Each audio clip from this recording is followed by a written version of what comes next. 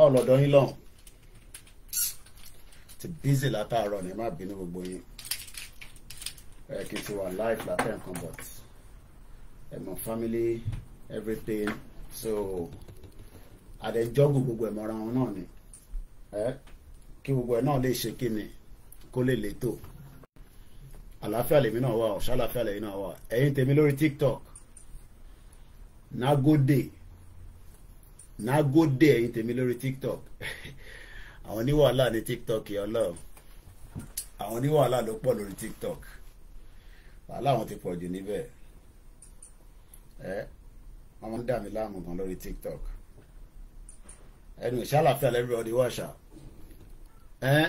báwo ni Lagos lẹ́nì ó dà pé everybody dẹ̀ ti wá adjust tó kí ló ń ṣẹlẹ̀ àwọn èèyàn máa complain mọ́ pé wọ́n kẹ̀ àwọn Nàìjíríà yẹn ìgẹ́ta sí bí o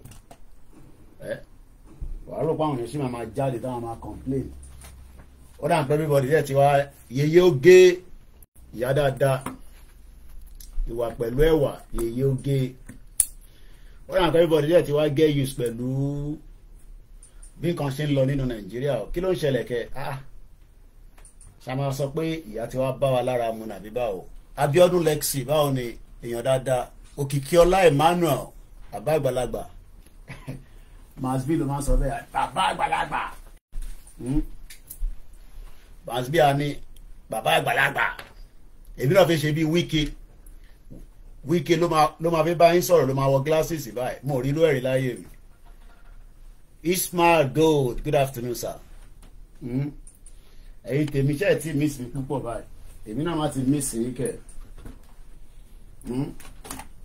báwo ló ṣe ń lọ lọ́dọ̀ yín nígbà tí mínísítà bá fẹ́ sọ̀rọ̀ tó ń lo glasses láì ṣe pé ó ní eyesight problem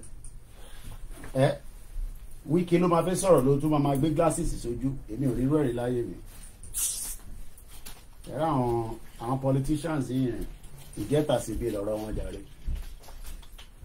ìgẹ́ta sí bí òun lọ́rọ̀ wọn àwọn politicians yìí òfin báràlú sọ̀rọ̀ adẹ̀ tó wá kan glasses mọ́jú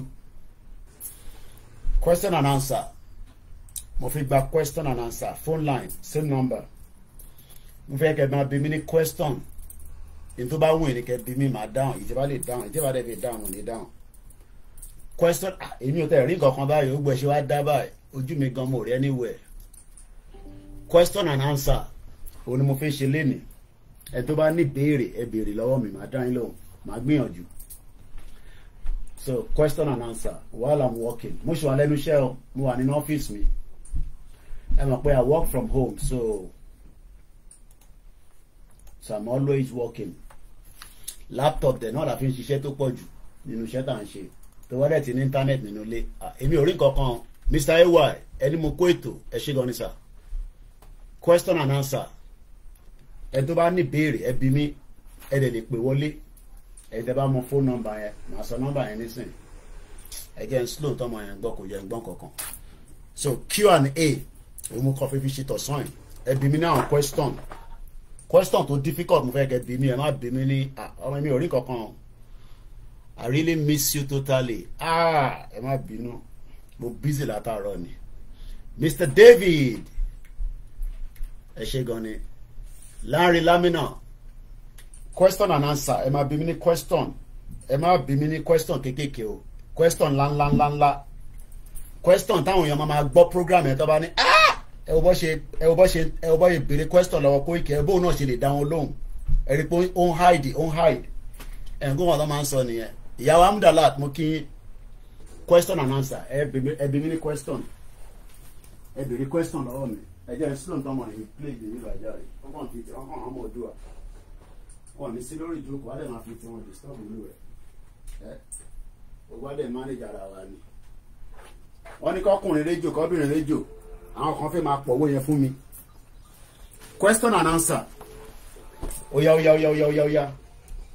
ẹni tó bá fẹ́ pè wọlé àti ṣojú òpó +4474044059 Q&A question and answer lórí comment ẹ bí mi ní question màá dá yín lóhùn can we ask question in the comment section why not must be wọ́n tún ṣé wọ́n ló máa bẹ̀ ẹja must be o ṣé fẹ́ ká jọ yọ̀ ṣẹ́ síra wa ni must be èèyàn ti gbowó ṣá o ti jó tó ti padà sábẹ́kúta ni must be má sọ location ẹ fáwọn yẹn tó bá ti padà sí Nàìjíríà má sọ location ẹ you have to remember that you are a target so ọlọ́ba ń fi iṣẹ́ ẹ̀ṣọ́ wa káwọn náà máa ṣọ́ra wa o àwọn tó ń ṣọ́ wa pọ̀ rẹpẹtẹ lójoojúmọ́ irú èmi náà gan tí mo wà ní London gan tí bá ń rìn báyìí máa ń bójú wẹ̀yìn ni o.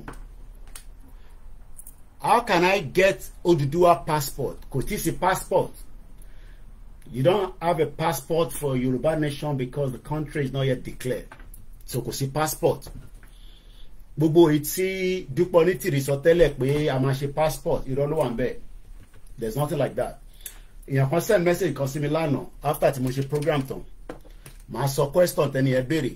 Ẹ̀rọ abá mi answer àbí kébì náà answer. Question ni mo need ẹ bí mi ní question. Ẹ dẹ̀ lè pè wọlé. Ẹ kí n change screen mi line kí lè máa fi rí ìmọ̀tẹ̀sílẹ̀ ilé iná for now. Ẹ bí mi láwọn question tó bá wà lọ́kàn yín. Lórí Nàìjíríà àbí lórí Yorùbá nation anyone. Ẹ bí mi ní question. Èmi á dẹ̀ máa fẹ̀gbẹ́ kan ṣiṣẹ́ lọ. Bẹ́ẹ̀ ni o. Yeah, I'm available for any question. It doesn't matter. Silver, gold, mo rí ẹ̀ ń bẹ̀.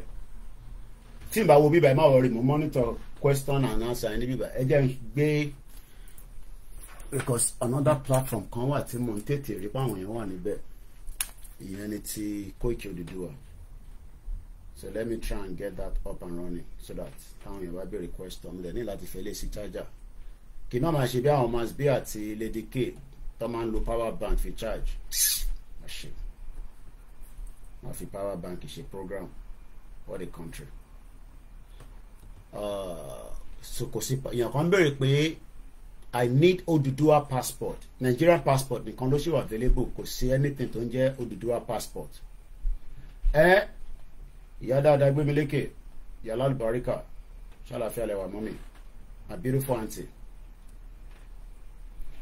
mo kí ẹ ìjáyà mo ṣẹ̀gbọ́ voice tó fi ránṣẹ́ láìpẹ́ mo ṣẹ̀gbọ́ tán ni so ẹ bí mi ní question mo need the question ẹ bí mi ní question any question tẹ́ bá fẹ́ bí mi màá gbìyànjú láti answer níwọ̀nba tí agbára mi bá lè gbé èyí tí agbára mi bá lè gbé mi náà padà lọ bèrè lọ́wọ́ àwọn èèyàn màá wá padà wá sọ fún yín kò sẹ́ni tó mọ anything tán láyé à ń gbìyànjú náà ni so Mr. Koiki, do you think the Yoruba are ready that our people back home understand the journey? Our people are not ready yet. Àwọn èèyàn wa nílé, they are not fully ready. Àwọn èèyàn wa ti ready. Kò ṣe gbogbo àwọn èèyàn wa ló ready. As much as Yoruba nation tá à ń pariwo lójoojúmọ́, majority of the people at home do not want Yoruba nation. So that is the fact. Well, for Yoruba nation. The percentage of àwọn tó fẹ́ Yoruba nation nílé kò pọ̀ tó àwọn tó fẹ́. Olúkálùkù ló dẹ̀ ní reason ẹ̀. What is the plan for making Oduduwa visible?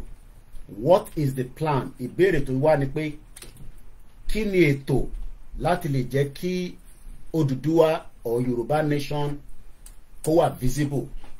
Ṣé visible pé kó wà in reality àbí eléyìí tá kàn ṣe lórí social media? Àlàáfíà mo wà Mr. Alábàárò.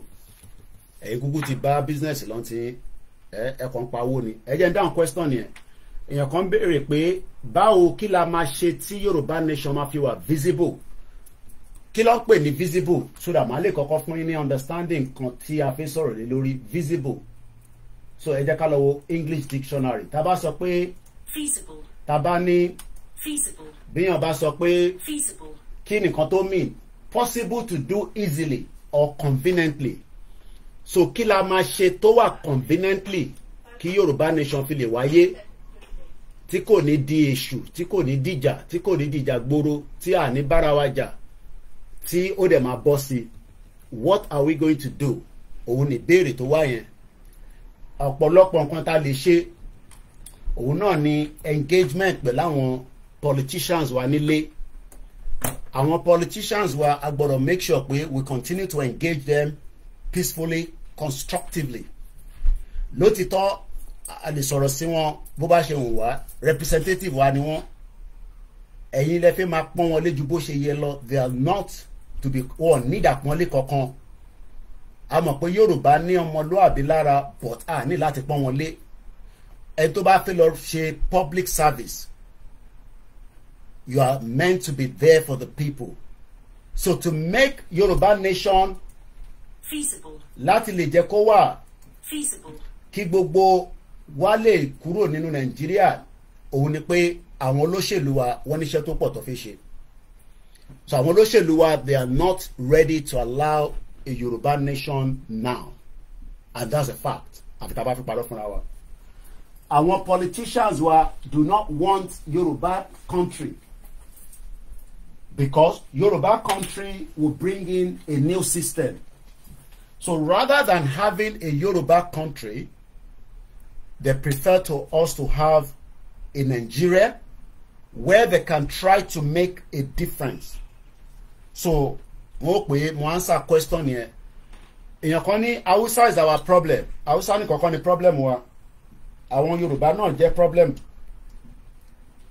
Hausa kan ní problem wa we have lived with the Hausa people for a very long time and we have done good things together so Hausa kan ní problem wa is there any plan of doing rally back home this year or just diaspora rally èèyàn kan béèrè pé ṣé rally máa wáyé bàbá Akíntóyè ti sọ pé kán lọ bẹ̀rẹ̀ rally so mo mọ kí ni plans sí àwọn committee or àwọn tí ẹ bá ní question ẹ put it out I will read the question out and I'll answer it Q&A náà ni mo ń try láti ṣe while I'm doing my own work cause mo ṣe wà lẹ́nu iṣẹ́ báyìí mo wà lọ́fíìsì mi tí mo ń ṣiṣẹ́ so ó ní kankan tí ilẹ̀ ti fi fóònù yẹn ok máa wo email mi nísìnyí padà because ẹ mọ̀ power media oríṣiríṣi event ló máa ń wá so a gbọ́dọ̀ lọ sáré ṣe tó ń pè ní media accreditation mo ní sọ event yẹn fún yín but I'm trying to do something that has to do with media accreditation so yeah there is going to be a rally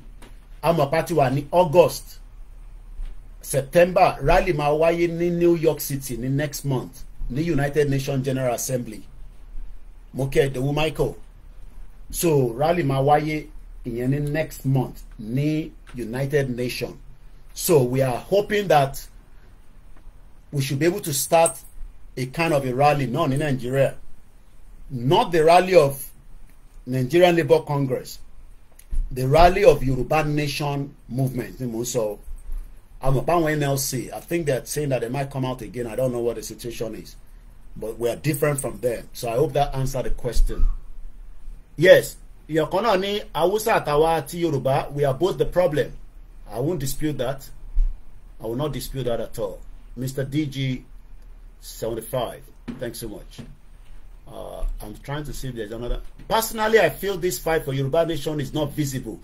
the reason why that is sọ pé kò wà visible again kí ni meaning ni feasible tá bá sọ pé feasible tíyàn bá sọ fún yàn pé feasible ẹ jẹ́ ká wo English dictionary ẹ̀ what does it mean if something is not visible capable of being done or carried so èèyàn kan sọ pé àwọn believe pé this Yoruba Nation mo fẹ́ ka question yẹn personally ẹni yẹn sọ pé personally àwọn sọtẹ lomi o àwọn feel pé this fight for Yoruba Nation is not visible Sherry campaign for this because àfẹ́ kó di ìjà tá a máa ní à ń bára wa jà pẹ̀lú àwọn government moreover we don't have the means to fight the government I mean you don't have the means tẹ́ bá máa fẹ́ government ìjà guerrilla warfare lẹ́ máa bá government ìjà and there will be a lot of bloodshed so tẹ́ bá ní kó wà visible pé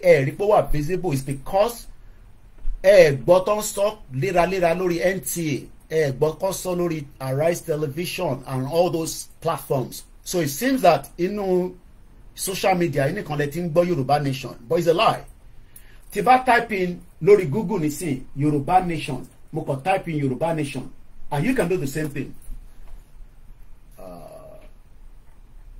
I've just typed in Yoruba Nation on Google, and it has come back with 18 million results in 64 seconds. I'm sure maybe 10 years ago, they were typing Yoruba Nation and you read that amount of figure. I'm sure you know what I'm talking about.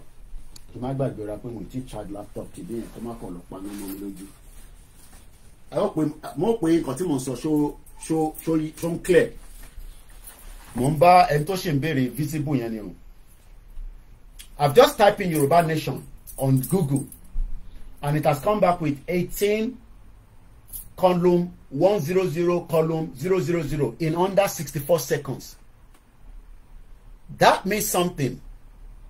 That is a job that has been done in 3 years. Call it this stage here. And let me say what I've come up. Wikipedia came back with Yoruba people. The Yoruba people are a West African ethnic group who mainly inhabit part of Nigeria, Benin, and Togo. Then the Guardian, you know, like, and if you search, you see, or Google. Then the Guardian, so latest on Yoruba Nation, the latest news in Nigeria and the world, the Guardian newspaper. Then there are a couple of videos. Yoruba Nation is in big trouble. Then that was Drive TV. YouTuber. Then there's another one that says that was 16th of February. Then 9th of January, there's another TV city. Watch one dead as police Yoruba Nation agitator clash. That was the last rally. Tashini Ojota January 9. So Tebaniko were visible. I think you know, we gotta give credit. Talk about if it's 100%.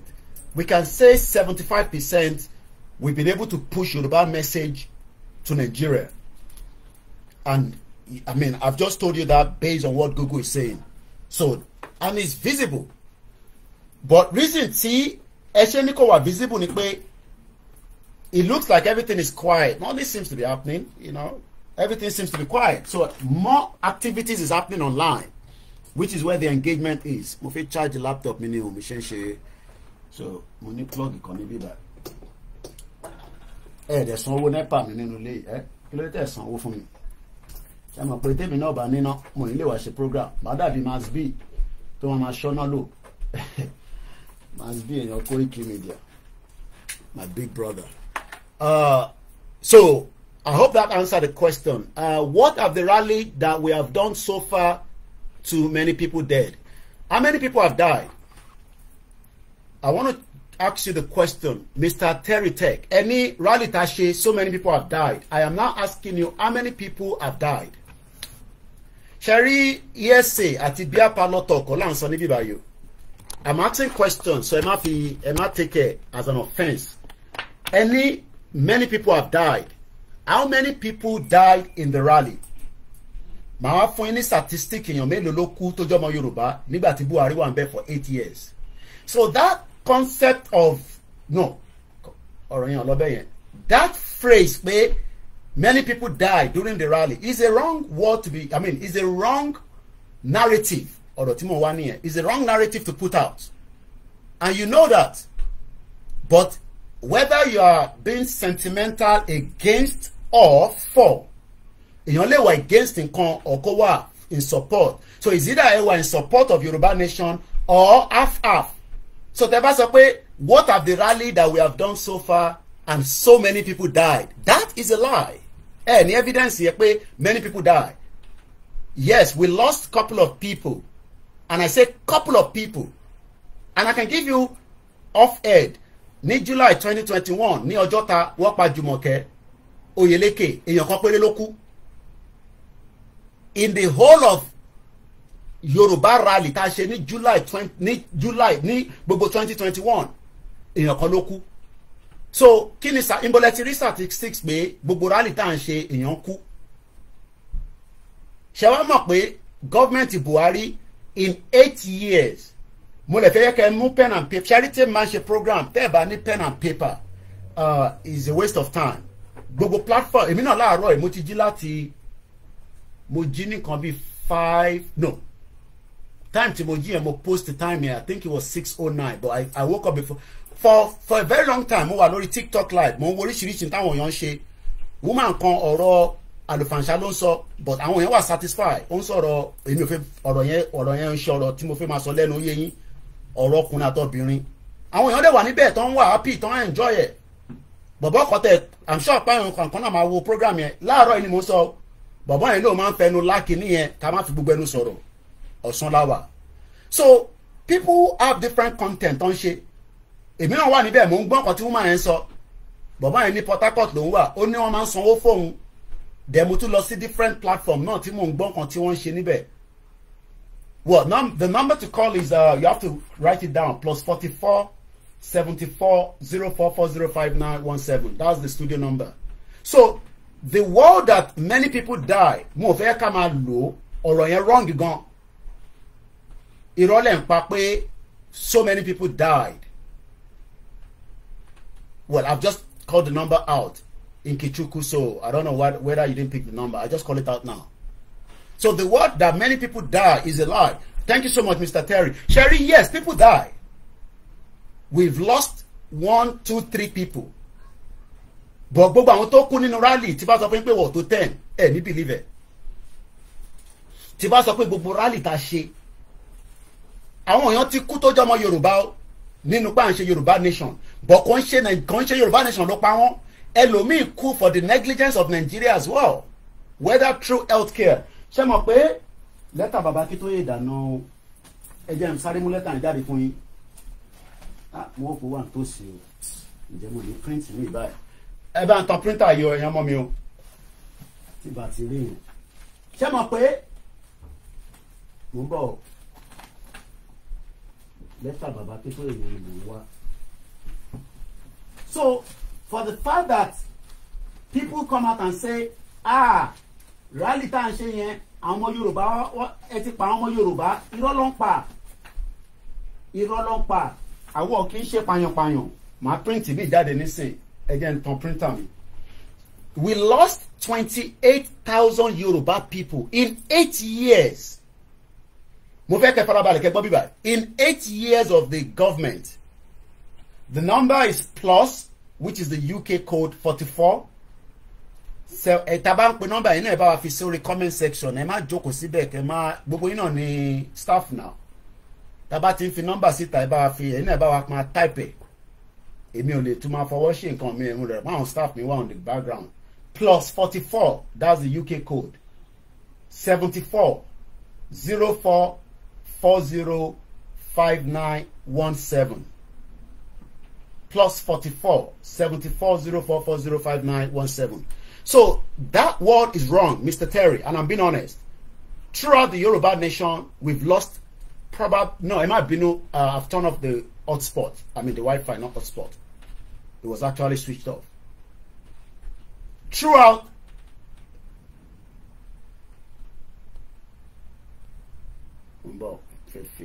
mo kàn ní kí ni pé ṣé gan ni pé mo ti rí message yẹn thanks so much my brother one love man mo love you gan ṣé gan ni thank you so much. So throughout this campaign of Yoruba nation mo mọ gbogbo àwọn èèyàn tó ti kú nínú Yorùbá nation nígbà kan wọ́n mú bọ̀bọ̀ kan sí Abẹ́òkúta nígbà tá lọ ṣe rally náà ni o all of a sudden àwọn yẹn kọ́ bẹ̀rẹ̀ sọ pé àrí bọ̀bọ̀ yẹn mọ́ wọ́n wá fi sínú prison kan l'Abẹ́òkúta wọ́n jẹ́ kó gba phone number wọ́n jẹ́ kó pè jáde again part of the country ó wá wà níbẹ̀ títí ó rà ń pa wá fẹ́ release àwọn kan ní prison ó wá ní kó bá wọn sọ fún àwọn èèyàn níta pé wọ́n ti mú òun wà nínú prison tẹ́ bá rántí pé àwa gbé rally lọ bá wọn nínú prison yẹn mo rántí orúkọ prison náà l'Abẹ́òkúta wàhálà yẹn pọ̀ gan wọ́n ṣàdán máa fi bọ̀bọ́ yẹn sílẹ̀ pé ká má wọrí káwọn èèyàn máa lọ wọ́n máa fi sílẹ̀ àwọn kan wá fẹ́ lọ fún ní aṣọ níjọ́ tán náà máa fi sílẹ̀ trailer gbá mọ́tò wọn I think we lost 2 people straight away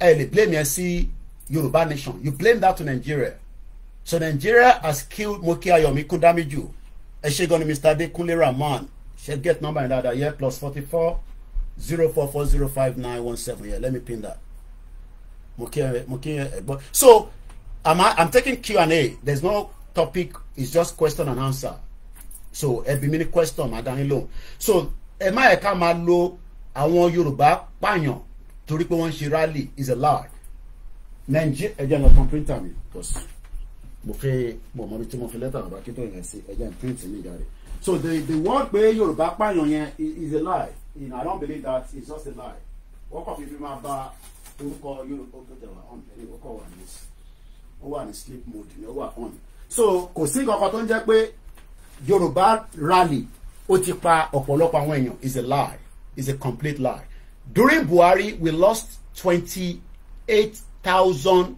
Yoruba people. I think we have a first call. Let's go straight to the caller. Hello, caller. Very brief and go straight to the question or comment and let's move forward. Go ahead, Mr. Adams. You're a regular. Question méjì mo bẹ̀rẹ̀ bẹ́ẹ̀. I'm going, sir. Àkọ́kọ́ ni pé ṣé kò sí òfin tí ó lè mú àwọn tó wà ní diaspora tí wọ́n ń da gbogbo àwọn tó wà ní láàmú. I'll answer you straight away. Kò sófin kankan tó lè mú anybody. That's the answer to that. Kò sófin kankan tó lè mú anybody. We are living in a new world era. So òfin tó lè mú anybody ni òun ni pé tí ẹni yẹn tó bá commit offence but pé yẹn kan ó ń da Yorùbá nation rú ó ń ṣe kíní kò sófin kankan tó lè mú níta. Not even in Nigeria anyway. So that answers the question. Mo ń gbọ́ kí ni question kejì. Okay. Lẹ́ẹ̀kejì ni pé ṣé bàbá Akíntóyè ò lè pe àwọn tó jẹ́ governor like àwọn governor àti àwọn senator tó wà ní South West nìkan ká mọ ẹni yóò ṣẹ̀ṣẹ̀ sí Yorùbá nation ká mọ ẹni tó ń takò wá gẹ́gẹ́ nìkan ká lè mọ ìgbésẹ̀ ká máa ṣe. Okay, they're not gonna tell you that. Even tí Baba Akintoye bá ń communicate pẹ̀lú àwọn governors or àwọn politicians, I was privileged to meet Pa Adebanjo. Mo mọ̀ tó sọ nípa àwọn governors, gbogbo governor pátápátá, mo mọ̀ bí tí gbogbo wọn wà. I know where they are based on in tí wọ́n sọ fún àwa nígbà tí mo lọ rí wọn. But it's not for public consumption.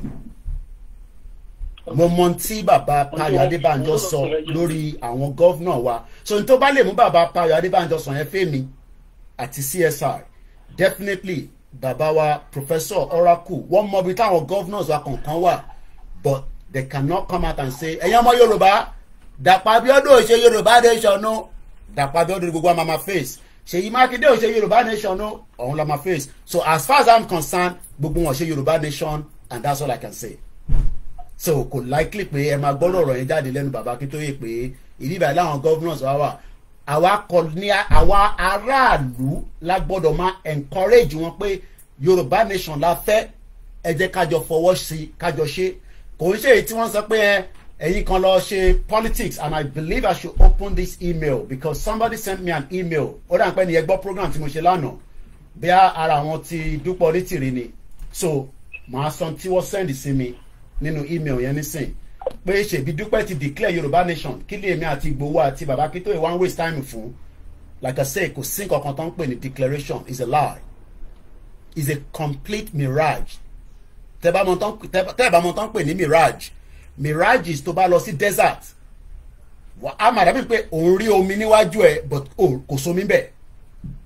So àwọn tí wọ́n náà thank you so much Mr. Terry both governors are still on the same job yeah as far as we are concerned they are not in support of Yorùbá nation because àwọn fúnra wọn ò tí ì jáde láti wá sọ fúnra wa pé àwọn fẹ́ Yorùbá nation because they are still working with the agenda of Nigeria so that's as far as we can say so our governors our politicians our representatives they are not in support tó bá wà in support of Yorùbá nation the step kò ń ṣe pé wọ́n ní kẹlọ́ máa ṣọdún ìṣẹ̀ṣe gbogbo yẹn wọ́n fi ń kàjọ wa ni intern need láti ṣe ni pé wọ́n need láti mú bill ẹ̀rọ ti program tí mo ṣe lánàá ẹ̀rọ ti pé MP yẹn mú bill lọ sí house pé bill yìí o breaking new Nigerian general fall down and die àti gbọ́n yẹn látàárọ̀ ó lè ti ní illness tẹ́lẹ̀ wọ́n níyàn kan general kan kú bí tó ti ń ṣe exercise àwọn èèyàn kú lójoojúmọ́ labroad ó lè ti ní illness tí kò tọ́jú or whatever àsìkò ẹ̀ tó nìyẹn kọ́lọ̀ foríjì kọ́lọ̀ fọ́run kẹ́ òun ti ṣe tiẹ̀ nìyẹn so in the nutshell pé wọ́n ti declare Yorùbá nation lẹ́ni yẹn fi ló fi send message sí mi lánàá mo máa try láti ṣí email yẹn mo fi lọ wá email yẹn jáde but mo reply ẹni yẹn but máa ka email yẹn síta. So these are still people that believe that Yorùbá nation ti wà declare. So nígbà tí Yorùbá nation ti wà declare kí làwọn wá ń ṣe wàhálà fún tá a fi support ẹni tó ti declare Yorùbá nation. And I'm asking everybody, do you think that Yorùbá nation has been declared? Ẹ̀yin tẹ́ wà lórí comment section kó má yẹ pé mi ni mò ń sọ tèmi. Ṣé wọ́n ti declare Yorùbá nation? Yes or no? Yes, wọ́n ti declare. No, I ti declare. Okay, Mr. Sambi lórí TikTok sọ pé no. Dizzy123 sọ pé not yet. Ta ló tún wà níbẹ̀? Mr. Frank sọ pé no. Gbogbo ẹni tẹ́ bá ń gbọ́ program gbọ́dọ̀ answer because ìyẹn la máa fi mọ̀ bóyá tòótọ́ lẹ́yìn náà sọ pé wọ́n ti declare àbí àìtí declare. Bàbá Akúnlé Ṣítà sọ pé no. Ta ló wà níbẹ̀? Mr. Bámidélé sọ pé no. Mr. Ọlá sọ pé not yet. Plan B sọ pé a big no. Gani Olóyè sọ pé no. Prince Ademola sọ pé that is a lie. DG75 sọ pé that is Amala declaration. Adesina Bishop sọ pé Yorùbá nation is not yet declared. So that is about it. So ìyá mi Ọmọ́wùmí àwọn kan sọ pé no. Kò mí pé tí ìjìnlẹ̀ ń sọ lórí pé àwọn ti declare. Mirage ni òun náà mọ̀ pé àwọn ò ti declare anything. But ṣé mo fẹ́ máa bá argue nígbà tá a fi bára wa jẹ̀ṣẹ́? At least èmi tẹ̀sí lè lọ Turkey èmi mọ̀ bí ẹ̀jìnlẹ̀ lè wá London because mo mọ̀ pé wọn tó wà ní Turkey most of them don't have wọn ní ìwé tó lè fi travel lọ sí wà ní Turkey. Turkey kan máa ń fún wọn ní small paper bíi Dubai náà ni láti lè gbé níbẹ̀. Èmi dẹ̀ gbé ní UK for 25 years so bíyà Turkey tí jìnlẹ̀ ń gbé bíyà perspective ti Turkey ló fi ń operate Yorùbá nation pé àwọn ti declare òun náà mọ̀ pé ibi tó ń wà yẹn you know is more or less like an illegal immigrant. Wọ́n kàn fún ní bíyà 6 months ìgbà míì wọ́n máa fún wọn ní minimum of 2 years ìgbà míì gan wọn fẹ́ lómi ní work permit ní Turkey ìlú ìgansẹ̀ wọn fún yàn work permit 15 years ló tẹ̀kì mi kí tó gbàwé mi nílùú yìí 15 years ọmọ that means pé wọ́n ti gba 15 years nínú ayé mi àwọn UK so irú ìtíjì lẹ́ ń sọ pé òun ti gba country ṣáìdì bó ló gbà sí àdúgbò wo ṣé nínú Turkey bẹ́ẹ̀ ni ok ṣé Turkey recognize pé ìjìnlẹ̀ gan fúnra rẹ̀ ó ti wà nínú Yorùbá nation ẹ béèrè lọ́wọ́ ìjìnlẹ̀ pé ṣé Turkey gangan tó wà yẹn ṣé wọ́n recognize pé ó ti gba Yorùbá nation tó bá ti gba Yorùbá nation kò jẹ́ kó lo Nàìjíríà mọ́ ní Turkey kó wá máa fi Yorùbá nation country yẹn kó máa fi negotiate kó máa fi ṣe negotiation pẹ̀lú Turkey so it's a lie so ẹ má yẹ ká ok ó dà pé arákùnrin fi sọ̀rọ̀ lórí TikTok ni so ẹni tó bá fẹ́ pé the line is open Q&A là ń ṣe lénìí so question dẹ̀ lè gbé wa lọ sí anywhere àfáà sọ pé òmìnira lórí irọ́ wọn náà ti gba òmìnira fún wa lápapọ̀ lọ́gbà sí Grandma Felicia mo fi tọ̀wọ̀tọ̀ mo fi kí mà ẹ káàbọ̀ sórí ètò so gbogbo pé wọ́n ti gba country yẹn is a mirage irọ́ ni kò sí nǹkan kan tó jọ bẹ́ẹ̀ mo wà lórí program mo ṣe fẹ́ pè mí live direct lórí program àbẹ́kọ̀ fi bá mi sọ̀rọ̀ separate. Okay. Alright. O máa ń difficult tàbá wà lórí program ó yẹ gbóhùn sókè kan máa láti dìde if not wọ́n lè pick nǹkan tí mò ń gbọ́ tí wọ́n yẹ bá mi sọ̀rọ̀ mo ti wà mo ti dìde mo fẹ́ rà dẹ̀. Okay. Gbogbo àwọn mufti yẹn olórí burúkú ni wọ́n fi gbogbo àwọn mufti yẹn sílẹ̀ èmi ò fẹ́ dá sí gbogbo àwọn ọ̀rọ̀ yẹn tó ń bá wọn jà tí ń bá wọn jẹ má wọrí ìyá mi ẹ má yẹ kémi tún máa lọ sọ́nà gbogbo ọ̀dọ̀ àwọn tó bá yá àtẹ̀sìn gbogbo ẹ̀ ó máa níyànjú ìdàpá àti ní system tó wọ́ọ̀kì ni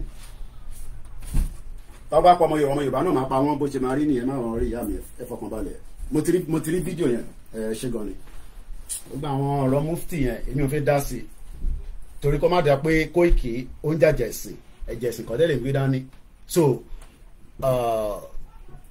under who collect country bàbá mi alábàárù ń béèrè pé lábẹ́ ẹ̀ta ló gba country lábẹ́ Dúpẹ́ Onítìrí ló ti gba country bàbá mi Peter sọ pé they are comedian mo kíyàwó Dorcas ẹ bèrè question náà bèrè question àbí kẹ́ pè wọlé question and answer là ń ṣe lásán ẹ̀ Dagboru declaration was a complete lie even gan Jimmy Boy kátẹ̀sọ́ pé ó ní ìwé lamẹ́ríkà ṣó lè sọ pé declaration yẹn nísìn ó máa fi fax ó máa fi ṣe policy pẹ̀lú American government I don't know it's a lie so kò sí nǹkan tó ń jẹ́ declaration ìyẹn kan ní where have I been ẹ̀yin ní kí n bèrè lọ́wọ́ ẹ̀ èmi wà níbẹ̀ lánàá níbo lẹ́yìn wà bàbá wa Murphy King J ẹ̀yin ni kémi béèrè lọ́wọ́ pé ibo lẹ́yìn wà ẹni where have you been èmi náà sọ pé mi wà ní bíbá ibo lẹ́yìn wà ní kémi béèrè bí ẹ ti ń pawó ẹ ti busy bí ẹ ń ṣe Yorùbá nation tẹ́lẹ̀ ẹ ṣe mọ́ ẹ ti bínú pé gbogbo ẹ ti dàrú àti gbowó àti parọ́ fún yín because that's what Dúpẹ́ Onítìrí said ó ní àti parọ́ fún àwọn ọmọ Yorùbá ó ní wọ́n gbowó bàbá dúdú kìíní kan dúdú dìbọ́nkà àṣé Professor Adéníran mo tún pọ́lé nìyẹn o bàbá yẹn ló lọ ń gbé information fún Dúpẹ́ Onítìrí so there is nothing like declaration mo fẹ́ mú message yẹn dẹ̀ wà lórí mo ń bọ̀ kílẹ̀ tí mo lè ṣí email mi lórí bíbá email ìbò lọ send ẹ̀ sí náà orí bíbá náà lọ send ẹ̀ sí àná lẹ́ni yẹn send email yẹn sí mi so mo fẹ́ ka email yẹn so àwọn kan ń gbọ́ program mi tó sì jẹ́ grandma sọ pé irọ́ ń jẹ́ irọ́ lórí irọ́ ni ṣàgbàlagbà tí mo máa parọ́ ni grandma ló ń sọ pé nígbà tí grandma bá sọ pé àìtí gba country ṣe wá expect irú èmi ọmọ wọn kí n wá jáde kí n sọ pé mọ́mì mi grandma Felicia o àti declare country wa ní November 20 last year o kò make sense now. Wọ́n ní what is wrong in collecting money to propagate your goal wọ́n ní mò ń gbowó wọ́n ní àti gbowó irọ́ là ń pa fọ́mọ Yorùbá so but tí bá gbé message ẹ̀ jáde lẹ́ máa ní understanding ẹ̀ ó dà pé ẹ̀yin tẹ́ wà lórí TikTok ẹ máa bí ẹ̀mí ní 1 minute kí n fi forward message yẹn síra mi sí another email ẹ fún mi ní 1 minute mo padà bọ̀ so nígbà tí mo rí message yẹn ní àná àbí àárọ̀ ìmórí ẹ̀gbọ́n yẹn send okay orí Koiki info@koiki lọ send ẹ̀ sí so mo ní dárúkọ ẹni yẹn just to protect that person include ẹ jẹ́ sáré forward ẹ̀ sínú musakalam@gmail.com màá wá ka message yẹn fún yín so that ẹ lè rí i pé a sì ní ọ̀pọ̀lọpọ̀ àwọn tó believe Mr. Waleni until we hear from the foundation of the Yoruba nation so ẹ má bínú ẹ̀ tá wà lórí TikTok mo ti padà dé mo kí ìyàwó kò ṣe Dúpẹ́ Onítìrí o ìyàwó Dúpẹ́ Adéjọbí Abel wọ́n ní there is nothing like Yoruba nation pé wọ́n ti declare yẹn rọ́ ni so gbogbo ẹni tó bá ń sọ pé Dúpẹ́ Onítìrí ti declare Yoruba nation is a complete lie mo rí pé bishop fẹ́ pé bishop kẹ́ tó pé ẹ jẹ́ sáré ka mẹ́sẹ̀gì tí arákùnrin yẹn tó send sí mi lánàá so ẹ jẹ́ kí lọ mú wá lórí email mi I like feedback then dáàdi wa kan náà fún mi ní advice kan though ìyẹn maybe I won't put it out to the public yet but I'll see if it's something visible okay MC Murphy sọ pé I don't understand ẹ̀yin lẹ́ ń béèrè question pé where have you been èmi náà wá ń béèrè pé níbo lẹ́yìn náà wà ẹ̀yin lẹ́ ń bí mi pé where have I been ẹni tó bá béèrè pé where have you been láwọn pé ó ti tó mẹ́ta tẹ́tí rí mi nìyẹn bóyá ẹ rí mi lánàá ni bí ẹ rí mi níjẹta bí ó ti tó 6 months tẹ́tí rí mi àbí kí ni ó mean where have you been òyìnbó yìí máa lágbára o níbo lẹ wà ẹni where have you been èmi wà ní bíbá ojoojúmọ́ ni mo ń ṣe program but for 5 days ní last week mo wà off èmi náà ní family èmi náà spend the quality time so bí àyàn lè ṣe sọ pé Koiki ààrẹ ní gbogbo last week na ìwọ tó máa ń jáde tó máa ń ta tó ń parọ́ fún wa ẹlòmíì máa ní rọ́lá ń pa now ẹ jẹ́ kí n ka message tẹ́ni yẹn send wa wọ́n ní I Mr. Koiki MOA ìyẹn ìyàmó tó ṣe máa ń pè wọ́n ní ó seal SELAE ó ti seal the declaration MOA seal the declaration because you ìyẹn ẹ̀mí Ọláyọmí Koiki Dr. T. Sunday Adéyẹmọ Ìgbòho Professor Adébánjí Akíntóyè waited for Tinubu. There are 1 million people countries pé ìlú kan wà tó jẹ́ 1 million kò sẹ́ni tó kódà yìí tó 1 million wọ́n wà ìyẹn lọ bẹ́ẹ̀ wọ́n wá béèrè pé why wait for the United Nations or Tinubu wọ́n ní kí ló dé tá à ń dúró de United Nations ṣé mo jáde rí ó yẹ ẹ béèrè question ẹ má máa bí mi pé oh can you bring me up okay ẹ send the request ẹ máa send the request okay invite okay mo ti invite yín and we don't use the derogatory ẹni tó bá wọlé à ń sọ̀rọ̀ àlùfànṣá ní bíbá èmi náà láti bú yín but ẹ má sọ àlùfànṣá tó bá sọ àlùfànṣá màá bú ẹ padà mo fi wà very very moderate lẹ́nu ẹni sùúrù ẹni ní tara yín mo fi ka mẹ́sẹ̀gì délẹ̀ tán ẹni yẹn wá ní ó ní you waited for United Nations ó ní why wait for United Nations or Tinubu I've never come out kí n sọ fún yín pé United Nations máa fún wa ní country I've never come out to say that I have never come out to say Tinubu là ń dúró dè ìyẹn di méjì wọ́n wá ní go beg pé kí lọ bẹ èmi bàbá Akíntóyè kan àwọn mẹ́tẹ̀ẹ̀ta tó kọ̀sọ́ ọmọ káwa mẹ́tẹ̀ẹ̀ta yẹn ni kò ṣe káwọn tó kù náà because at least kọ́ ti lè kó èmi náà mọ́ wọn so wọ́n ní kéèmí bàbá Akíntóyè àti Ìgbòho ká lọ bẹ Modúpẹ́ Onítìrí and let all Yoruba know that wọ́n wá ní get out of this rot for next generation's sake why wait for that why wait for white man pé kí là ń dúró de àwọn òyìnbó aláwọ̀ funfun it is time from your brother and another mother mo bẹ́ẹ̀ ni ẹja I'm sure pé máa gbọ́ program yìí ìrọ̀lẹ́ ń pa Dúpẹ́ Onítìrí ò gba country kankan fẹ́ anybody is a lie MC Murphy ẹgbọ́n sókè tẹ́ bá dẹ̀ ti sọ̀rọ̀ tán mo fẹ́ ká pẹ́ lórí ẹ̀ tó mo fẹ́ gbẹ́ lọ mi wọlé so ká lè bọ́lẹ̀ ẹgbọ́n sókè sà.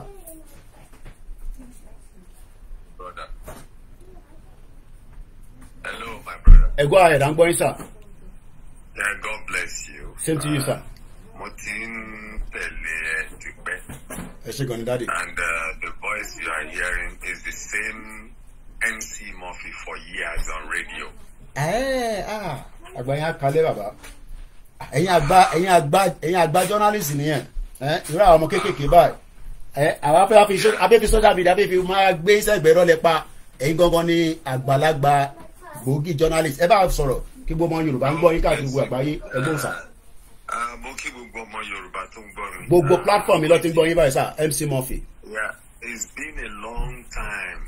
Tati rira tí there was a time I sent you a letter that I needed to speak with you, but I need láti sọ̀rọ̀. Your motive, you are like me, or ẹni tó bá jọ ẹnìkan lọ la máa ní ìwà tó ń wúlò wà lára ẹ̀. Okay. And àwa méjèèjì but táwọn fọgbọ́n ṣe nítorí pé Yorùbá wọn wà straightforward. Okay. You understand? Àgbọ̀yé sà. Àfọgbọ́n ṣe.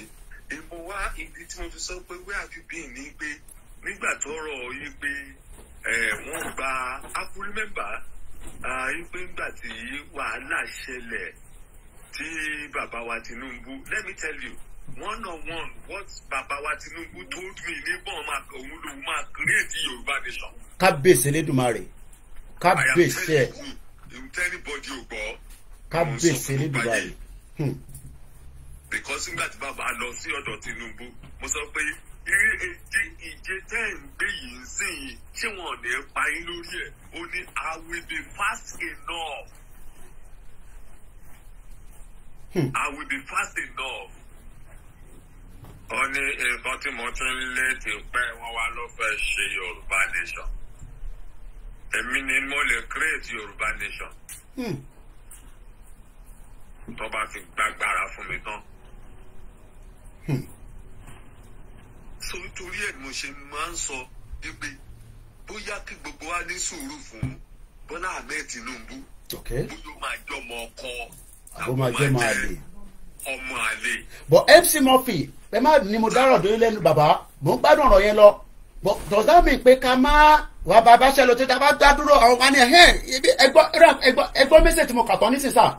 Wọ́n ní à ń dúró de Tinubu tẹ́lẹ̀ náà ni kódà wọ́n ní bàbá Akíntóyè ló fẹ́ jẹ́ kí Tinubu débẹ̀ ìyẹn ni bàbá yàn ṣe fẹ́ ká gba Yorùbá nation ẹ máa sọ tí lọ́mú kọ sọ pé ṣé torí pé Tinubu ní that ambition tẹ́yìn ti gbọ́ ẹ mọ̀ pé mi ò gbọ́ lè rí báyìí ẹlẹ́kan sọ fún wa ó dẹ̀ kù sí yín láàrin Elédùmarè àti Tinubu bẹ́ẹ̀ bá parọ́ náà nobody knows but does that mean that we should stop the campaign even if Tinubu has this ambition? No. Okay ẹ máa sọ̀rọ̀ lọ ní tí mo fi gbọ́ nìyẹn. Ọ̀lẹ́ náà wá Yorùbá. Ìṣe ló yẹ ká kí Kóìkì ipò kú bọ́lọ́run ṣe dá ẹ. Ẹ má ẹ̀kọ́ kí mi nísìnyí ẹ kọ́ fi mí sílẹ̀ bí Ọlọ́run ṣe dá mi bàbá wàláì. Àdàbí pé ẹ̀ ń pọ́n mi lé níwájú gbogbo èèyàn ni ẹ jẹ́ kọ́ fi mí sílẹ̀ báyìí. Mi ò pọ́nlé. Bẹ́ẹ̀jì ara ẹ àtomi ara ẹ ṣe rí nìyẹn. Okay. Nobody can change you. You are not emulating anybody. Wà wò kọ́ sí anybody. Bọ́lọ́hún ṣe dá ẹ. Kábíyèsí Elédùmarè. Bọ́lọ́hún ṣe dá ẹ ni. Bọ́lọ́hún ṣe dá MC Murphy ni. Now let me tell you the reason thing. Wọ́n ní NBC banned MC Murphy lórí rédíò. Nítorí òtítọ́ ni. the Nigerian NBC does not want. Nigerian Broadcasting Corporation ẹ̀ ń sọ yẹn o. Yes, wọ́n fẹ́ kó sòótọ́. Mo gbọ́ bẹ́ẹ̀ bọ̀ ẹ jẹ́ ká fìyẹn lẹ̀. Okay. Olórí Yorùbá nation. Kò yẹ kí Yorùbá tètè mí sẹ́yìn. Okay. Kò yẹ ká mí sẹ́yìn. The agitation should continue. Ọmọ máa kú, ọmọ máa yè. Ṣé bí gbogbo àwọn ọmọ gbogbo Nàìjíríà tá a tọ́kọ̀ wa pọ̀ ṣé gbogbo wa bọ́ ṣe wá ṣẹrú lóyìnbó dáa báyìí? Àwọn kan ló ṣì wọ́ òkè ká máa manage it. It's just a temporary solution to a problem ni ó máa níyànjú later. Let me tell you. Mo ń gbọ́ bàbá. Gbogbo ọmọ Yorùbá láti gbọ́ mi lórí platform yìí. Wọ́n ń gbọ́ tó ń ṣe kékeré Koiki Media ni. Ṣé rí Yorùbá Hausa Igbo we are not the same. Kí ló dé tẹ́ sọ bẹ́ẹ̀? Yorùbá ló máa ń wọ ẹgbẹ́ ọ̀tún àtòsí kó tó tọ̀ síbì kan. Kó má kọ̀kọ́ yọ ọkọ níyẹn síta pé kí ló dé? Àwọn òjì ṣòro láti bẹ̀rẹ̀ síbì kan láti tọ̀. Yorùbá ló máa ń kí à ń pa àbí tóun fẹ́ sùn òun fẹ́ kó clean. Okay. Hausa òjì ṣòro anywhere láti sùn. Okay. Yorùbá ló máa ń wòye pé ọmọ lágbájá rèé. Máa kọ́ bá mi níbí. Hausa òjì ṣòro. Wọ́n níran. You understand what we are saying? I'm talking. Mo wà pẹ̀lú bàbá mi. Kì í ṣe kan náà. Okay. Tó bá pẹ́ títí tá ò bá sọ̀rọ̀ tó bá yá ọ̀rọ̀ àsọra ẹ̀ káwọn àgbà fura. Wọ́n fura mo rí bàbá Adébánjọ bàbá yẹn sọ̀rọ̀ tó pọ̀ kò ń sọ̀rọ̀ social media ni bàbá yẹn sọ̀rọ̀ tó pọ̀ mo rí kú bàbá yeye MC Murphy mo rí kú bàbá tó ń ṣe nǹkan tó ń ṣe kejì tó ń ṣe mẹ́ta tó ń ṣe márùn èmi àti gbowó ni kọ́nu yàrá pẹ̀lú bàbá yẹn sọ àwọn ọ̀rọ̀ kan mo turn down nígbà tí mo dé London padà torí mo gbọ́ àwọn kankan tí bàbá yẹn sọ. Ẹ rí pé ńgbà tí Gbòho ń bọ̀ lábẹ́kúta ọ̀dọ̀ mi ló yà. Nígbà tá à ń bọ̀ lálẹ́. Láńgbà tẹ́ ń bọ̀ lọ́sàn-án ṣe bí Murphy's Place ní gbogbo yà. Oh yes mo rántí níbẹ̀ lọ ti ṣe interview tí mo máa ń play lórí program wa ní gbogbo ìgbà. Bẹ́ẹ̀ ni ọ̀dọ́ mi. ká tó máa lọ sí ká tó máa wọnú gbó lọ́lọ́run. Níbi petrol station yẹn èmi ò dábọ̀ kan mọ èèyàn mélòó lèmi máa yàn pé jẹjẹ sì lèmi ní ilẹ̀ Yorùbá. Ìbéèrè ni mo ní Murphy's Place yẹn. Now what I'm now saying is. Okay. Mo ṣe àwọn Yorùbá Nation Ogun State. Bẹ́ẹ̀ni sà. Wọ́n ṣe nǹkan kan tí mo like because nígbà tí wọ́n ní àwọn Yorùbá Nation ló ń gba rédíò ló lọ radio station. Bẹ́ẹ̀ni mo rántí. I was the one that gave the idea that you have to counter attack. Lẹ́sẹ̀kẹsẹ̀ bàbá kí tó ìbọn jáde gbogbo wa jáde lẹ́sẹ̀kẹsẹ̀ kò ń ṣàwà o. Ẹ jáde pé sẹ́rí Yorùbá ẹ má jẹ́ ká yọmọ àlè. Ẹ má jẹ́ ká yọmọ àlè. Àṣìṣe pọ̀ ní gbogbo ohun táwa kan tó jẹ́ pé ohun tá à ń wá kọ́ ni Yorùbá Nation ohun tá a fẹ́ jẹ là ń wá.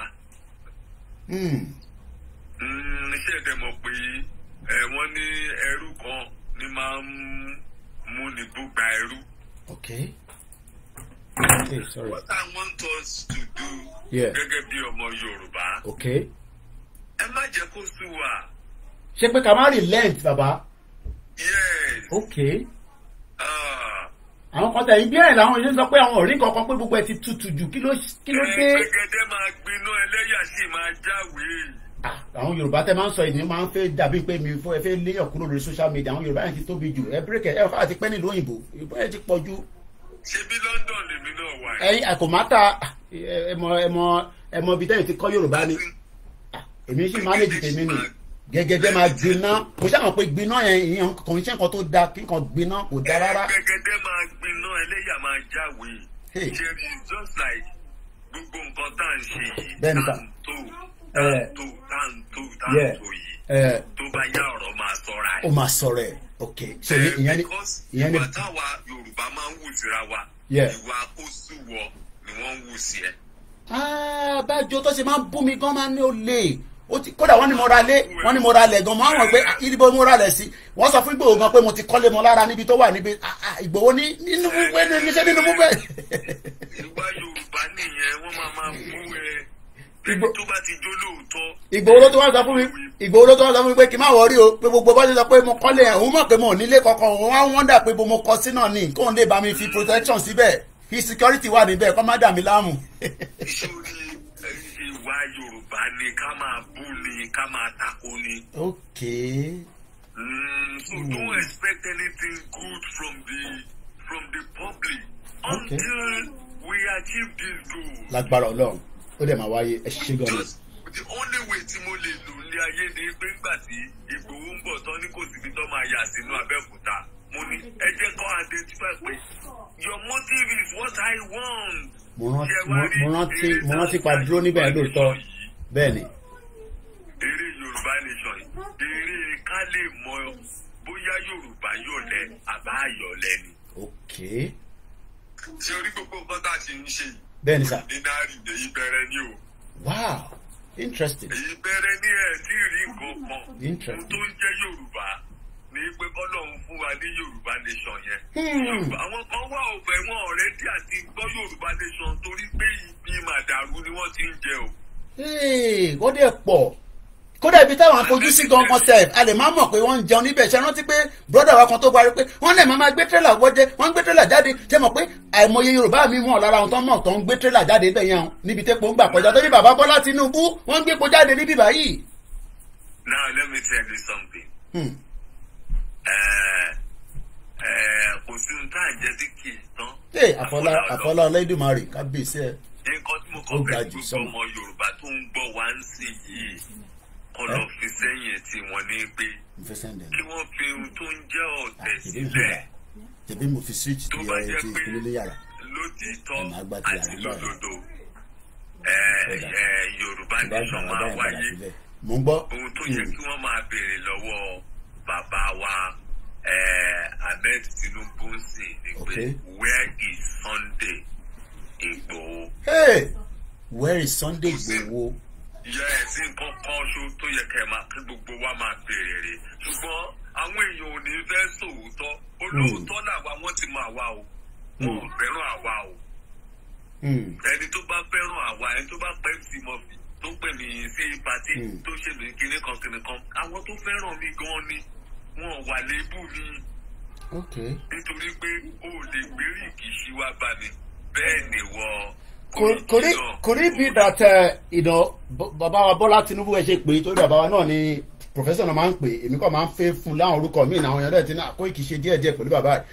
Could it be that he's playing one kind of game torí pé kò sí any reason ó ti wà níbẹ̀ ó ti pé 80 something days ṣé ó tún fẹ́ ṣe díẹ̀ sí ni kó tó sọ fún DSS pé kí ni Ìgbòho gan ṣe gan sef túlẹ̀ ọmọ wa ni. The question I want everybody to go to social media and be asking Tinubu is there's no force kò ariwo tó lórí ẹ̀. Okay.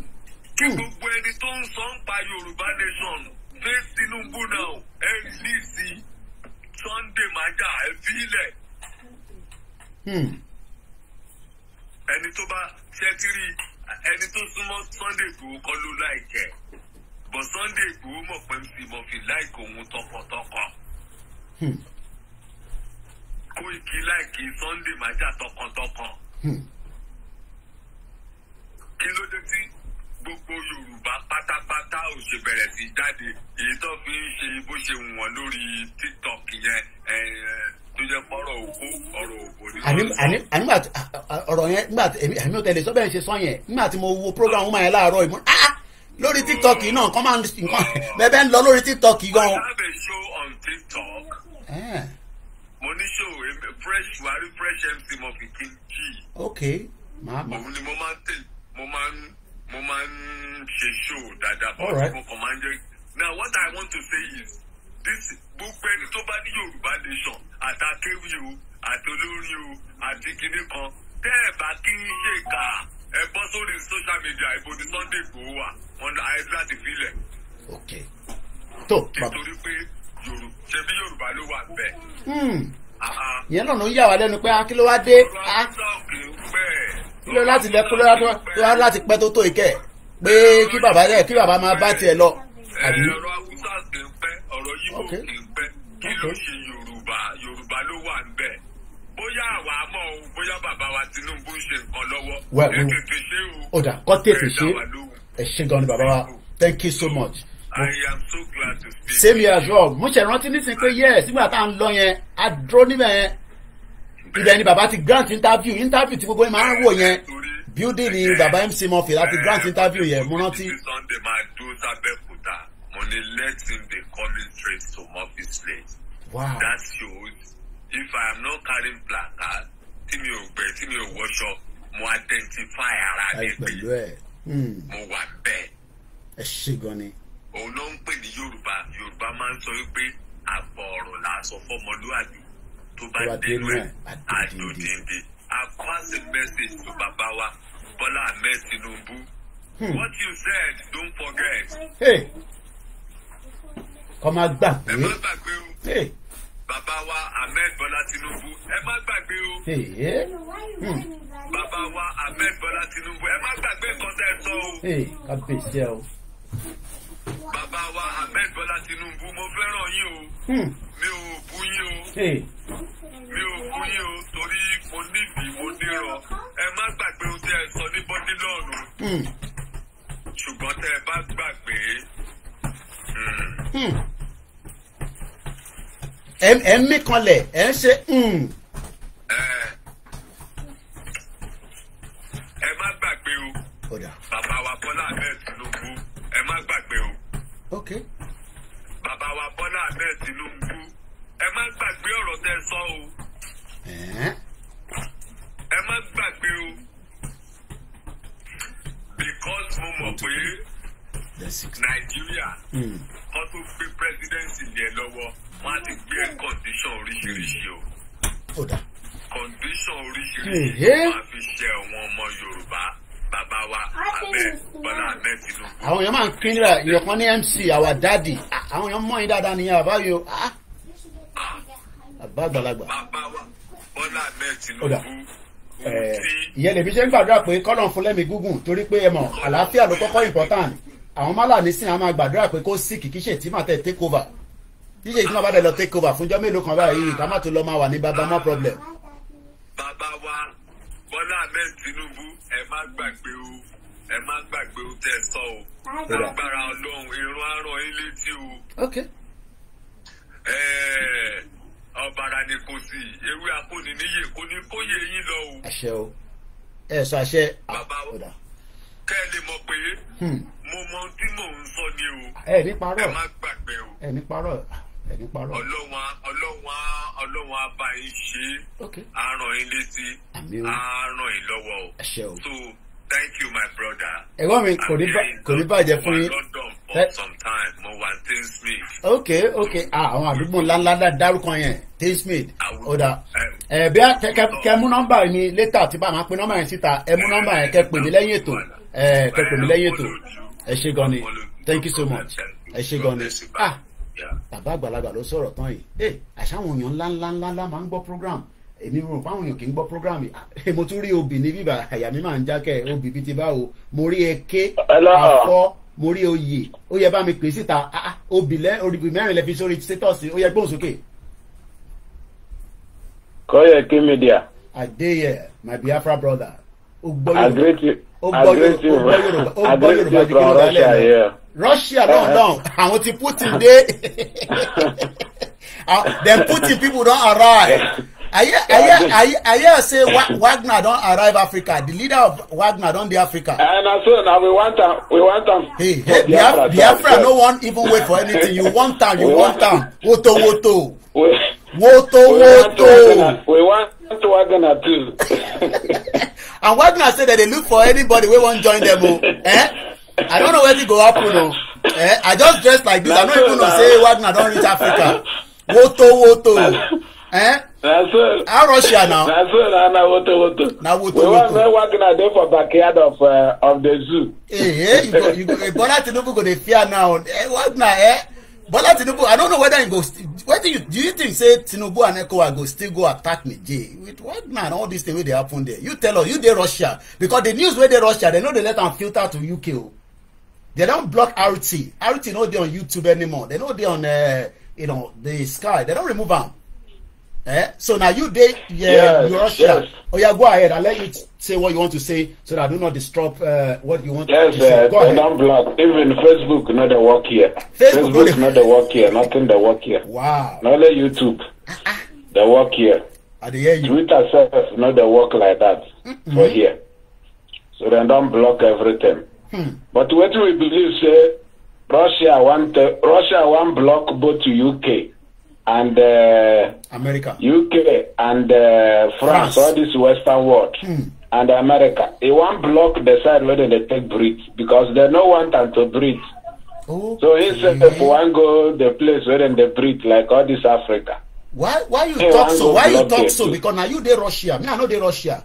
The thing where you they see, because the news where they give me here, they say Russia na bad country, they be bad people, you know, the government are bad, maybe not the people, but the government Putin a bad man, you know, in a bad man. What do you want to tell us? You there Russia, no lie you. No, Russia they good though. Russia they fight for the time I never come here, they believe like that though. But once I reach here, what I can see say Russia, mostly their president had the way where Africans they suffer. Where all this Western world, they take our resources.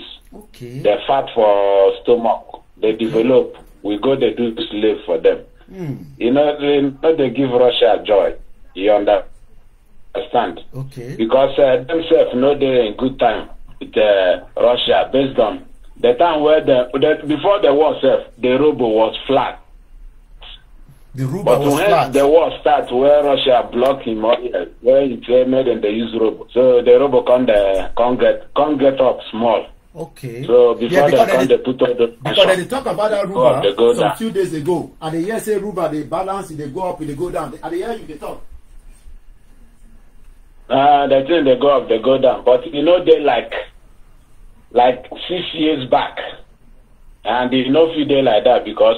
In want medicine they use ruble, they buy him oil. Yeah, anybody where they interested, he go give them condition. So and they no want that side where them France they take breed, where then they take buy weapon. They challenge them. You know, so everybody they claim world power. So he want feast that side, he want block all those sides. So that's why we want them for Biafra land. Let them a group go there for backyard, they watch waiting to happen first. So, Mr. Koyeki, well done for your good job. You get one video where they trend for social media. Okay, the one where they say unknown gunmen. I don't say no be Biafra. I don't tell my people. I never talk about them, but I know say that the one you want to talk. I will let you talk first, then I will talk about them as well. Go ahead. Okay. I want to tell our Yoruba brothers. All these things where then they bring all this propaganda. Now Nigeria government. Okay. And those things where then they do. Some of them Tinubu know they are well. Some of all these things where then they do. So make we not lie on top Tinubu, so Tinubu know they are aware.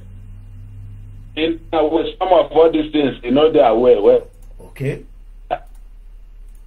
Then you know they are aware. This where they do this thing, but you them government. And we would call them agent of some people who know want good relationship of Igbo and Yoruba. Men see they grow. Okay. And then they put this thing. And they suspect Udene. There's one man that they call Udene. And that's Sri Dokubo. And they find a job for all these killers who sell our leaders. And even that Umba, that Senator Umba, Ifeanyoba, that is Ifeanyoba. He self join and they hope also them man. That one a bomb bastard. They have their own unknown gunmen. Okay. All of them have their own unknown. Even Rocha Sokrata have their own unknown gunmen. All those politicians, all of them have their own unknown gunmen. Same thing for Yoruba now. You know, say when Amosun finish, he get 1,000 AK-47 where he return because he don't like that Abiodun. He go return the gun to the commissioner for police. 1,000 AK-47. He return them back. Okay. You see, because maybe him be one use and give some guys to become unknown government to then assassinate them. No, they don't use that because you know that time for 2019. Now they Ogun State. He not allow the other opposition way in support to be governor. In that one no become governor because that one no be APC.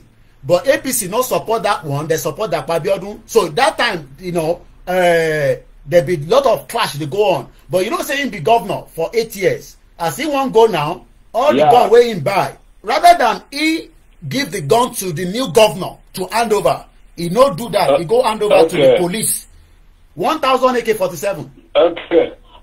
You know how many people they don't kill with those guns? Now so, because if they kill now, then go name them to some people, say na them. I come again for my question. What I want ask you, go ahead. Question what I want ask you: do you think protest can give freedom in Africa? Do I think protest can give freedom in Africa? Protest can give us freedom, but it will lead to anarchy and it will lead to a lot of people that will die. If the it's no more protest then. Well, I mean, but you don't say one thing will lead to something. So if you the question where you ask me, we say, can protest give us a nation? And I don't answer you. But it goes start small. But the problem is say a lot of people no want to see a situation where, you know, Africa, especially, you know, I mean, maybe Igbo, you guys don't care too much. I go use that word. But Yoruba don't like blood. We are very sensitive people. Anything where they say war, blood, fight. Nobody say they know they fight for Idumota, they kill themselves, they fight, serious fight though. But this time they look at the kind of fight where we the talk say, this one where these people don't bring up. Ask you again. Did Afonjano fight war? Well, that one they don't say in a long time. We don't want to see those kind of things again.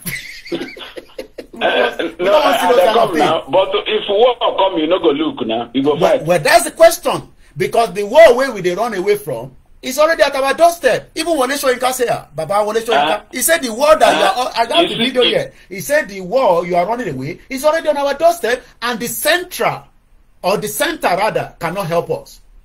So the center is the federal government. Let me ask you. Go ahead. Let me come again. Modakeka and Ile-Ife, that's their war. No be war be that. Well, definitely, like I said, something will lead to something. But our people, as it is right now, they don't want us make we be the one who go push. But the thing we go push them now, they come small. I don't know, say you know hear the Yoruba way my brother wake up. He say, Begedema Agbina, fire go still happen. I want to ask again. Do you believe these politicians, where they Nigeria can support the separation of that country? Why they were jumping in better place? I don't answer you before you even finish. They don't go support. Now we go push them.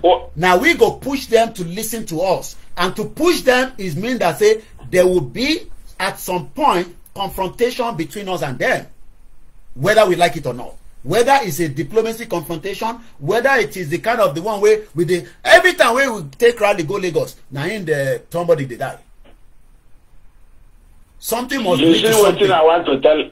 What thing I want to tell our people. You see what thing I want to tell our people, our masses.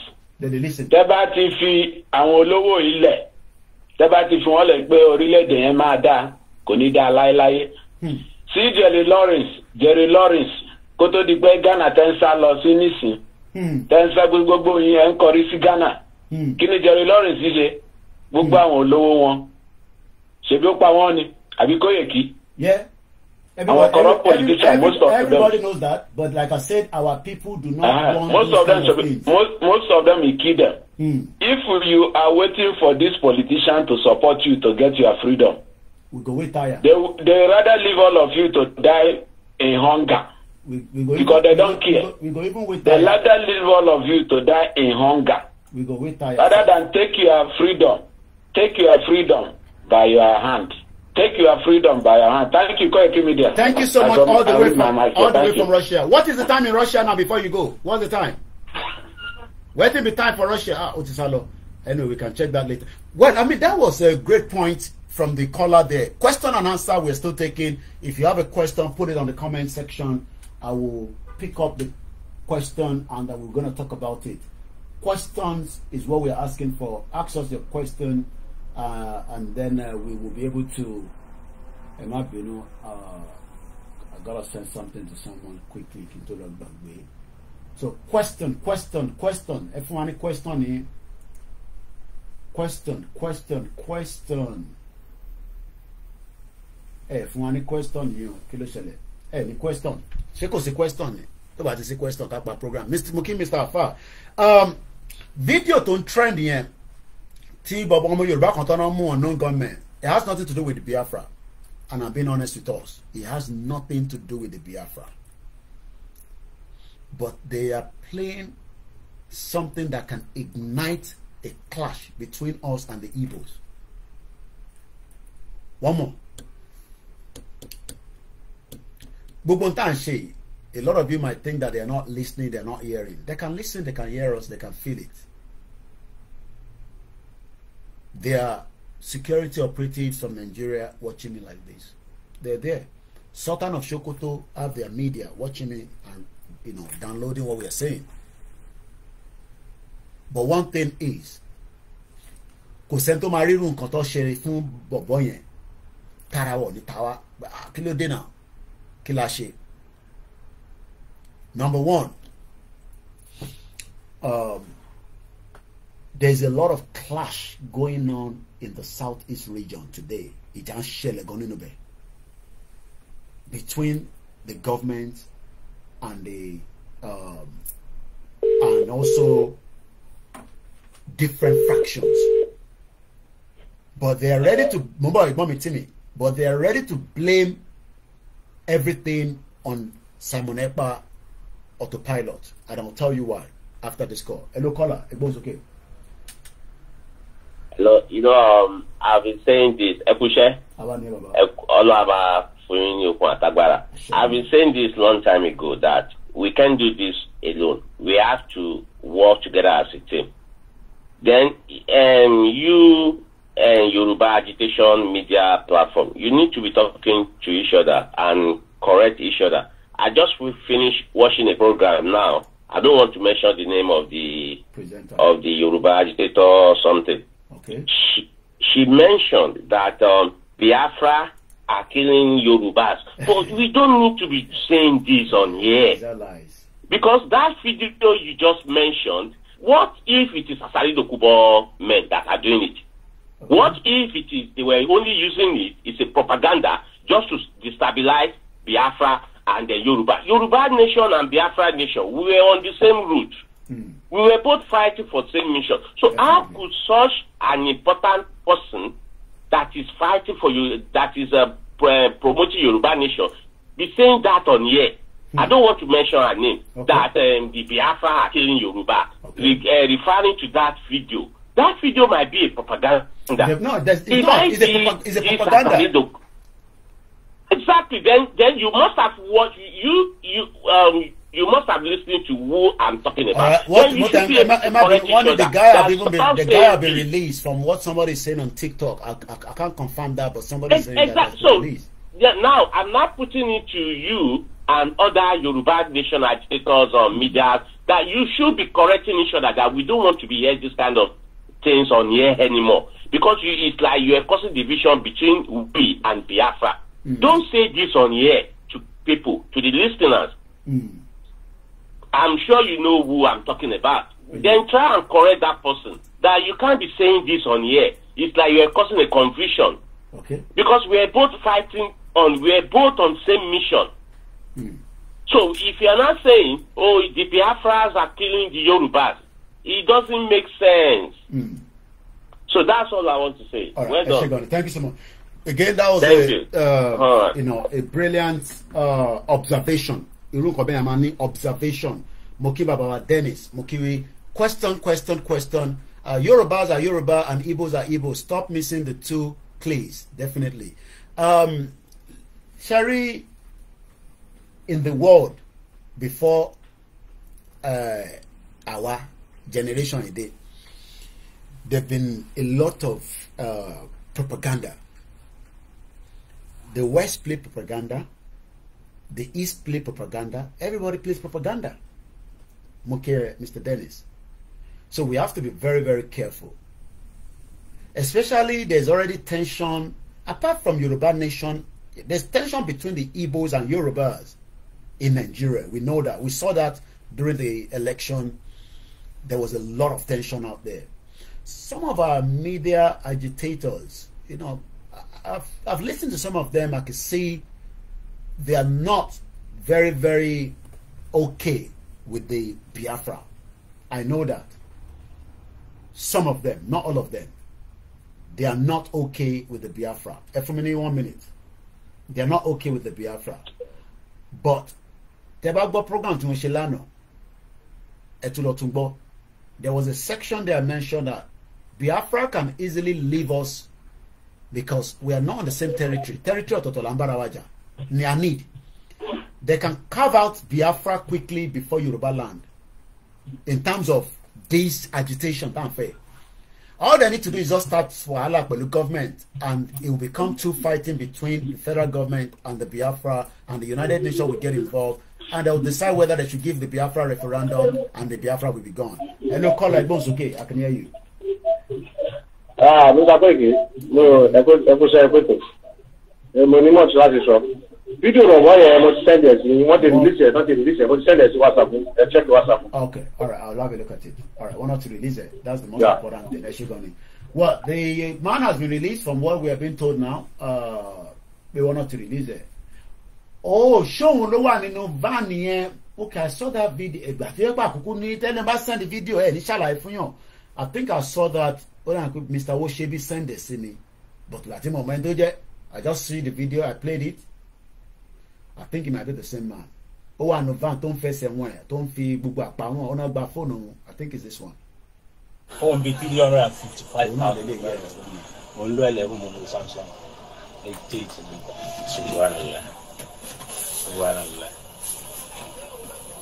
yeah, I saw the video, but Mama Penny and I didn't know. All right. Oh. Really? Yeah, yeah, yeah. All right. Okay. Mutiri video, but and to send video and coach anything in the video. Okay, send the video. I think it was Mr. Woshebi send it. So Mutin debating send the consider Emma for explanation. Thanks so much, Mr. Timmy. Again, we know that there are so many. I'm not going to criticize our media that are working very, very hard. I'm not here to criticize anybody. But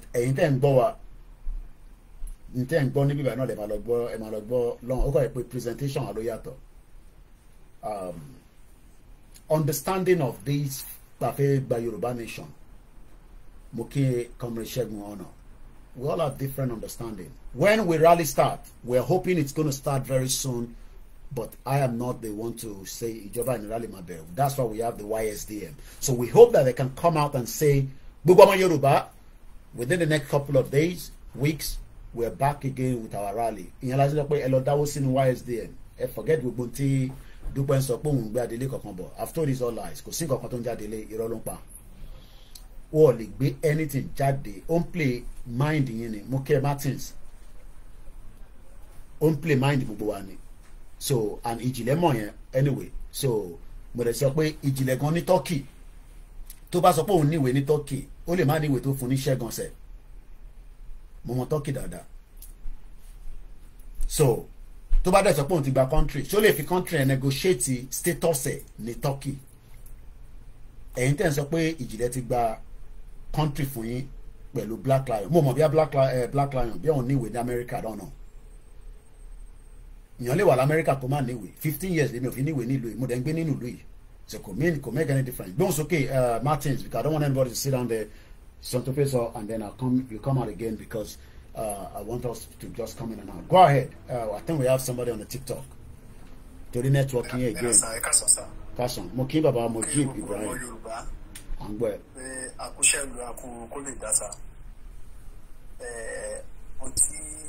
Èmi kò fẹ́ sọ ní Sàọ̀gá mo send the video kan sí platform ní bí 3 days ago náà mo ní bílẹ̀ pé mo pàdé ọmọ àbókí kan ọlọ́kadà ni àbókí yẹn wá ń sọ fún wa ó wá ń sọ fún brọ́dà mi èmi àti brọ́dà mi ní àjọ pàdé tó wá ń sọ fún ó wá láti wá ń sọ fún brọ́dà mi pé báwọn Fúlàní ti fẹ́ pa wọ́n tán ní òkè lọ́hùn o pé wọ́n ti fẹ́ pa àwọn tán pé wọ́n kàn ń pa wọ́n ní everyday wọ́n wá wà ìmájì pé wọ́n ti fẹ́ pa àwọn tán so brọ́dà mi wá ní kí mi kọ́kọ́ gbọ́rọ̀ yẹn dáadáa brọ́dà mi wá sọ pé ṣé mi gbọ́kọ̀ tí bọ̀bọ́ yìí sọ ni mo wá tan kámẹ́rà mi nìyẹn so mo wá fídíò ẹ̀ mo ṣáà fi style fídíò ẹ̀ pé àbókí ń gbọ́ kí ni nǹkan tó sọ lẹ́ẹ̀kan pé brọ́dà mi sọ pé òun sọ pé wọ́n ti fẹ́ pa yín tán so ọmọ àbókí yẹn tó wá ń sọ fún mi pé ibi tó wá wọ̀sì tó pé àwọn ò gbọ́ èdè àwọn fúlàní yẹn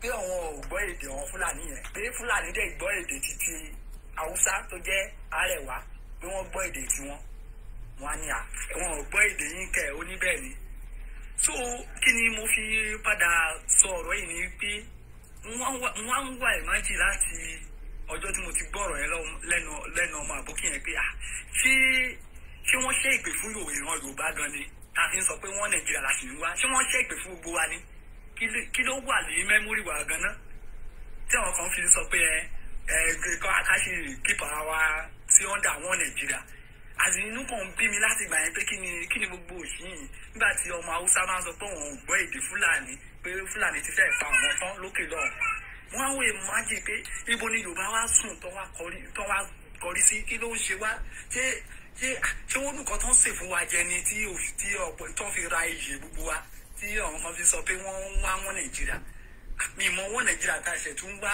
by this time o mi mọ wọn Nàìjíríà tá a ṣe tún wá ọ̀gá kò fẹ́ yé mi mọ́ o so fídíò yẹn ọ̀gá mi kọ̀ mọ̀ bóyá ilé bá mi play ẹ̀ fún àwọn ọmọ Yorùbá kọ́kọ́ tẹ̀ wò bóyá táwọn kan bá tún wò bóyá iye wọn á tún sọ jí pé because mo ń wá ìmájìsà kò yé mi báwo ni ọmọ Haúsá jẹ máa sọ pé òun ò gbọ́ èdè Fúlàní tàti ẹ̀ tún rò bóyá ó tún jẹ́ ọmọ ìyá wọn àṣẹ wọn ò tiẹ̀ understand ara wọn gan wọn á wá ìmájì irú wọn Nàìjíríà wo là ń wá irú wọn Nàìjíríà fowó nìyẹn tó ń fi ìyà jẹ wá everyday ìyà yẹn ti pọ̀ jù sà àmọ́ nǹkan tá a fẹ́ ṣe mọ́ wọ́n ti sọ wá di ọ̀lẹ lójú àwọn ìyàwó wa àmọ́ nǹkan tá a fẹ́ ṣe mọ́ so kò really understand ọmọ Yorùbá jọ náà wọ́n jẹ́ ká wake up kí bàbá yìí máa sọ pé òun lọ nìjẹ́ kan lọ ṣe anything kọ́ńkọ́ń jọ kọ́ bá wa work towards the Yorùbá nation náà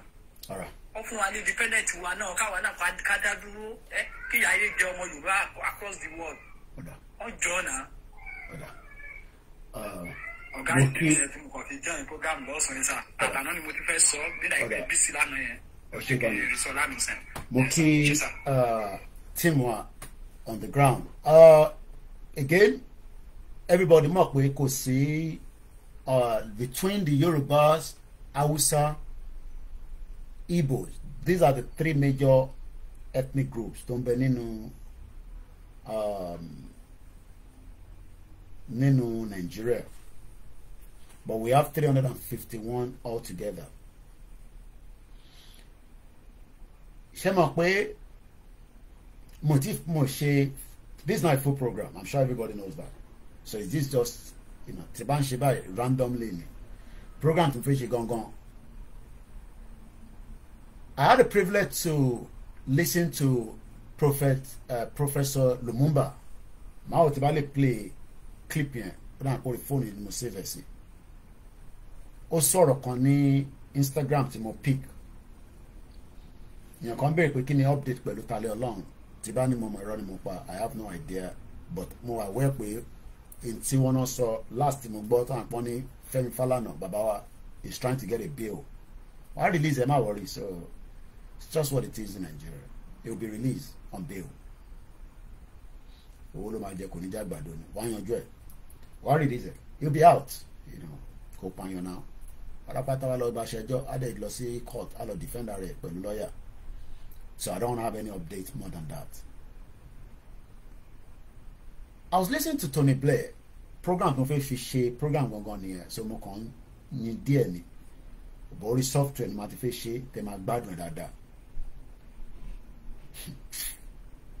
ṣé wọn pé ìjà ẹ̀sìn tá à ń jà yìí Tony Blair mention ẹ̀ nínú fídíò tí mo gbọ́ ní màá play clip yẹn fún yín nísìnyí gbọ́ ó wà lórí YouTube 11 years ago.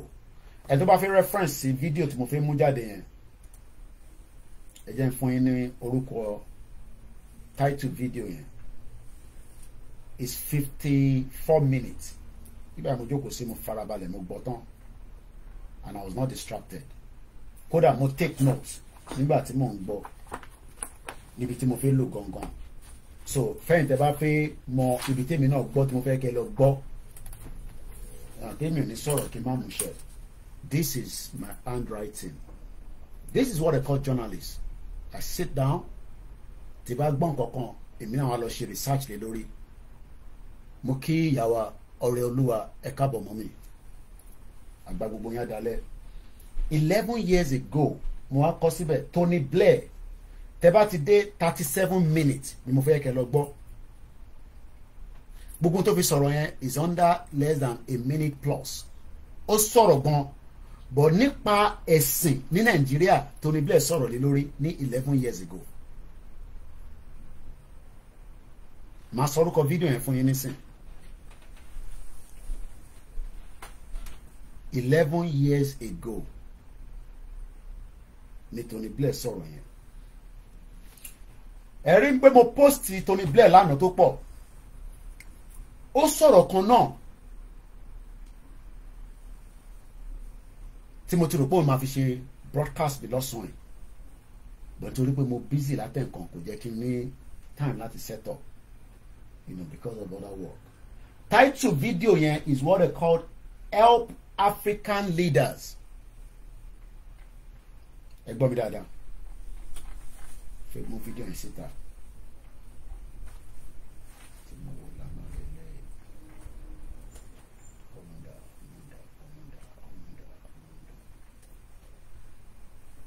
Yeah, only I might play later. Stanford Graduate School of Business ló host event yẹn. Gbogbo video yẹn is 56 minutes 24 seconds. Mo ní kẹ́ lọ wo gbogbo ẹ̀. Mo kàn fẹ́ kẹ́ lọ wo 37 minutes. Everybody mo fẹ́ kẹ́ lọ wo. Ṣẹ̀rí ìjẹ̀sìn tẹ́ ń jà nílé. Ó máa di èṣù. Ẹ̀ nọ́ọ̀sẹ̀ ni. But wọ́n instigated láti tà ní. I won't say more than that. Ìjẹ̀sìn tẹ́ ń rí tó ń lọ nínú ilẹ̀ Yorùbá lẹ́nìí àti ta ló ti instigate kò ń ṣe ní Nàìjíríà.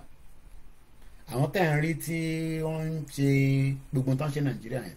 Ẹ rí pé I don't normally want to talk about it because but ó máa di sùúrùtù. Ṣé tó bá fẹ́ wo fídíò yẹn tẹ́ bá lọ sórí Google àbí orí YouTube ẹ type help African ẹ gbọ́dọ̀ fi NC lẹ́yìn African leaders govern govern kẹ wá switch kẹ move cursor yẹn ẹ dí láti gbọ́ gbogbo ẹ̀ tẹ́ bá fẹ́ waste time yìí ẹ lọ gbọ́ 37 minutes màá play fún yín nísìn ẹ máa gbọ́ 11 years ago ní fídíò yẹn ẹ tí mo tó ń bọ̀ nílé. Ṣé yàn kàn fẹ́ join lórí TikTok ni àbí lórí Instagram? I think I have 2 people there. Let me see. Let me accept them and say go live with Tokyo. Iṣẹ́ tẹ gbé fèmí nìyẹn èmi ni kémi báyìí lọ ṣe ètò máa ní understanding. Ọ̀rọ̀ tí Prophet Lumumba sọ ló gbé mi dọ́dọ̀ Tony Blair tí mo fi lọ wo mo wá jókòó fún 56 minutes láti fi kọ́ra mi ní nǹkan tí mo máa bá yín náà sọ. Ẹ gbọ́n sókè ẹ ti wọlé sà.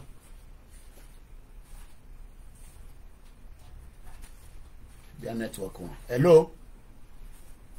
No charger. Oh no no. À ń gbọ́ yín sá lórí Instagram. Gbọ́ yín o. Bí a máìkì it looks like when drive ìmọ̀ bá rẹ̀ pé bá ń drive nígbà níbi àtẹ̀ bá park to be on the safe side. Okay, sir. Bí àtẹ̀ bá ti park ẹ send request yẹn padà ẹ jẹ́ ká gbé the next person wọlé. All right daddy wa ẹ ṣe gan ni so that kẹ má lose concentration. Báwo la ṣe máa wá disconnecting yín.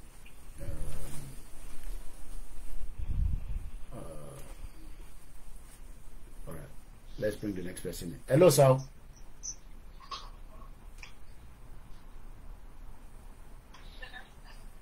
Hello, lórí Instagram ẹ ti wà pẹ̀lú wa o.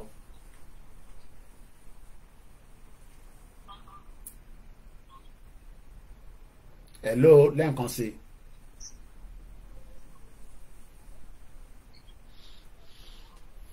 Hello, lẹ́ǹkan sí o, ṣé ẹ gbọ́ wa ni? Alright. Now, how do we remove this person? That's the problem now. That's why I don't normally want to bring anybody on the Instagram because àti yọrin ó máa ń difficult. Hello, ẹ tó ń gbọ́ wa yẹn. I know you're there. Bí ẹ wá gbọ́ wa ní bí a network, I don't know.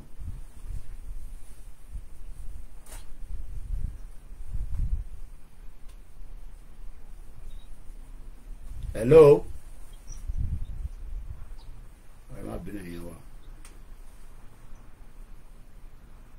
I hope you're not coming to waste our time here. I just hope not. Because I can deal with you if that's the case. Number.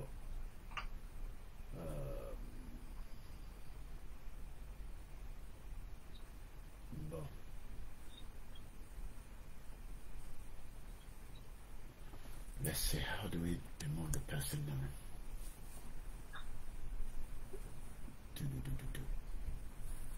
Mo kí gbogbo alẹ́ nǹkan sí. Question and answer on la ṣe lọ́wọ́lọ́wọ́.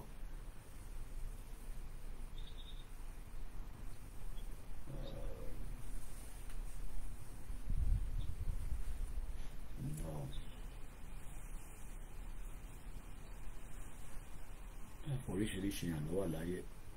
It could be their network, I don't know. Alright, so any is a time waster, I can see that. So I want to work for one selfish, not Yoruba nation, no declare fake nation until we hear from alright, then you have to come off. It could be their network. So now, nígbà tí mo wá gbọ́, okay. Wọ́n ní wá ní kí n accept àwọn onírọ̀ tó wọ́n fi bá wa sọ ọ̀rẹ́ olúwa ṣe yìí ẹ̀ẹ́dà gbọ́n tó fẹ́ sọ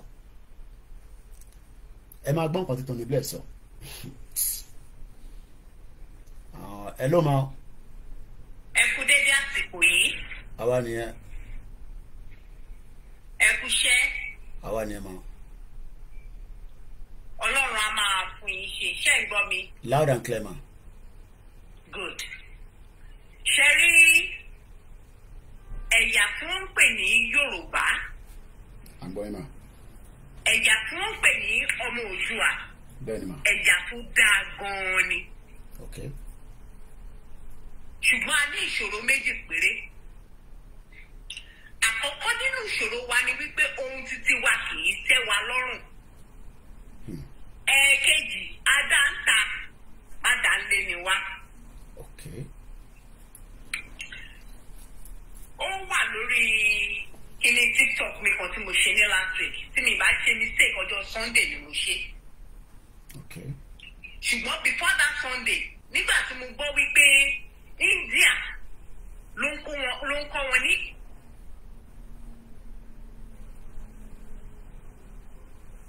Their network one for a few minutes. Àkọ́kọ́ inú mi dùn mo rí gbígbà wípé wọ́n fi ìfẹ́ hàn. Ẹ̀ẹ̀kejì ó má lọ padà di pé àlàbọ̀rùn á dẹ̀wù mọ́ wa lọ́wọ́. Àárín yẹn dì mí mọ̀ bóyá ẹ máa understand. Mo ń gbọ́ yín mà. Ká wá kúrò níbẹ̀. Ohun tá a bá ní kì í tẹ́ wa lọ́rùn à kì í value ẹ̀. Kì í ṣe Nàìjíríà generally o. Okay. Ọmọ Oòduà ni mò ń sọ o. Àgbọ́yé. Mr. Koiki, ẹ mọ̀ mí mo mọ̀ yín, màmá wo ló ń sọ̀rọ̀. Oh, okay, okay. All right. No, that's all right. Ṣé rí àwa ọmọ Oòduà gangan fúnra wa? Bẹ́ẹ̀ni. Àbálò ara wa. Mi mọ problem wa. In fact, I don't know how to describe it. Ó máa ń rún mí nínú. Ẹ wo ìjà ẹ̀sìn tí wọ́n ń dọ́gbọ́n bá bọ̀ yìí. Gbogbo wa ẹ̀ sìn? Kí lorúkọ ẹ̀sìn Ọlọ́run kí gbogbo wa lè kọrí síbẹ̀? Àwọn tó ń sin koríko tí wọ́n bá ṣàlàyé fún yín, ẹ̀yin fúnra yín máa wà confused wípé ibi koríko yìí lọ́lọ́run wà. Àwọn tó ń sin màálù wọ́n á confused yín wípé màálù táwọn yìí tẹ́ Ọlọ́run ni. Sẹ́yìn fúnra yín máa wà confused wípé òkè ó yá. Àwọn ẹ̀sìn yìí orílẹ̀-èdè Nàìjíríà ṣáà lẹ́sìn. Orílẹ̀-èdè Nàìjíríà bá lẹ́sìn kan dá dúró. Ilẹ̀ káàárọ̀ òjíire kí ni ẹ̀sìn wa? Àti pé kí là ń pè ní ẹ̀sìn gangan fúnra ẹ̀? Ọ̀nà méjì ni màá pín sí gẹ́gẹ́ bí ọgbọ́n ọmọdé ti tèmi. Àkọ́kọ́, mo lè sọ fún yín ní wípé ẹ̀sìn jẹ́ ọ̀nà tó ní kálukú wa ń gbà tá a fi ń bá Adẹ́dàá wa sọ̀rọ̀. Lọ́nà kejì, mo lè ṣe bí example. Lórílẹ̀-èdè Nàìjíríà ń bí báyìí, gbogbo alamọ̀ pé tó à ń lo fóònù. Èmi lè máa lo MTN, kẹ́yìn máa lo Airtel. N tó pè nílẹ̀ lò. Tàrífù wọn ó tẹ́ yín lọ́rùn. Àná ẹ̀ tó ń lo 9 mobile. The same thing náà the same thing nígbà èmi ò tẹ̀lé lo Vodafone nílùú yìí ó ti wà too expensive jù. Alágbára ló ń lo Vodafone. Ṣé bàbá mi? Ibi tẹ́yìn sọ pé yìí ò lè lò yẹn làwọn ẹlòmíì máa ti sọ fún yín wípé òun làwọn fẹ́ràn. Ẹ parọ́ bẹ́ẹ̀ ni. Ó dàbí àwọn sim card nẹ́tíwọ̀kì wa tá à ń rà káàkiri yẹn. Èyí tó bá pè ẹ́ ló máa lọ fún. Ó ṣe wá jẹ́ wípé èyí tó mú wá láti ta fún wa. Wọ́n á fi gbọ́n dànù lọ́wọ́ wa. Wọ́n mọ ń tá a ní, àwa la ní nǹkan tá a mọ ń tá a ní. Àwa la ní tá a mọ ń tá a ní. Ní ìsìn bẹ́ẹ̀ bá dá wọn ṣọ́ọ̀ṣì kan wọ́n ní kẹ́ ẹ ṣe tutù. Sọ́ọ̀rì yìí pèsè àbí? Bẹ́ẹ̀ni. Àfáà mi àníkẹ́ wa gbẹ̀bọ̀. Àwọn wo ló ń gbẹ̀bọ̀? Kì í ṣe àwọn tó rí ṣàlẹ́ ṣàlọ́ ni. Ẹ bá wọn Ògún Ṣàngó Ọya gbogbo ẹ̀ lánàá bá máa ń ṣe gbogbo nǹkan yẹn fún. Bẹ́ẹ̀ni. Wọ́n ti wá dọ́gbọ́n mú wọnú ẹ̀sìn. Wọ́n ti lùbò wípé tó. Àwọn kíní yìí dẹ̀rẹ̀ they are straight forward. You fucked up, they fucked you up. Ẹ understand? Àgbọ́yé. Wọ́n wá sí ń wò wípé tó dàbẹ̀ ni pé àwọn èèyàn ti ń dọ́gbọ́n padà sídìí kínní. Ilẹ̀ káàárọ̀ òjíire ti fẹ́ lójútùú. Kí la tún lè lò? Ó yá. Ẹṣin ni wọ́n. Kìí gbọ́mọ tí ẹjọ́ ọmọ ọlọ́mọ ni mò ń gbẹ́jọ́. Nǹkan ṣe fún wa nìyẹn o. Tẹ̀wárà wa náà sì wọ́n ń dàrí. Àwa náà ò pònú. Kí ló wà bẹ́ẹ̀ tí ò ti bẹ̀ kúrò? Ẹ̀sìn tí wọ́n mú wá àwọn kan máa sọ fún yín wípé ohun tí gbogbo wa lọ ń wò ní Mẹ́kà yẹn òrìṣà ni wọ́n máa prove ẹ̀. Ẹ má jẹ́ ká tanra wa. Àwọn kan máa sọ fún yín wípé even though the Jerusalem they are going òrìṣà náà ni tó máa tún prove ẹ̀ o. Òun táwa ń wọ mọ́tò tá à ń torí rẹ̀ lọ bá. Ṣé bẹ́ẹ̀ náà lẹ́sìn wa ò dáa tó? Ni àwọn òyìnbó yẹn náà fúnra wọn náà ń wá tí wọ́n máa bá wa sìn bí. A tún máa gbára wa pẹ̀lẹ́sìn, a máa fi fraud ara wa. Àgbẹ̀sórí ẹlòmíì máa jí láàárọ̀ kùtùkùtù kó kí ọmọ ẹ̀gbẹ́ ọkọ mi káàárọ̀ ṣe dáadáa ló jí. Àṣàkẹ́ ọmọ gbájú ọmọ ṣókótó wá ní rárá ìjà tó bá ti wí bẹ̀ báyìí àjẹ́ ni. Ẹlòmíì tó bá ti fọ́mọ lórí kì báyìí don't go to grandma ni èèyàn burúkú ni irú grandma bẹ́ẹ̀. So ó dìgbà táwa fúnra ra wa tá a bá válù tá a bá mọ̀ tá a ní. Ohun tá a ní yẹn tá a bá ti wá mọ̀ ká wá bẹ̀rẹ̀ sí í lò ó. Ibo lòyìnbó ti ráyẹ ta tó ń ṣe bulletproof. Àwa la ní mẹ́ẹ́. Ibo náà ti ré gbé tọ́lá wọn ń disappear.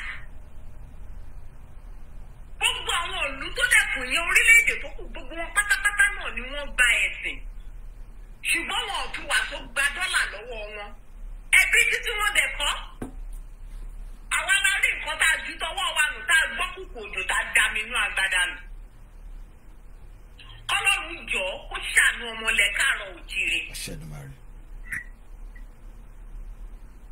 àwọn kankan wà wọ́n ní ò bá àbọ̀gìbọ̀ pẹ̀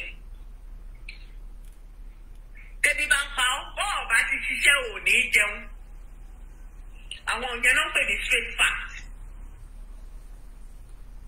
ó dìgbà tí a bá mọ ohun tá a ní tá a dẹ̀ appreciate tá a dẹ̀ mú sí lílò gbogbo bí gbogbo ẹ̀ ṣe ń ṣẹlẹ̀ ńlẹ̀ káàrọ̀ òjìrè jì nǹkan kékeré ni bàbá mi mo mọ̀ pé yóò fi gbogbo ara gbélé mọ̀jì bọ̀tá bá dọ́dọ̀ àwọn bàbá tó ní lọ́wọ́ nílé wàláhì ilẹ̀ káàrọ̀ òjìrè ó máa tòrò kú ni kò kọ́ sí wọn ní nǹkan kan ṣé ẹ fẹ́ gbọ́ kódà wọ́n lè má pa màálù tó bá pa màálù ó lè jẹ́ gẹ̀ẹ́ nìkan náà máa lò àwọn nǹkan kéékèèké tá a lè fi ṣe ìrànlọ́wọ́ fúnra wa tá a lè fi round ara wa round àwa bẹ̀rẹ̀ bálabàla lọ́rùn ni mo gbójúlé tá ló gbójúlé sí ẹ̀sìn àbáláyé yìí tá à ń sọ èwo ló ní kó o bá tọ́mọ ènìyàn jẹ́ ń bẹ̀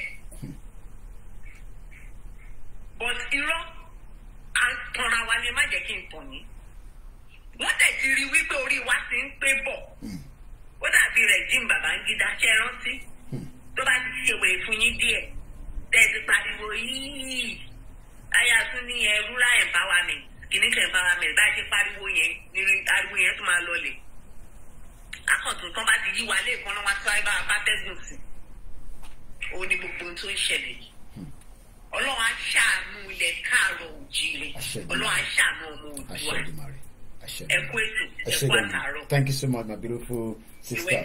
I really appreciate it.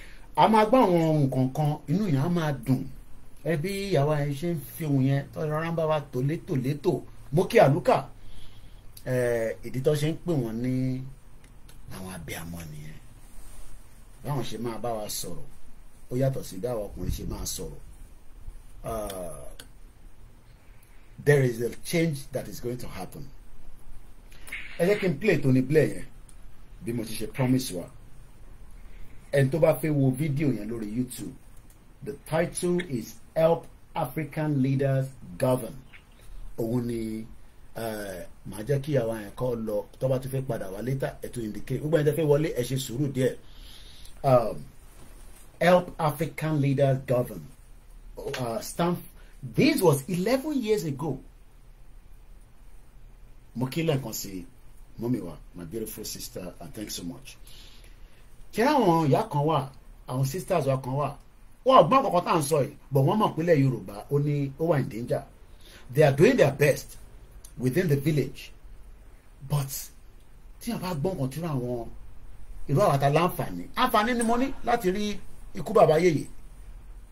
In terms of me conscience for public consumption. So nígbà tí mo ti sọ yẹn ìyẹn wà fún public nígbà tí presidency ní kó lọ mú Ìgbòho wá kí lè rò wọ́n fẹ́ fi Ìgbòho ṣe Buhari ní kó mú Ìgbòho wá náà ó ránṣẹ́ sí ikú bàbá yèyé pé kó mú mọ́ palace but in tí a fi dá lóhùn àsàn yẹn ní public ẹ jẹ́ ká gbọ́n tí Tony Blair sọ. This was 11 years ago. It might take some while mo lè lọ back to back kẹ́ lè fi gbọ́n kan tó sọ but ìyẹn mo ṣe fẹ́ lo speaker so that kó lè clear dáadáa ju laptop lọ but tá a bá ti ń ṣe software ẹ gbádùn program yẹn dáadáa mo ṣe máa ṣe properly dáadáa ẹ já gbọ́n tó sọ. I thought maybe we'd switch gears a little bit and broaden the discussion from AGI to aid and debt more generally. You've been a tremendous champion of both foreign assistance and debt relief as key contributors to growth and development. What do you see as the prospects for continued involvement with the austerity that seems to be shaping the agenda in Europe and other places? Well, I hope. I was actually having this discussion with Bill Gates because I was addressing a conference he was at earlier today. I think it's really important that we don't misunderstand the fact that although I think that aid is not enough, aid has made a difference. If you take your PEPFAR program in the US that is continuing under this administration, I mean, you're measuring things in hundreds of thousands of lives. You look at what the Gates Foundation, the Clinton Global Initiative, and others have done. I mean, you're talking hundreds of thousands of people. You know, there are something like 200,000 fewer malaria deaths a year now than 10 years ago. I think even 5 years ago, actually. 200,000, that's 200,000 people. You know, it's a lot of people. Now, so aid does matter. The trouble with aid, though, is ultimately, I think it works better for that type of thing. And, you know, when we cancelled the debt of many of these countries, a lot of them were able then to fund free primary education for the first time and so on. So all of this was important. But I feel myself that as Africa has shifted, it's also time to add this new dimension. So I don't add it in place of aid. And I think for our communities, by the way, it is important that our people, because, you know, you will face the same pressures as we face in the UK. I mean, David Cameron, the UK Prime Minister, has made a commitment to maintain our position on aid, and that's tough to do. You know, I mean, it's a big commitment, and it's something I applaud, by the way. But it's important that people who are taxpayers in countries going through periods of austerity also understand this money is actually does result in lives saved, and it's an investment too for our future. In Africa today, if I was to look at the fragilities, they would be around in sub-Saharan Africa. For example, if you look at Nigeria, the problems that they've got with terrorism now and so on, and the potential for conflict between different faith communities. You know, if you look at North and South. The potential for conflict between the different faiths in Nigeria. This was 11 years ago. Now I play about it again. There's a bit of wind coming through. I don't know whether the audio was loud there, but let me cite it from the YouTube on my laptop, and I'm not sure whether I was happy with the sound, but again, just bear with us. When I'm doing a full program, this will be repeated again. So I'm just going to wind it towards the 36 minute going to 37. So yeah, no. I think I'll go again. I mean, it's a big commitment. It's something I applaud, by the way. But it's important that people who are taxpayers in countries going through periods of austerity also understand this money is actually does result in lives saved, and it's an investment too for our future. In Africa today, if I was to look at the fragilities, fragility, repeating they would be around. They will be around in sub-Saharan Africa. For example, Nigeria. If you look at Nigeria,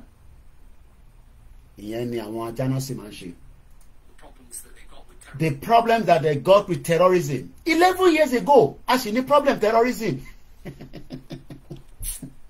11 years ago, ni video Timon Stein boy. And your father suffering in Nigeria matter 11 years ago. But kini Tony Blair to lo se pẹ̀lú Tinubu mo nbo níbẹ̀ yẹn. Terrorism now and so on. Terrorism now and so on. And the potential for conflict. And the potential for conflict. Mo fẹ́ kọ bẹ́ẹ̀ síta. The potential for conflict. How do we solve the conflict resolution? Conflict wo ló ń sọ̀rọ̀ lé lórí? Ta ni Ọlọ́run àti Mùsùlùmí ń jà? Tony Blair ti sọ ní 11 years ago. The potential for conflict. Ẹ jẹ́ nǹkan rà dá padà díẹ̀ chinchin nílẹ̀ nǹkan sí. Ó yá gbóhùn sókè again. But it's important that people who are taxpayers in countries going through periods of austerity also understand this money is actually does. Ó ń sọ̀rọ̀ nípa owó táwọn taxpayers ń dá ní UK tó fi ń ṣe aid fún wa ní Africa. Ṣé aid la need? Mọ̀ one more the solution, but they don't want us to go through it. The solution is to dissolve that entity. Block yẹn gangan la fi dissolve. Tá bá ti dissolve block yẹn, gbogbo tí mọ́mí wa sọ lẹ́ǹkan yẹn, sister wa sọ lẹ́ǹkan yẹn, it will be very easy. We will love ourselves. Mo kí bàbá wa Timothy Adeosun, bẹ́ẹ̀ ni mo kí bàbá wa Ajayi Gabriel, mo kí gbogbo ẹ̀ prophet wa. Ó yá gbóhùn sókè Tony Blair. So, lives saved, and it's an investment too for our future. In Africa today, if I If I was to look at the fragility, they will be around sub-Saharan Africa. For example, Nigeria, the problem that they have with terrorism, and the potential for conflict between the different faith communities. Kí ló ń ṣẹlẹ̀ Nigeria nísìn? The potential for conflict between the different faith, kí ló ń pè ní faith community. Why has it taken so long pé ká yanjú ọ̀rọ̀ resolution of faith conflict? It's because we're not being honest. The Nigeria that we're in is not being honest. Because the reason why tension,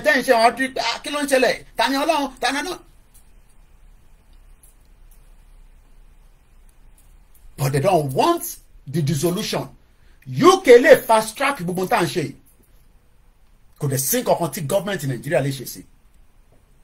The UK government can facilitate this, but they are not going to do though. They're not going to do so. Rather, they're not going to do that. So if you think that they're going to do that, they're not going to do that.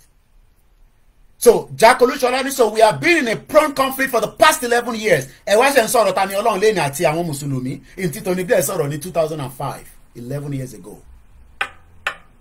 Èmi náà ṣe come across video yìí ni o. Ara research tí yàn máa kàn ṣe. In tó gbé mi dé video yàtọ̀ sí in tí mo sì fẹ́ sọ. Tí Prophet Lumumba sọ̀rọ̀ lé lórí tínú ń bi burúkú pé Tony Blair gbọ́dọ̀ apologize. Àwa nífẹ̀ẹ́ Tony Blair gan nígbà tẹ́mi dé lùi.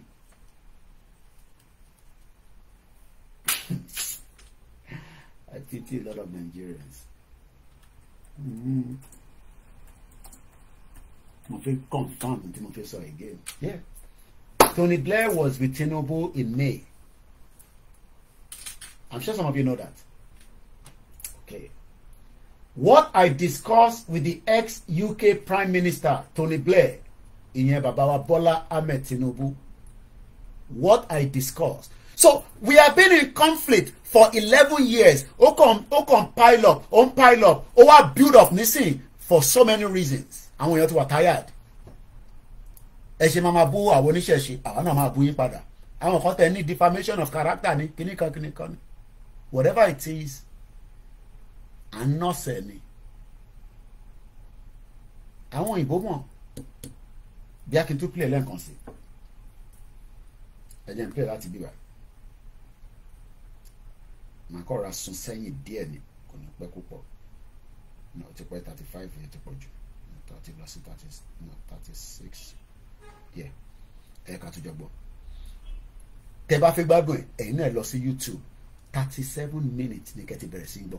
Gbogbo tó fi sọ̀rọ̀ yẹn kò tó 1 minute. The potential for conflict. Ẹ jẹ́ ká break àwọn ìbò yẹn down. Ìbò yẹn ti pọ̀ jù fún mi. Kí ló ń pè ní potential? Ẹ jẹ́ ká kọ́kọ́ lọ sí English dictionary. Potential. Kí ni meaning ẹ̀? Tá bá sọ pé potential. Téèyàn bá ní Potential. bọ́kùnrin bá ní Potential. bọ́bìnrin bá ní Potential. having or showing the capacity to develop into something in the future. So the potential pé ẹ máa jàjà ìsìn 11 years ago ó ti wà níbẹ̀ ẹ̀kan nọ́ọ̀sẹ̀ ni. Oye yín. The potential pé Nàìjíríà máa pín ó wà a kàn pretend pé kò ní pín. Ìyẹn kan sọ nísìnyí pé the UK government can't facilitate it because the country isn't in a state of emergency. But àwọn ọmọ Yorùbá fẹ́ kó lọ sí state of emergency. Wọ́n ní ká ṣe ní diplomacy, ká ṣe ní tọlọ́gbọ́n, ká ṣe ní ti ọ̀mọ̀wé. Tí sùúrùtù bá ṣẹlẹ̀ ní Nàìjíríà nísìn. Tí sùúrùtù bá ṣẹlẹ̀ tó ń gbóró gbìgbìgbìgbìgbìgbìgbì. United Nations máa lọ sí Security Council. Wàá declare state of emergency sí Nàìjíríà and that will be the end of Nigeria. But a ní ká má lọ síbẹ̀ torí pé ó lè fa oríṣiríṣi nǹkan tí kò ní fà. But ẹ máa rántí pé àfi kí Tinubu má lọ sí Niger for now. Ìyẹn lè slow problem yẹn down.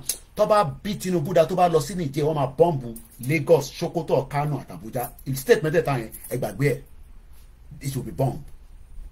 Èyí tó bá mú ọ bọ́ǹbù Niger èmi ò sọ pé tó bá bọ́ǹbù wọn ní bọ́ǹbù àwa náà but tó bá ti lè bọ́ǹbù Niger wọ́n máa bọ́ǹbù Lagos state wọ́n bọ́ǹbù Kaduna àbí Kano Sokoto àti Abuja state mẹ́tẹ̀ẹ̀ta yẹn mẹ́rẹ̀ẹ̀rin yẹn kò safe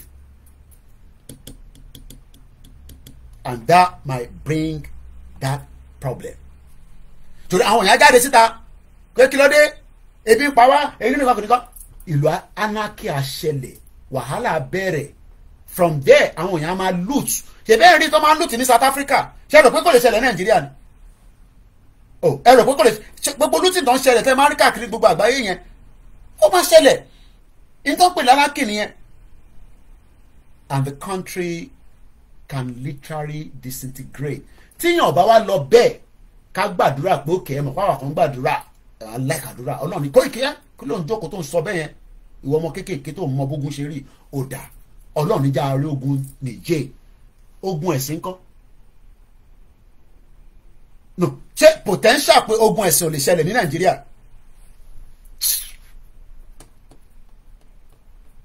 that is also can lead to a lot. Potential is imminent. Ó dẹ̀ máa spark tẹ́ pé ẹlòmíràn kan máa bẹ̀rẹ̀ pé kí ló dé ẹ̀dẹ̀ tí ń pa wá bẹ́ẹ̀ kí ló dé òun náà wọnúlé lọ a lọ gbé nǹkan jáde a di pé wòtòwòtò left and right but can we have a resolution conflict tí gbogbo kìnìyàn ní débẹ̀ àwọn ọba gbọ́dọ̀ bẹ̀rẹ̀ sí sọ̀rọ̀ lórí gbogbo tó ń lọ nísìn kò ń ṣe pé wọ́n sọ̀rọ̀ tẹ́lẹ̀ but this time around a ti wà closer ju ti tẹ́lẹ̀ lọ technology ti jẹ́ ká máa ríra wa bí gbàtọ́ pé Koiki máa gbá etí ẹ̀ mọ àkẹ́ bó ṣe ń sọ̀rọ̀ ìrọ̀lẹ́ ni tó bá gbá etí ẹ̀ wá kọ́ bá fóònù ẹ̀ jẹ́ it's because we are ẹ wo bá ṣe súnmọ́ra wa pẹ́kípẹ́kí nísìn mo kí pastor mo kí ẹ̀yà mi gbé mi lékè technology kan ló lé wa nìyẹn ṣé wọn pé technology àwọn airpod níwọ̀n èyí tèmi ń lò kò rí bẹ́ẹ̀ but níwọ̀n tó ṣe ṣe o tún lè máa wà nínú ilé wà send the signal a máa dún tótótótótótótótótótó a sọ pé bí báyìí ló wà ìtàn pè technology ni ìkan náà àwọn ọmọ wa nínú ilé èyí tó ń lò ó ti wà sophisticated ju tèmi lọ ìyẹn lẹ́yìn wá jókòó ti ìdí rẹ̀ ìṣáná rẹ̀ ìyẹn lẹ́fẹ́ ká jókòó ti àwọn ọmọ kéékèèké gan ọmọ òdùà ìyẹn ń bi mí pé I need iPod mo ní airpod mo ní kí ló fẹ́ fi ṣe mo ní kí ló fi ń ṣe onímọ̀ ìṣe ń bèèrè pé kí ló fi ń ṣe ìbọn fi ń gbọ́n kan létí ni ọmọ kékeré nìyẹn ìwọ wá jókòó dí à ń sọ fún ẹ pé Nàìjíríà ń drag wá sẹ́yìn Tony Blair wá sọ̀rọ̀ ní 11 years ago Tony Blair wá lọ bá Tinubu nísìn kí ló lọ bá Tinubu fún kí ló fẹ́ sọ̀rọ̀ lé lórí ṣé lórí ká má jàjà ìsìn kó má lọ wà potential conflict between different faith kí ló ń pè ní faith èmi lẹ́sìn tèmi ẹ̀yin lẹ́sìn tiyín kí ló dé tá a lè gbé papọ̀ a ti gbé papọ̀ for a very long time but àwọn kan instigated láti ta gbogbo tẹ́yìn rí tó ń ṣẹlẹ̀ nísìn kan ṣe inú ilé àti ta olúkálukú dẹ̀ mọ̀ àwọn ìlú yẹn I don't have to mention those countries. What are you looking for? Your AirPod. Wọ́n bí ṣé kò ń sinú pa inú bíbá ó ti rí ó dà pé bíbá ló fẹ́ jábọ́ sí. Tó bá ti lọ náà nìyẹn. I think I saw it mo rí mbẹ̀ lẹ́ǹkan I don't know. Mo rí lórí kò lè dé gbogbo sẹgbẹ yẹn orí ìbíkínì ẹ̀ ló kọ̀ ra dúró sí lẹ́ǹkan whether you have now bí ojú ti mú kúrò mbẹ̀. To lọ sound again ó dún lẹ́ǹkan níbí báyìí níwò kò lè tí ìjábọ́ sínú bẹ̀.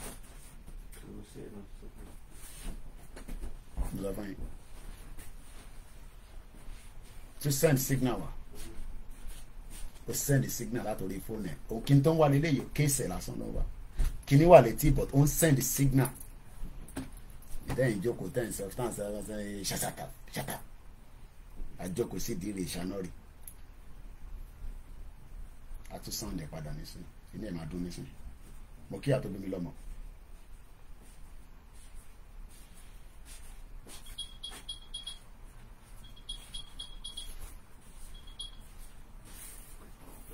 Friday.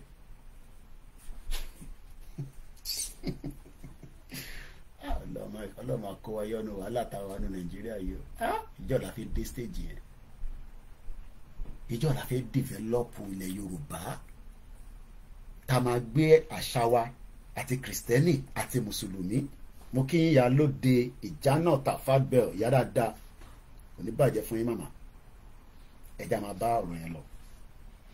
Tony Blair kí lè rò pé Tony Blair fi mention Nàìjíríà ní 11 years ago. Wọ́n mọ̀ pé àwa ìran kan ń bẹ níbẹ̀ tẹ bá jẹ́ kí potential wọn jáde tá a bò mọ́lẹ̀ ẹ bò mọ́lẹ̀ ẹ má yẹ kó jáde o.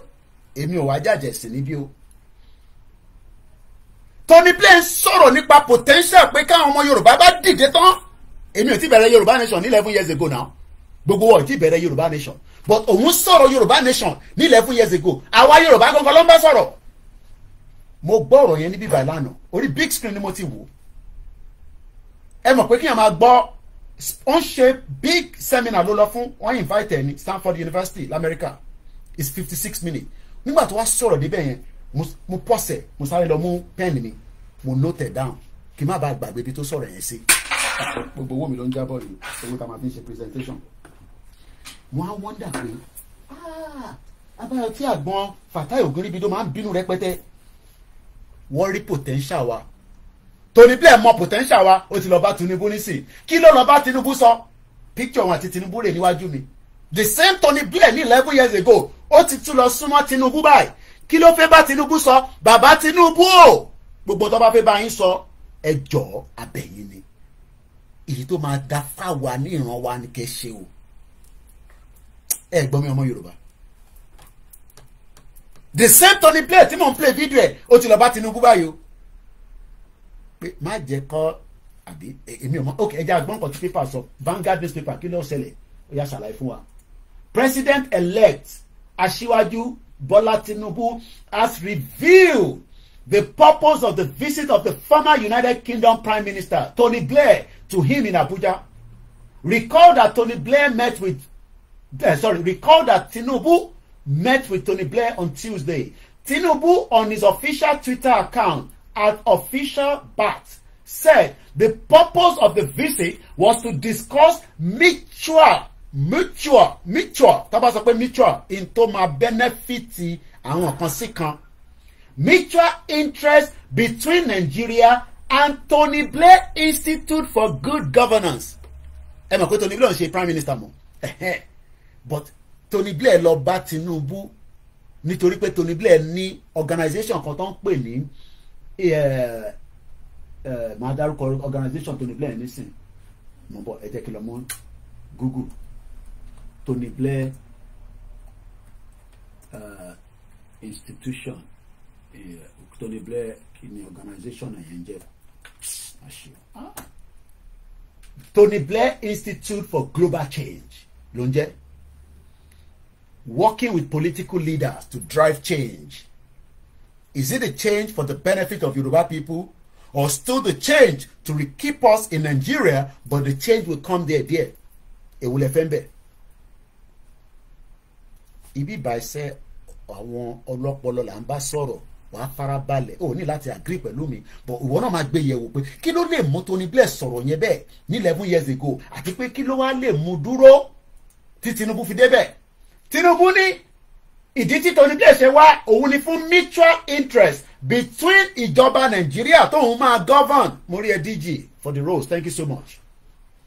Ìjọba Nàìjíríà tóun fẹ́ govern nísìn because Tinubu is the president now that means pé Tony Blair will work with Tinubu because mutual interest ló ń fẹ́. For good governance. Now ẹ jẹ́ ká tẹ̀ facilitate pé if Tinubu give us good governance but yes ọmọ Yorùbá lòun òun fẹ́ kí Nàìjíríà kó dáa kí gbogbo akáṣọ oríire níbẹ̀ tí Tinubu bá wá ṣe tán kọ́ tí Tinubu bá ṣe tán ṣé ìjọba tó ń bọ̀ tó jẹ́ Haúsá tí wọ́n jẹ́ kí Tony Blair rí ọ̀rọ̀ yẹn ṣe ní 11 years ago tí Tinubu dẹ̀ jẹ́ kó rí ṣe wọ́n ní ìdàrú mọ́ lọ́wọ́.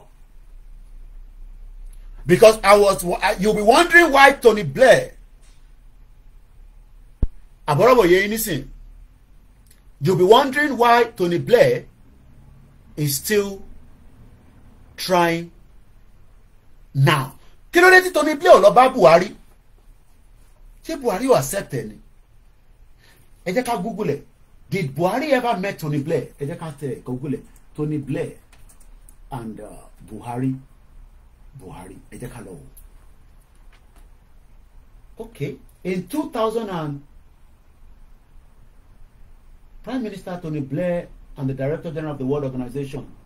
Okay, Tony Blair, Buhari, Okonjo-Iweala to speak at the induction.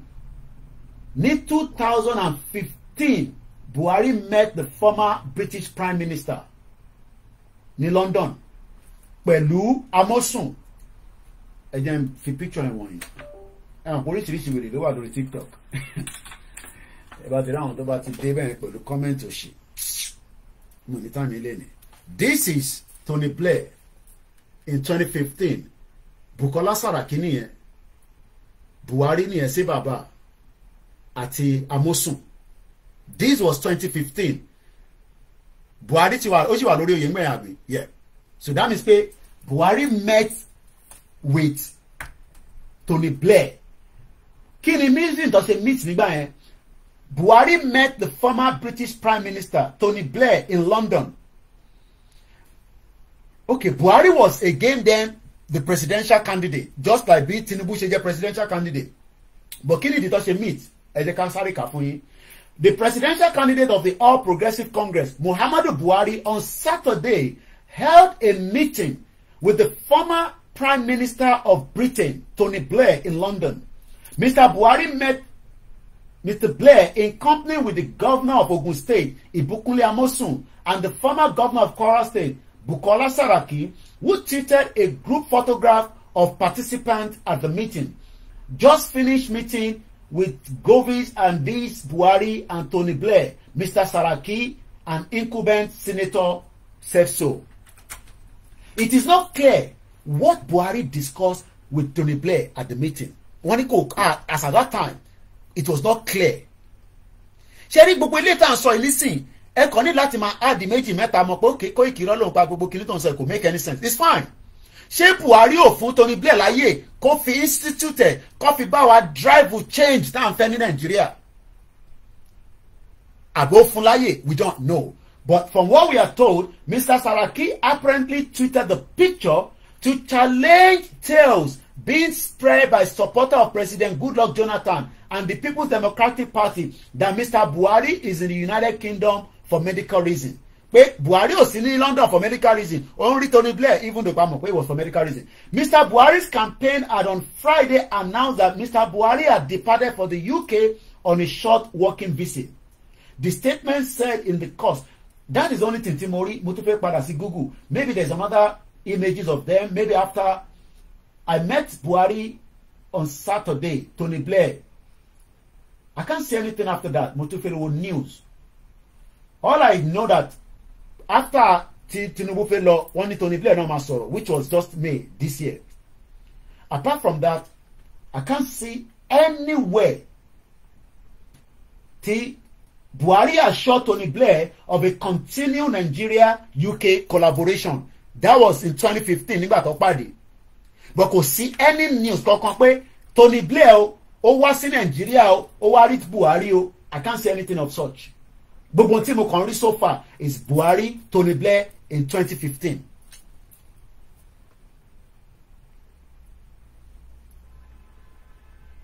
Ṣé ọ̀rọ̀ yẹn ṣó add up? Ṣó make sense? Only man make sense for you. But by the time we start working out and asking, kí ló lè mú Tony Blair fi sọ̀rọ̀ yìí ní 2015? Ẹja tó gbọ́ lẹ́ǹkan sí. Let's listen again to it. But I need the final volume. Yeah. Let's listen to it again. Place of aid. And I think for our communities, by the way, it is important that our people, because, you know, you will face the same pressures as we face in the UK. I mean, David Cameron, the UK Prime Minister, has made a commitment to maintain our position on aid, and that's tough to do. I mean, it's a big commitment, and it's something I applaud, by the way. But it's important that people who are taxpayers in countries going through periods of austerity also understand this money is actually does result in lives saved, and it's an investment too for our future. In Africa today, if I was to look at the fragilities they would be around in sub-Saharan Africa. For example, if you look at Nigeria, the problems that they've got with terrorism now and so on, and the potential for conflict between different faith communities. You know, if you look at North and South Sudan, if we're helping South Sudan as a new country get on its feet, you know, we hope to go work there. That's an investment for our future, and you know, it's an investment that is worth making. So I think we've got to rehearse and make these arguments again. Otherwise, I think there is a risk that in times of austerity, certainly in Europe, you know, people say, well, why are we paying money to those people over there rather than spending it here? So picking up on this point about the UK, I think that... He said a lot of things, but that is for a proper presentation that I'm going to do anymore. Now, let's come back to the Q&A. That's your question and answer. A lot of you might say it means nothing. Tony Blair bá wá lọ sí Nigeria ńkọ́. But ṣé mọ̀ pé the UK interest náà ni Tony Blair sì máa jà fún. Even though he said he has his own organization called Tony Blair Institute for Global Change, working with political leaders to drive change. Mo fẹ́ lọ wo kí ni what we do. So you can partnership with them on what they do, which is what Tony Blair is expecting pẹ̀lú Tinubu. He wants what we call a relationship.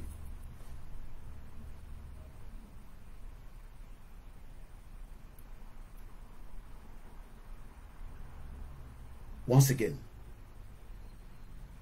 there is going to be a lot of interest, stakeholders in Nigeria. Let's come back to Intomumi Gongon Logbon Konti Prophet Lumumba sọ tó fún mi lọ́dọ̀ Tony Blair lánàá. In 2001, October, again 4 years before 2005, Tony Blair was saying a lot of things. And I'm going to tell you part of what he said.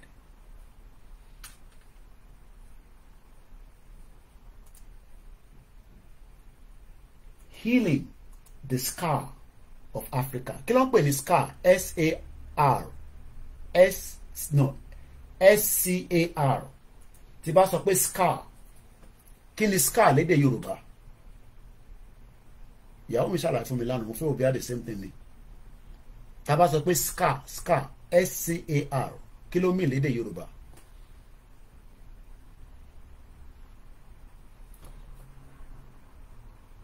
Scar, S-C-A-R. You know, English dictionary. Kí ni meaning scar lédè Yorùbá? Ẹgbọ́ àpá, okay? So tó bá lápá lára, okay? Àpá ló ń pè bẹ́ẹ̀, scar. What is a scar? A scar is a body natural way of healing and replacing lost or damaged skin. A scar is usually composed of fibrous tissue. Scars may be formed or many different reasons, including as a result of infection, surgery, injuries, ẹlòmíì kankan lè ṣe adi àpá sí lára egbò, ọgbẹ́, ojú àpá, okay? Àwọn èèyàn sọ oríṣiríṣi ọgbẹ́. Now, Tony Blair sọ̀rọ̀ kan ní 2001. Mo fẹ́ kẹ́ kọ sínú comment section kẹ́ lómi náà lè rí understanding kan tí mo fẹ́ sọ yìí. Healing tí bá pè ní English, ẹ̀yẹ́ bá mi translate sí Yorùbá. Healing the scar of Africa. Ẹ bá mi kọ́ lédè Yorùbá. Healing the scar of Africa. Ẹ̀yẹ́ wá kọ́ lédè Yorùbá sínú comment section. That is the title. Ojú ọgbẹ́. Okay, but now mo wá ní kẹ́ bá mi kọ gbogbo ẹ̀ in one word. Mo kí nọ́ọ̀sì wa surely ẹni wọn gún alábẹ́rẹ́ tàbá tí wá sí hospital ọgbọ́n abẹ́rẹ́ ju kí ló dálẹ̀ lọ Nàìjíríà any small thing bá máa gún lábẹ́rẹ́ ṣáà ni. ẹ̀gbọ́n mi tó ní èyí sọ pé like those people Fulani cut their hand okay bàbá tó gé ọwọ́ ẹ̀ bàbá kan náà wọ́n gé ọwọ́ ẹ̀ láìpẹ́ ní last week healing the scar of Africa màá wá kà díẹ̀ fún wa nínú ẹ̀ ìwòsàn sí ojú ọgbẹ́ ní ilẹ̀ aláwọ̀ dúdú àwọn kan gbọ́ Yorùbá pa mo láìkì ẹ̀jẹ̀ ń pín nìyẹn mọ́lẹ̀ mo dà pé mo láìkì lé ìwòsàn sí ojú ọgbẹ́ ní ilẹ̀ aláwọ̀ dúdú kí lẹ rò pé Tony Blair tó ṣe sọ bẹ́ẹ̀ wíwọ ọgbẹ́ Áfíríkà sàn so olúkálukú ní different phrase bó ṣe máa gbé kalẹ̀ mú ojú ọgbẹ́ Áfíríkà jìnnà bàbá mi Afọláyan lórí Facebook now ẹ jẹ́ ká wá ka nǹkan tí Tony Blair sọ ọ̀rọ̀ tó sọ yìí ni Prophet Lumumba bínú sí mo bọ̀ ẹ dá wà lórí ẹ fún mi ní few minutes mo fẹ́ send video ẹ̀ sínú WhatsApp mi ti studio ẹ dá wà lórí TikTok ẹ fún mi ní few minutes ẹ má bínú ẹ sáré send ẹ síra mi mo kí ìyá tó bí mi lọ́mọ mo kí gbogbo àwọn Koiki Media team mo fẹ́ kájọ gbọ́ fídíò yẹn tá bá gbọ́ fídíò yẹn màá wá sọ tí Tony Blair fídíò yìí lè mí rí látọ̀dọ̀ Prophet Lumumba ẹ̀hún lélẹ̀ ẹ̀ sáré send ẹ̀ síra mi oya ẹ̀ máa send lọ ó ti ń bọ̀ ní bíbá technology dá oya ó ti ń load Wi-Fi ni mo máa sáré burúkú Nàìjíríà ẹ máa send gbogbo oríṣiríṣi sínú gúrùpù jàre ẹ kàn ń jẹ megabyte ẹ kàn ń jẹ megabyte wa ni ẹ má bínú ẹ̀yin tẹ́ wà lórí TikTok fídíò yẹn náà ni mo lọ mú wa ẹ wá yẹ ká gbọ́ fídíò yẹn fídíò tí mo fẹ́ play òun ló mú èmi lọ gbọ́ gbogbo tí Tony Blair sọ yìí tí mo fi ń ṣe analysis lénìí torí nǹkan mi tẹ́ bá send náà àbí nǹkan mi tẹ́ bá gbọ́ òun náà làwọn náà máa fi ń ṣe kíni but mo fẹ́ kẹ́ mú ọ̀rọ̀ Tony Blair yẹn dání healing the scar of Africa so fáǹfà náà tó bá fẹ́ ka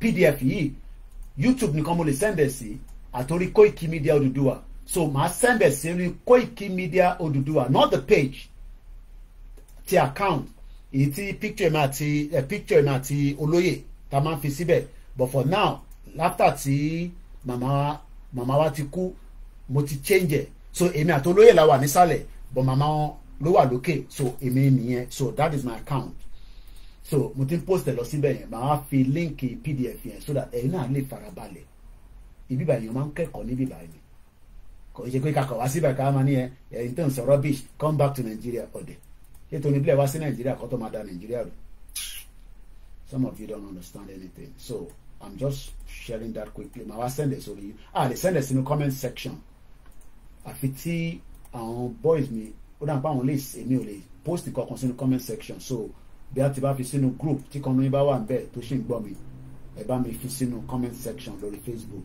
so I'm doing that right now so whoever is listening to me can anyone please put this in the live comment now for me so èmi àwọn afi sórí YouTube cause wọ́n ti block mi ò jẹ́ kí n fi comment síta tàbá dẹ̀ ní kẹ́ support wa voluntary ni o mo kí yàrá bolúwa ti fẹ́ràn mi Dizzy123 Dizzyman123 mo kí ẹ so that is the link there fún mo mọ̀ pé wọ́n wá pẹ̀lú donate to jobs kìíní yẹn náà but màá fi síbẹ̀ mẹ́ta so that ẹ lè mọ̀ pé so ẹni tó bá gbọ́wọ́lé link yẹn á ṣí lọ́dọ̀ tí yín náà so that ẹ lè lọ kà later now ẹ jẹ́ ká gbọ́n kan tí prophet mo ń bọ̀ my brother àwọn bíi mẹ́ta ti pè mo ń bọ̀ fún mi ní few minutes màá sáré gba kọ́ọ̀lù yẹn nísìn but ẹ jẹ́ ká kọ́kọ́ gbọ́n kan tí prophet Lumumba sọ kí wọ́n á gbé kọ́ọ̀lù yẹn ẹ̀gbọ́n mi ti pè Frank Abiola àti my brother Shalom mo kí gbogbo alẹ́ nǹkan sí Gani olóyè sọ pé ìwọ san ojú ọgbẹ́ so now ẹ jẹ́ ká gbọ́n kan tí prophet Lumumba tó sọ. The British have never faced justice. That is why they still run around the world pretending to tell us what to do. You know, one of the most painful statements that I ever heard in my life was from a former British Prime Minister, Tony Blair, when he said that Africa is a scar on the conscience of the world. Sherry, phrase yẹn lásán ni mo kàn gbọ́, mo kàn lọ Google Tony Blair, Africa scar, ó dẹ̀ gbóríṣiríṣi jáde. In tó link sí conscious tí mo sọ lẹ́ẹ̀kan tí mo gbọ́ different things. Prophet Lumumba yìí, àbí mo ní Professor Lumumba yìí ló sọ̀rọ̀ tèmi rí lórí Instagram pé British ò tí apologize sí gbogbo wàhálà tó dá sílẹ̀.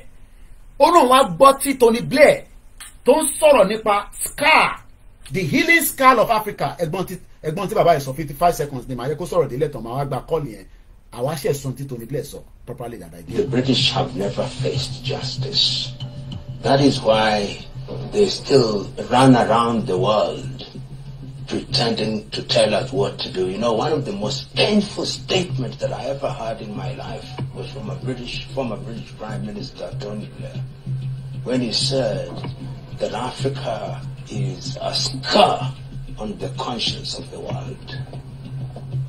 How dare he? It is because we have never asked them to answer for their atrocities.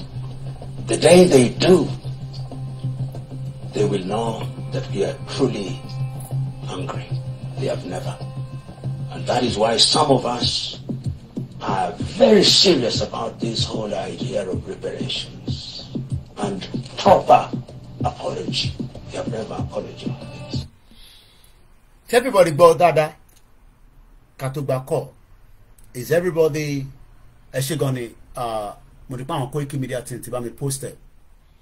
Ṣé everybody gbọ́ nǹkan tí prophet mo ṣe ń jẹ́ pé Professor Lumumba sọ àbí ká play lẹ́ǹkan sí tí ká play lẹ́ǹkan sí mo kí ẹ ti ṣe King AY ẹ gbọ́ dáadáa ó clear kò wà distorted ṣé ká gbọ́ lẹ́ǹkan sí kókò fi kí conscience wa fi lè sọ pé yes ní tí mo gbọ́ yẹn náà ni ẹ̀rùn gbígbà mi yàn bá gbọ́ nǹkan Koiki àwa ìwọ mọ̀ ọ̀rọ̀ sọ àwa mọ̀ gbọ́ wọn ni ká play lẹ́ǹkan sí kó pọ̀ jù náà àbí ẹ̀yẹ ká play lẹ́ǹkan sí. The British have never faced justice. That is why they still run around the world pretending to tell us what to do. You know, one of the most painful statements that I ever heard in my life was from a former British Prime Minister, Tony Blair, when he said that Africa is a scar on the conscience of the world. How dare he? It is because we have never asked them to answer for their atrocities. The day they do, they will know that we are truly hungry. They have never. And that is why some of us are very serious about this whole idea of reparations and proper apology. We have never apologized.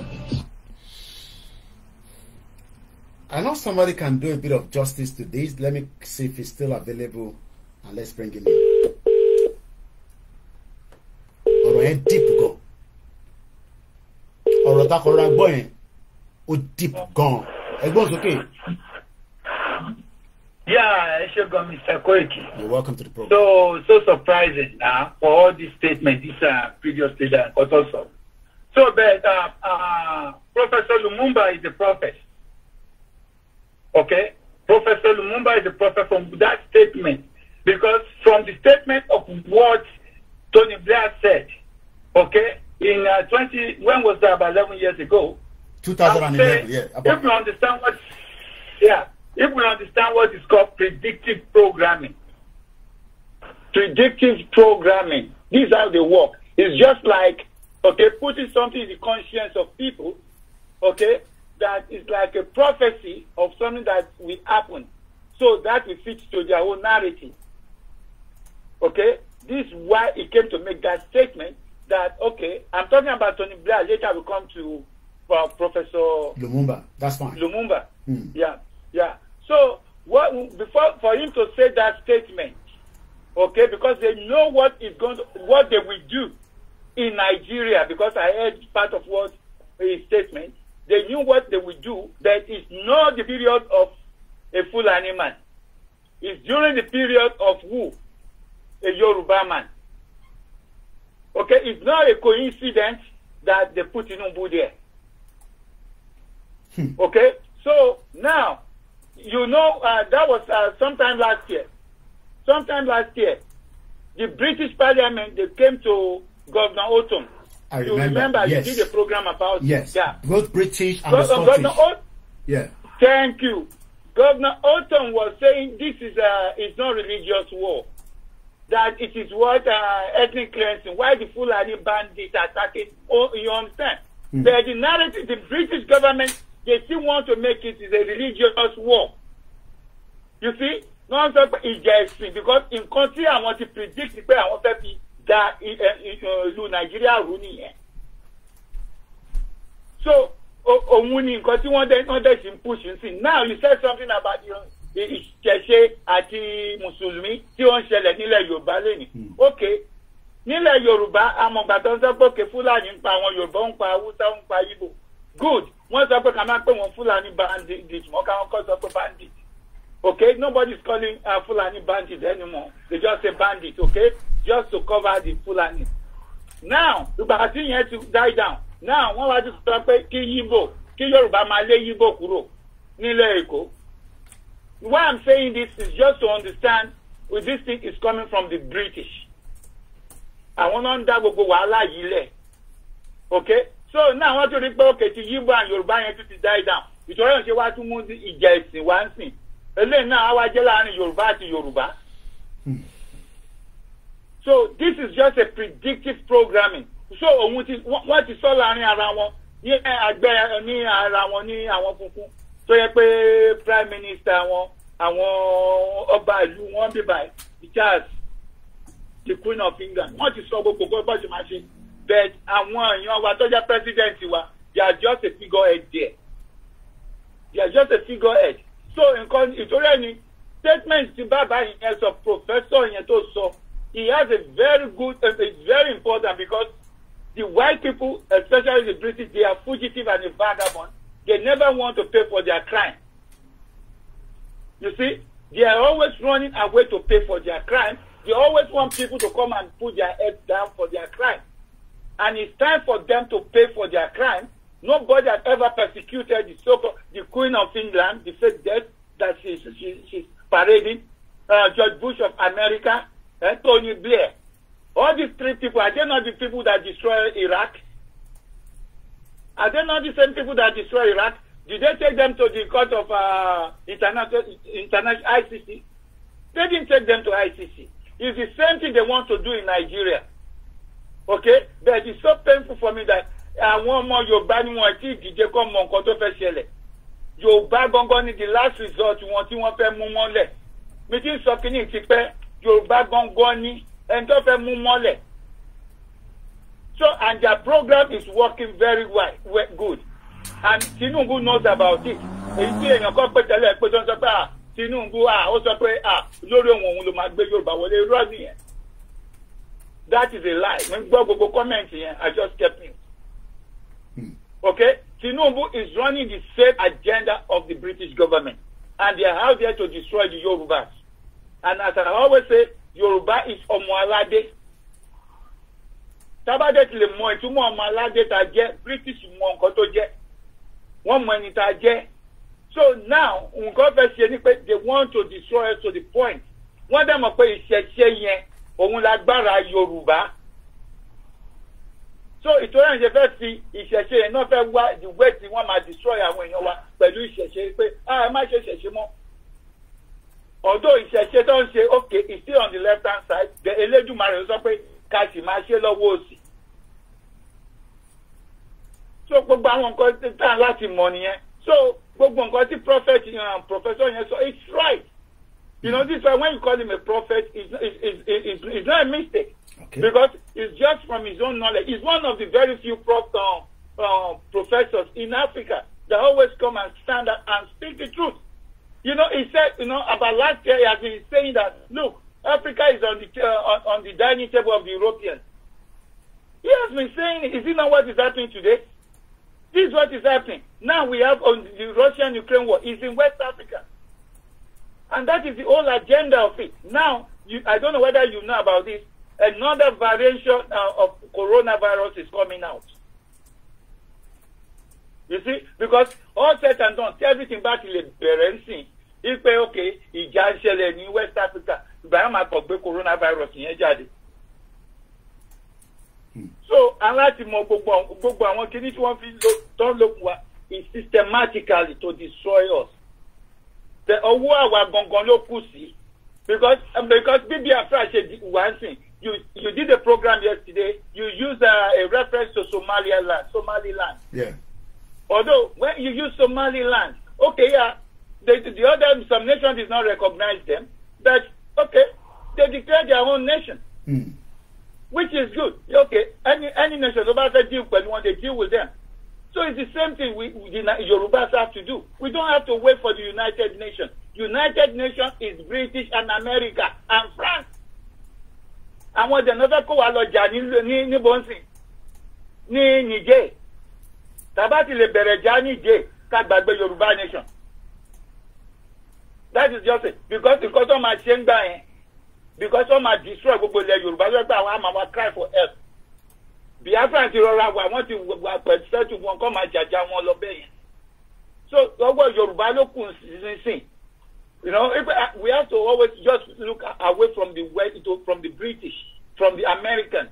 Okay? Àwọn gangan ni wọ́n destroy wa.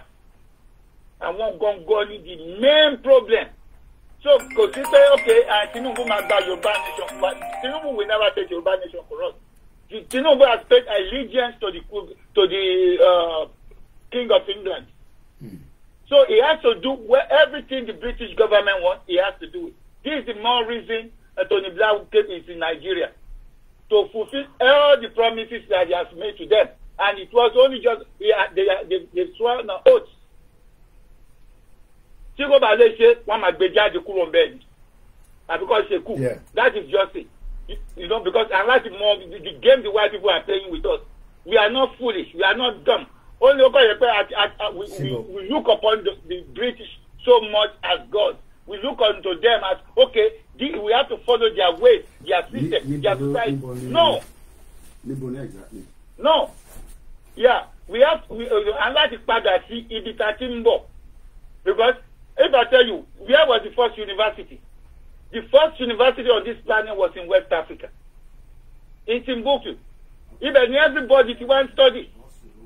Why is it that now we are the people of lagging behind? So, I like to say research. Who are we before? Before the Europeans came to colonize us.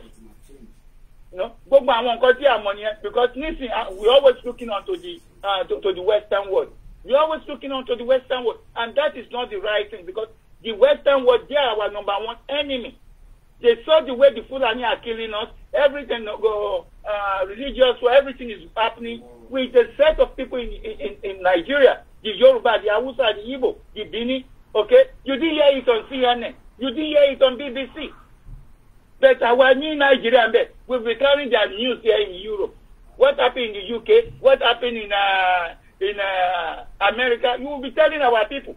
Whereas our people there, they don't know what is happening here. They are just struggling to be able to even have 1 square meal. You know, what is there is that we just have to listen to what that professor said. It's very important. The British are running from their work to pay for their crime. You know, and it's time for them to pay for their crime now. And it's Yoruba that will lead them into slavery. So, the whole plan, the British government says, one fait to our Yoruba the second time. That is the whole agenda. One that is bad, Tinubu sorry, Tinubu Monkpe. Tinubu Monkpe. I know because everything is prophesied. Everything is prophesied. So, if one say, okay, yeah, Tinubu Mafu Yoruba nation. That is a lie. That is a lie. You know, but the thing about pẹ̀lú Sunday Igboho àti baba professor àwọn ìtọ́lọ́ àwọn èèyàn méjì tọ́lọ́ ń yan nìyẹn àwọn tí Ọlọ́run máa lò tó máa fi gba Yorùbá nation nìyẹn. That is just it. Kì í ṣe Tinubu, kì í ṣe bàbá kan, kì í dẹ́ ṣe United Nations. Aláti ìjà yẹn la máa fi gbà. So that is it. Thank you, Mr. Koiki.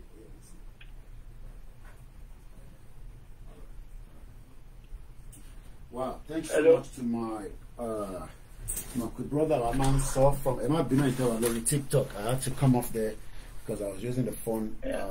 Thank you so much, my brother, for that analysis. Okay, we appreciate. Thanks, all praises. All praises. Sharon Oyinbo, we cannot say that they can see the future, but they know what. Africa is not a poor continent. It's another one. It's not.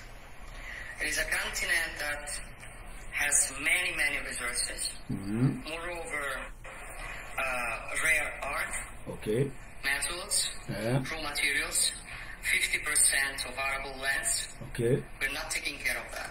And Africa today is victim of many external spoilers that work against its stability. It is something that can be used against us. And with regard to Africa, the issue of China comes up. Yeah. And I want to ask you about that. Is China dominating or trying to dominate the continent and scooping up some of those raw materials and metals that you mentioned that are so critical to technology? Absolutely. China has an important presence at the time in Africa.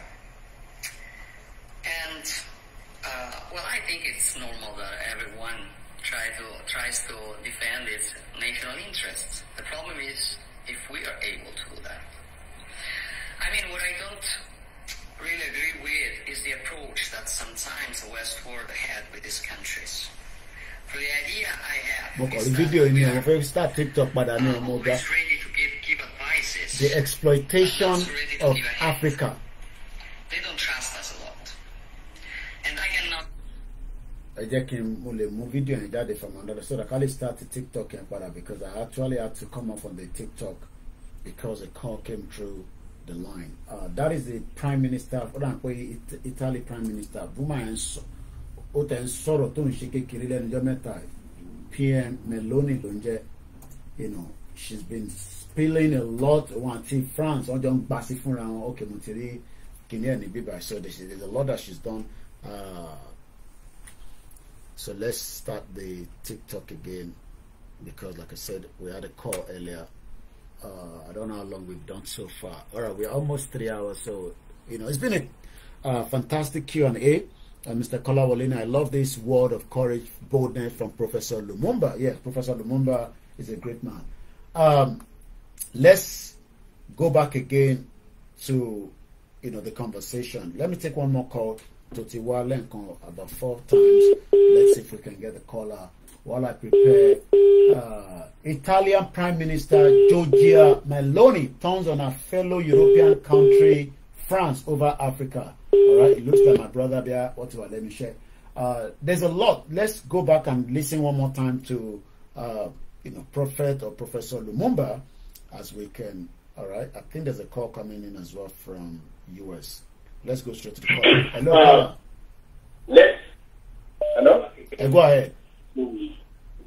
Mute it and body conflict mama wala méjèèjì.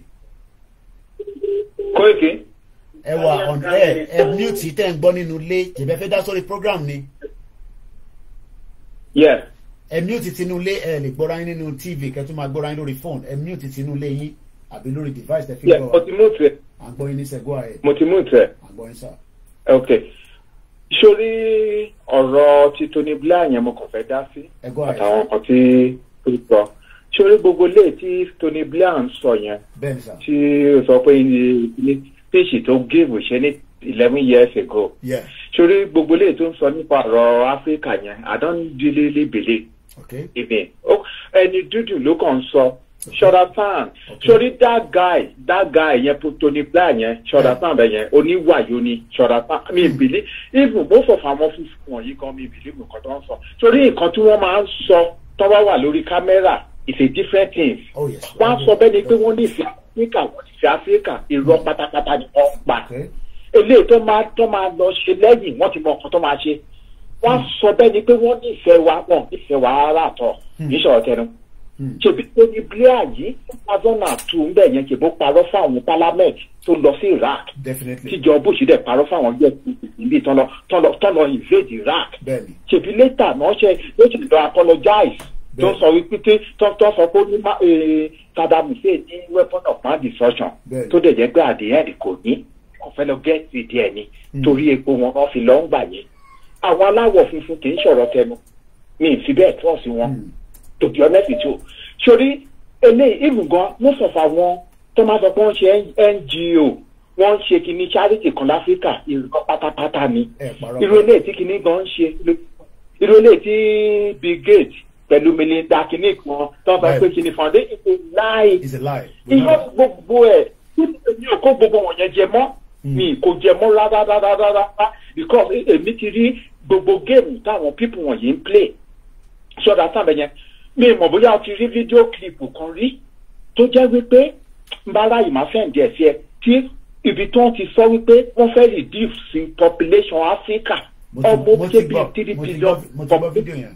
tó ti gbọ́ mọ́tò population tó fẹ́ reduce Africa ni wọ́n wà wọ́n fẹ́ reduce wípé because Africa jẹ́ kankan báwọn people yìí ṣe wà the only thing tó ń kàn mọ̀ ni pé kọ́ máa kó resources wa kọ́ máa kó púpọ̀ nífẹ̀ẹ́ wa ẹni aláwọ̀ dúdú ló bá sọ pé funfun nífẹ̀ẹ́ òun ẹnìyẹn kan live in denial ni ní ìṣòro tẹnu ó live torí èdè tó ti lọ sí lórúkọ ẹ̀ tó ti lọ sí Èkó tó lọ bá Tinubu ṣọ̀dá sàbẹ̀ yẹn ara iṣẹ́ tó fẹ́ ṣe nìyẹn Tinubu ìjọba is a puppet iṣẹ́ wọn ni Tinubu máa ṣe anybody tó bá dé àwọn Yorùbá tó ń sọ pé Tinubu máa bá wọn gba Yorùbá tó ń bá ní ìmọ̀ báwọn èèyàn wá ṣe ń máa ń tì sí vara wọn wọ́n sọ pé Tinubu ó máa bá wọn gba Yorùbá nation wọ́n kàn Tinubu ti sọ fún ọ̀dẹ̀ ó ní láì tàbá. ẹni sọ̀rọ̀ dáàdi wa sá tí Tinubu bá sọ láàrin àwọn kan tí wọ́n dẹ̀ gbọ́ lẹ́nu ẹ̀ whether ó máa wá mú ṣe kò ní mú ṣe is it wrong for people to come out and say àwọn gbọ́ tí Tinubu sọ.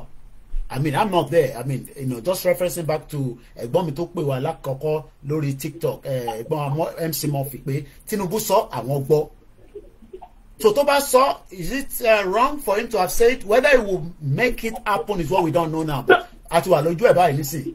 No, kóòtù mi sọ pé wrong.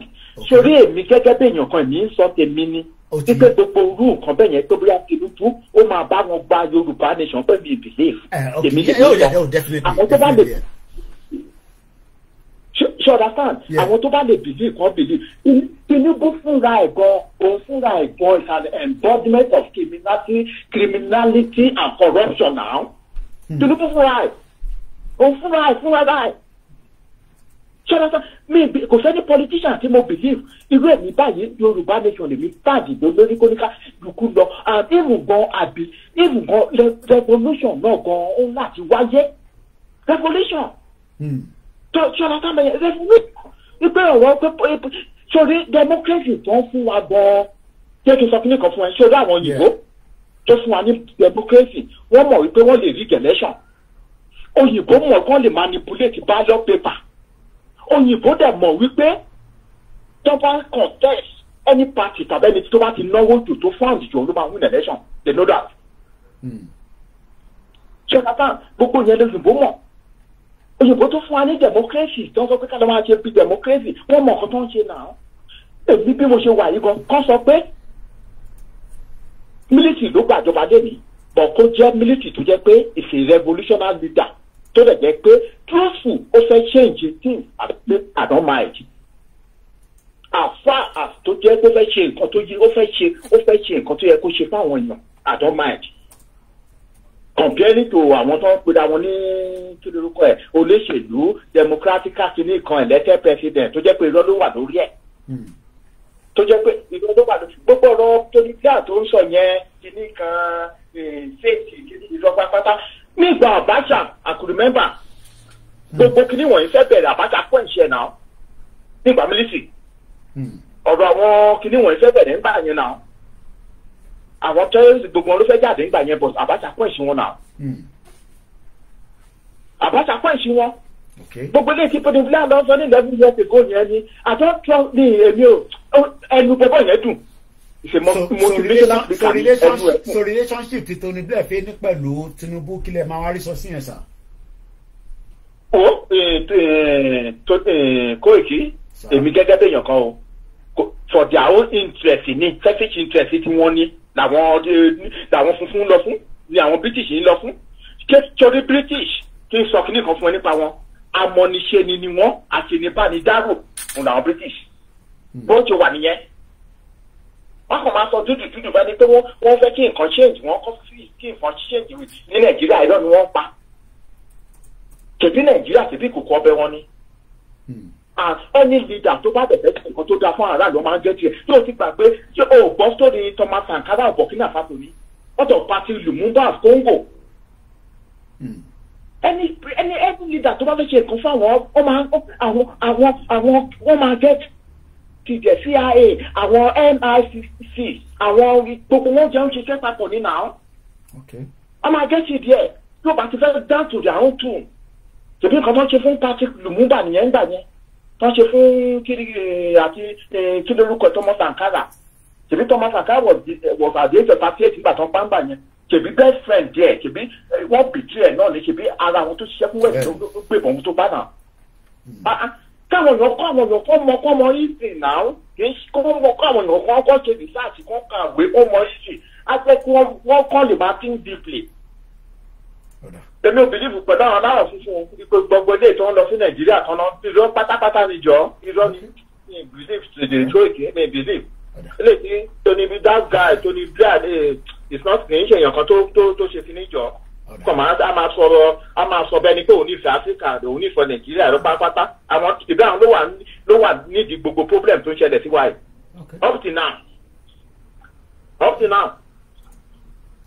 èmi ò kì í tọrọ àmì jẹ o I don't give in deny I don't give èmi máa ń fèsì reality ni èmi ò kì í tọrọ àmì jẹ a mọ̀ pé kí ni foundation Nàìjíríà tí ó ti wọ́ wá láti bẹ̀rẹ̀ kì í ṣe ni ló ti wọ́ wá kì í ṣe ni ìdílé ọ̀nà àtàwọn problem àti tribalism náà ó wà náà problem ta ní tó ti fi gan yàtọ̀ sí nípa tọ̀rọ̀ constitution tó jẹ́ pé constitution tí ó dá gbogbo tí ó lọ́rọ̀ Nàìjíríà ó wà agile it's very very agile èèyàn mọ̀ bí tó ti lè mú ní kóòkì very agile. ẹ ṣé gan ni sir thank you so much and that's a brilliant one látọ̀dọ̀ bàbá wa ẹ ṣé gan ni fún contribution yìí ní sọ̀rọ̀ tán gbogbo ilé ìtàn sọ̀rọ̀ náà àfi ṣíra wa létí ni ẹ jẹ́ kí n wá ka that particular PDF it's just 8 pages. I will try to be fast without wasting too much time. Healing the scar of Africa. Africa is a scar on the conscience of the world. Tony Blair, October 20, 2001. In 1985, Bob Geldof got together with his fellow high-flying rock stars to stage a set of global concerts designed to raise money for millions of Ethiopians dying through famine-induced starvation, pictures of which were being increasingly beamed into Western living rooms. Very little attention was directed towards how the money was spent, nor how General Magutsu, the Ethiopian leader, was using aid as a political tool in eradicating opposition. 20 years later, however, Bob Geldof returned for repeat performance to draw attention to poverty in Africa. Yet this time, the skeptics have been quicker off the starting blocks, questioning how Africa could be drenched in cash but still remain poorer than it had been at the end of 1960s. After half a century of misrule, corruption, outright brutally, might it be that in the words of Simon Jenkins, the West chooses to grasp a shallow, fast politics, preferring a quick fix, guilty, relieving solution to proving realities of economics with a question mark. In this fact sheet, we illustrate how Africa has got to where it is today, and how demands for fiscal responsibility have been drowned out down by the slogans of Gladys naivety. Africa presents us with a glaring paradox. It has received around $1 trillion of aid in the last half century, equivalent to $5,000 for every African living today, if distributed in today's price. That was in 2001. Imagine if everybody has got $5,000 in the whole of Africa. South Africa lè kó ní owó tó pọ̀ láti lè fún wọn, but it's the other way around. However, it is the only continent in which the proportion of poor inhabitants has grown over the past 30 years and is expected to increase by 100 million by the year 2015. This was 2001. Well, only by 2015, there will have been an increase of 100 million more people. Today, we have about 130 million Nigerians. So Nigeria nìkan ó capture the whole of 100 million. Nigeria nìkan, as at 2001, àwọn sọ fún wa pé by 2015, a máa tún ní over 100 million people tó máa wà in abject poverty. But Nigeria nìkan ló ní 130 million. So you can see the problem. Mo kí ìyàwó Ìyábọ̀ Olúbùnmi, mo kí gbogbo ẹni tí ẹ ti ń dára lọ́lé tí ẹ ti ṣiṣẹ́ lọ látàárọ̀, àwọn tó dẹ̀ fi lọ wọ night shift, mo kí yín náà dáadáa. And as you can see, that there is a lot of problem in West Africa. Let's go ahead. Nearly 80% of the world's heavily indebted poor countries are to be found on the African continent, Nigeria being number 1. Then tó bẹ̀rẹ̀ kà fún ẹ. Ọ̀rọ̀ tó sọ yìí ló ń bí prophet àbí professor Lumumba nínú. Mo kí àwa Esther. Mo kí Amakulex. Bí akakọ̀ tó gbọ́ etí prophet Lumumba àbí professor Lumumba sọ, ká tó wá continue video yẹn. The British have never faced justice. That is why they still run around the world pretending to tell us what to do. You know, one of the most painful statements that I ever heard in my life was from a former British Prime Minister, Tony Blair, when he said that Africa is a scar on the conscience of the world. How dare he? It is because we have never asked them to answer for their atrocities. The day they do, they will know that we are truly hungry. The day they do, mo kí àwa Gbémisọ́lá, bẹ́ẹ̀ ni àwọn kan lọ sí night shift, àwọn kan ti ṣe tán. Bàbá wa Ọmọlára Ọlábọ̀dé sọ pé because of corruption mainly. Okay, ẹ jẹ́ n túbọ̀ yẹn kà lẹ́ẹ̀kan sí. However, it is the only continent. The only continent, Africa one is somewhere around there. Maybe by Africa, but we take a picture Oloye Sidati, Baba Dewosha, àti professor. So Africa is somewhere around there. So it's the only continent. The only continent in which the proportion of poor inhabitants has grown over the past 30 years and is expected to increase by 100 million by the year 2015. And as of today, Ashingba question and to any question today is just about question and answer. And to any question below the comment section. I try to down low as much as I can. Nearly 80% of the world's heavily indebted poor countries are to be found in the African continent, Nigeria being number 1. Nigeria remains the capital poverty of the world as of today. 130 million of Nigerians are living in abject poverty.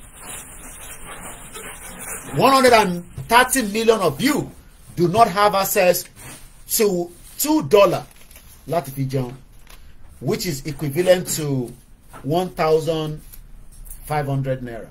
Èmi kọ́ mo sọ bẹ́ẹ̀, ètí àgbáyé sọ nìyẹn, mo sọ fún yín. Mo kẹwàá rich jìnnàdù, ẹ̀gbọ́n mi dáadáa. Let's go further.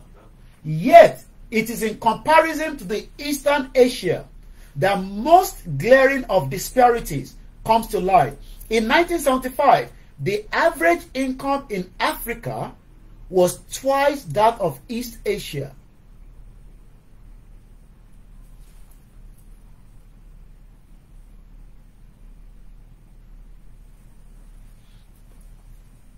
In 1975, the average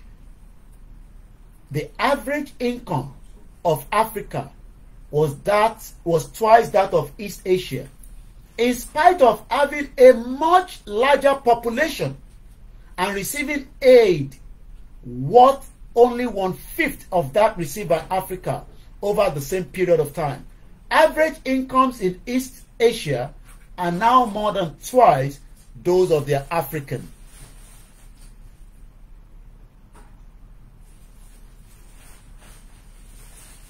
The pursuit of economic growth in East Asia has lifted.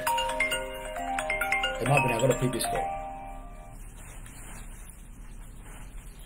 Yeah.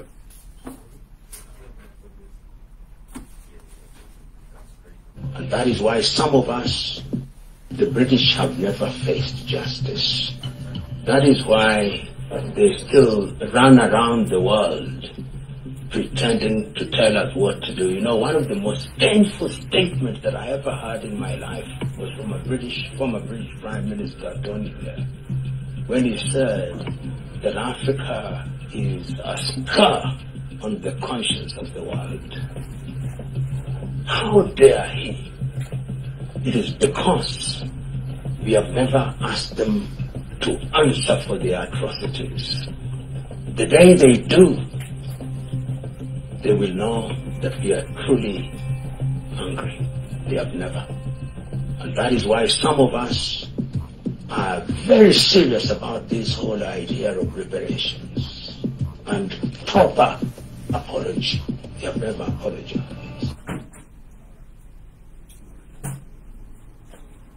I'm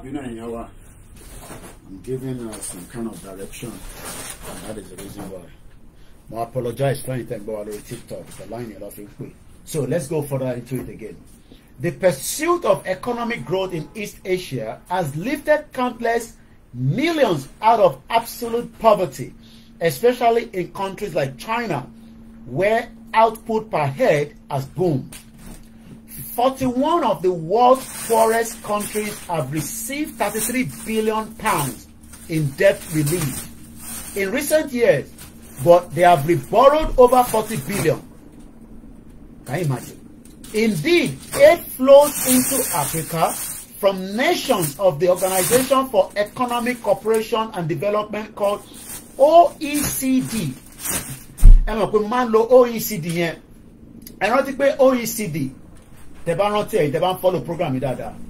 Òun ni máa ń fún yín ní data Nàìjíríà tí mo máa ń lọ sí back to historical data tí mo sọ fún yín pé ní 2021 Nigeria making total of $57.7 billion in terms of owó tapa ní export. Taba lọ sí import total of 61 billion. I'm sure some of you that have been following my program would know. So one reference for that, see that same OECD. So that is like a historical data because they get information in. Had been rising until 1994, dropped for much of the ensuing decade, and then rose again to a new high of more than £20 billion at the end of 2004. However, few of these funds are plopped into building infrastructure, promoting an appropriate investment climate, are instead channeled into hugely inflated government contracts, which some of you know that. wọ́n máa inflate contract ní Nàìjíríà ṣe wọ́n jẹ́ kí ayé wa wà òkè mo kí bàbá wa kó hugely inflated government contract from which huge kickback. I'm sure you remember Ganduje ẹ ṣe project 100 million ló máa cost naira oya ìwọ náà fi 100 sí tó bá ti gba contract 100 fún mi ẹlòmíà tún gba 30 eventually a kù 50 and they cannot complete the project. Lagos Ibadan Expressway is one of that. Kickbacks, often around 10%, are taken as standard. In Nigeria, a huge steel complex was constructed at the cost of £4.55 billion that laid unused for years before producing its first bar of steel. I'm sure they're talking about Ajaokuta, the state of Africa. Africa now owes a total of 168 billion pounds sterling in loans and interest, almost 3 times the level of money poured into the continent over the last 50 years. I'm sure some of you know that Ajaokuta is not operating. For some economics, there is little doubt that aid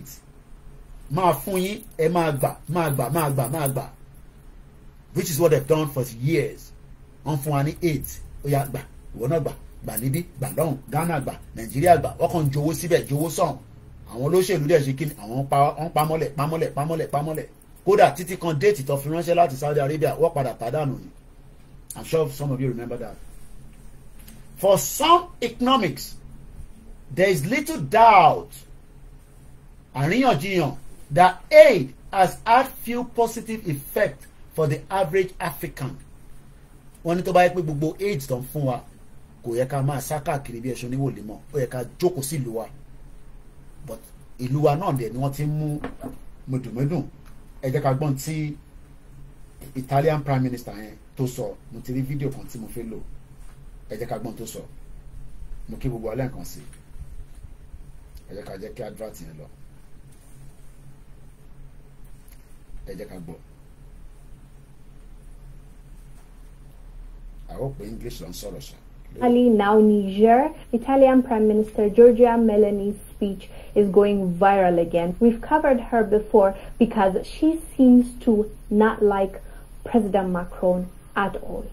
Questo è un bambino che lavora in una miniera d'oro in Burkina Faso.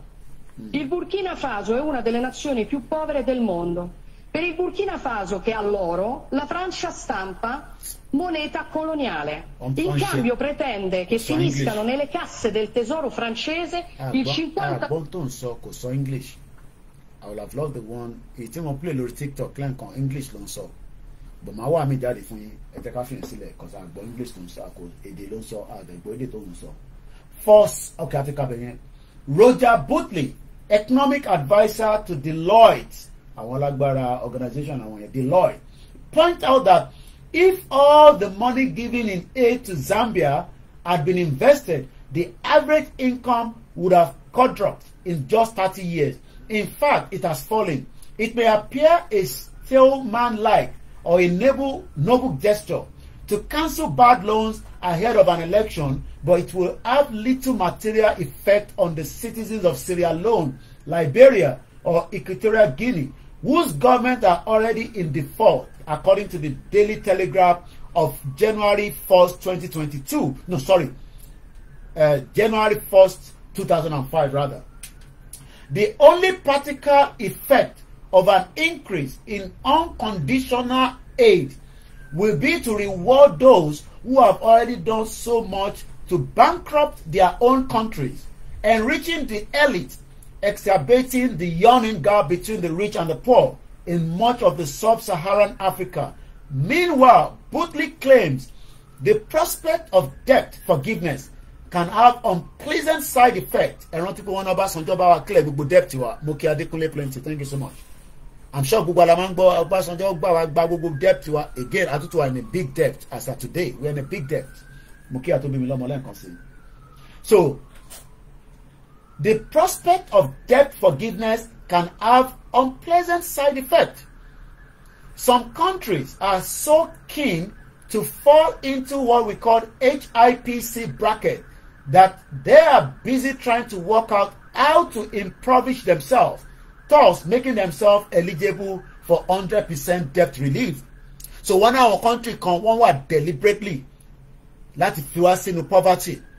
Maybe Nigeria is even one of them. Anyway, those advocating for more aid and debt relief place little emphasis on encouraging entrepreneurship. Báwo lẹ ṣe fi ní entrepreneurship nígbà tá à níná? Internet ò ṣiṣẹ́ dáadáa. Kò sí infrastructure tó lè jẹ́ kí an entrepreneur person kó work. Ẹni tó ṣe tailor ó ní ìdíná. Ẹni tó fẹ́ ṣe irun ó ní ìdíná. Bábà ní ìdíná. Ẹni tó fẹ́ dá iléeṣẹ́ kékeré sílẹ̀ tó fẹ́ máa ṣe bread ó ní ìdíná. A lè máa fi generator ká fi máa run ní business kò make sense. We need a full 24 hours electricity, but your government have been unable to provide that. We've done 3 hours so far, which is normally my cap. So gbogbo ilé tí mo ṣe nísìnyí is just extra time. Let me just go forward again.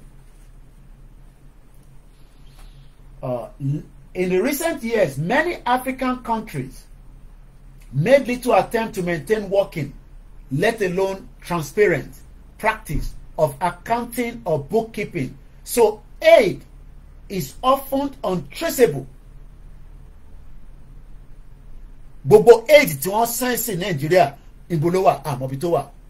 Bó ṣe ń send sínú Nàìjíríà ó ń wọnú kolokolo lọ́ni. For years wọ́n kàn ń dáwó sínú Nàìjíríà. Wọ́n ń dáwó sínú Nàìjíríà. Bọ́dẹ̀ ṣe ń dà wọ́n ń gba resources. But unfortunately it hasn't helped anybody. Your mandate will help now. Their mandate ike. Tinubu ti náà ti ní àwọn minister tó máa jẹ́ kí every weekend náà ti ń sọ̀rọ̀ wọ́n ti ń sọ̀rọ̀. Let's see how it goes. A year after the Life Aid, I was in Mali and I asked some villagers if they had seen any of the money. No, said one taking me outside and pointing at the soldiers. They all have new guns. Owó tó ní kó fi tún lù ṣe ní Mali wọ́n náà fi ra ammunition tuntun. Can you imagine? The nightmare or the nightmarish procedures involved in setting up of businesses often force even the most honest of entrepreneurs to turn corruption a vicious cycle that main beneficiaries, governmental officials, are unwillingly to break.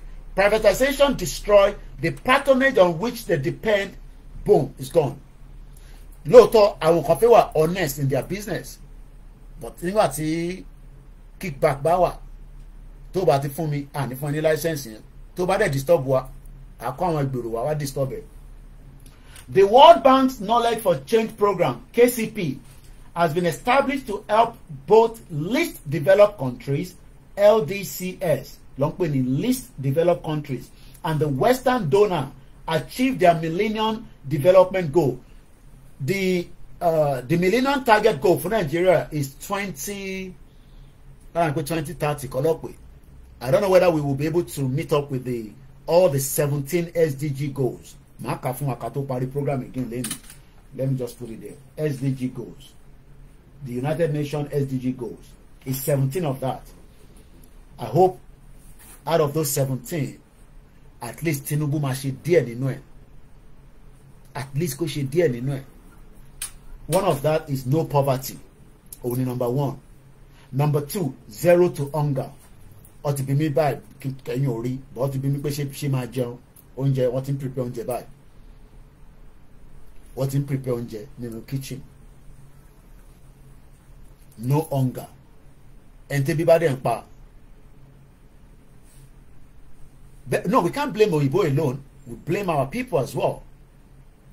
Especially àwọn elite wa. So àwọn ẹwà ètò ẹ̀kọ́ dá sí Yorùbá nation, they're not going to get involved in Yorùbá nation. They're not going to get involved. Ewúrú bàbá 82 tí mo pàdé níjọ́ tí mo lọ sí kéèsì kékeré máa dùn. Bọ̀bọ̀ máa ní Kaluchi Buchani àbí kí ló ń jẹ́ yẹn. 82 years. Ẹ bó ṣe ń dán lára ní gbogbo skin. Nígbà tí ẹ pé ó ń jẹun gidi ó wà òkè nílé. Number 3, good health and well-being. Kò sẹ́ni tó lè sick kọ́lọ̀ má jẹ́ ká rí àárẹ̀. Kò gbogbo àárẹ̀ kan ló ní di prayer. Àárẹ̀ mi wà ẹ need láti lọ ṣe MRI scan. Tó bá wá ṣe MRI scan tó sọ pé nǹkan kan develop lábẹ́ ẹkùn yẹn àmọ́ tó jẹ́ Ọlọ́run má jẹ́ kí ó jẹ́ nǹkan tí mo rò. Ìgbáyà yẹn ìwò wà níbẹ̀. Ìwò bíi ti báwo? Ṣé ìyá Kúlídí ló dà pé bá ti mo bu lánàá ó là kó ti rán kan sí mi lójú oorun. Ìyẹn ń ṣẹlẹ̀ lóòótọ́ but ẹ kọ́kọ́ lọ sí hospital. Tó hospital bá wá rí ṣe fine ẹ wá ti tọwọ́ lé bọ̀. But ẹ náà fẹ́ tọwọ́ lé ẹ dẹ̀ lọ sí church ẹ gbé lọ sí church àbí kẹ́ gbé lọ sí mọ́ṣáláṣí kọ́ lo kúnkúṣì kọ́ fi ṣe fún ọ̀nà mẹ́tẹ̀ẹ̀ta náà ni. Kò sí mẹ́tẹ̀ẹ̀ta tó kì í ṣe one thing or the other so that people can survive. But ẹ fi blame ìṣẹ̀ṣe fún gbogbo ẹnìkan. Tó bá dé orí pẹpẹ wá ní kó mú ọ̀gẹ̀dẹ̀ wá kó mú tòmátò wá kó mú iyọ̀ wá kó mú àádùn wá kó lè fi bẹ́ẹ̀ ṣàdúrà. Ṣé kí ló yàtọ̀ sí pẹ̀lú ìṣẹ̀ṣe? Tó bá lọ sọ́dọ̀ àwọn mọ́ṣáláṣí wá ṣe the same thing. But ẹ kọ́kọ́ lọ sí hospital náà. Hospital àkọ́kọ́ check ẹ dáadáa pé yes in tó ń ṣe é yìí a lè treat ẹ̀. Ó ti lọ́wọ́ lé nínú. Ẹ mọ̀ pé nílẹ̀ tiwa wọ́n máa sọ fún lẹ́sẹ̀kẹsẹ̀ pé ilé ti lọ́wọ́ lé nínú wọ́n wá ní kó lọ tẹ̀sẹ̀ lébọ̀. Bòṣọmọ tó ń ṣe MRI scan. How many of you think that you can go to Lagos hospital kó wá sọ fún ọ pé ó fẹ́ ṣe MRI scan? Ọmọ ẹ tó máa cost ẹ. Mama Kate Mukima. It's very expensive. Ìyẹn kan tẹ̀ ń béèrè pé where is the hospital? Hospital wa ìbáṣàrí kan tí gẹ̀ yẹn kú sínú ẹ̀. Ẹ̀kọ́ rẹ̀ máa ṣe dáadáa ní family nǹkan.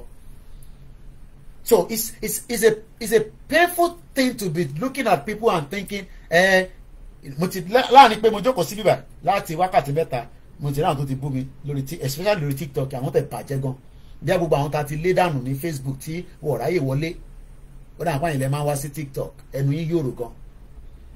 Wọ́n ń jí owó yín 17 SDG goals ẹ sọ fún Bọ́lá Tinubu president pé ó gbọ́dọ̀ rí mẹ́wàá ṣẹ́nu ẹ̀ náà kò ń ṣẹ̀yìn àwọn tó ń bú mi mọ́ra wọn. Ẹ jẹ́ ká ka number 4. Number 4, ensure inclusive and equitability pé kí nǹkan kó dọ́gba. Lóòótọ́ àwọn ọmọ olówó wà nílùú gidi kò ń ṣe àwọn Nàìjíríà àwọn ọmọ olówó gidi o lè má rí wọn bá pàdé àbí kẹjọ pàdé ní club. But one thing is mo fẹ́ make sure pé tí bá lọ síta mo lè wọnú store tó lówó náà lè wọ̀ ṣé mo pé arrot wọ̀ ṣe fún olówó nìkan anybody kódà ẹlòmíì lọ síbẹ̀ lọ ra ó kàn fi lọ ra donut kọ́kọ́ sọ pé òun náà wọnú arrot. Ìtàn pè ní pé kí nǹkan kó wà equal ìyẹn ní SDG number 4. Ó dẹ̀ lọ sí equal quality education, promote a lifelong learning opportunity for all. Ìlú ìmọ̀ mọ̀ pé àgbàlagbà kò sí pé ó dàgbà kó fẹ́ kàwé. Adult learning wà nílùú àfi tó o bá fẹ́ lọ ṣe fún ìdí kan àbí ìdí kejì especially àwọn tá à ń struggle. Ṣé ẹni tó ì tí ì níwèé ló máa sọ̀rọ̀ adult education? Tíyàn bá níwèé gan lọ́kùnrin máa balẹ̀ ló máa ń fi padà lọ sí school. A lè blame àwọn ẹlòmíì tó wà labroad. Àwa tá bá ti níwèé ẹ̀yin náà fi ṣírò ara yín pé nígbà tẹ́yin náà kọ́kọ́ dé ó ní àwọn ìgbésẹ̀ kan tẹ́ gbé ẹ̀yin náà kọ́kọ́ sáré kẹ́ kọ́kọ́ pawó náà ni. So a gbọ́dọ̀ máa take care easy pẹ̀lú àwọn èèyàn wa tó ṣe ń dé abroad. Ẹn tó sá kúrò Nàìjíríà torí pé kò rí jẹ kò rí mu ó wá dé London ó ní kó lọ kàwé ìwé kọ́ ìwé ni àwọn tó wá kàwé gan ṣe wọ́n abandon ìwé ni. It's not easy. Òun ni SDG goal number 4. Number 5, gender equality. Respect obìnrin rárá ní Nàìjíríà. Respect obìnrin. Respect obìnrin kankan. Mr. K sọ pé do you think we have generic problem? Òyìnbó yẹn lágbára o. Ẹja kọ́kọ́ lọ wo kí ni meaning generic.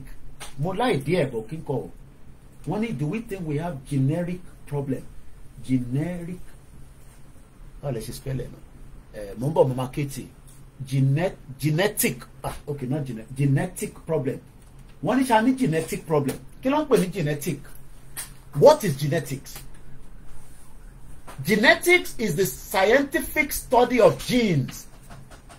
Bá ṣe bẹ́ẹ̀ mi ṣe wà báyìí nísìn tó bá gba ẹ̀jẹ̀ mi tó bá gba ẹ̀jẹ̀ tiyín tó study ẹ̀ wàá rí traces pé ẹ̀jẹ̀ ló ń rùn lóòótọ́ ìyá ọ̀tọ̀ọ̀tọ̀ ló bí wa bàbá ọ̀tọ̀ọ̀tọ̀ ló bí wa.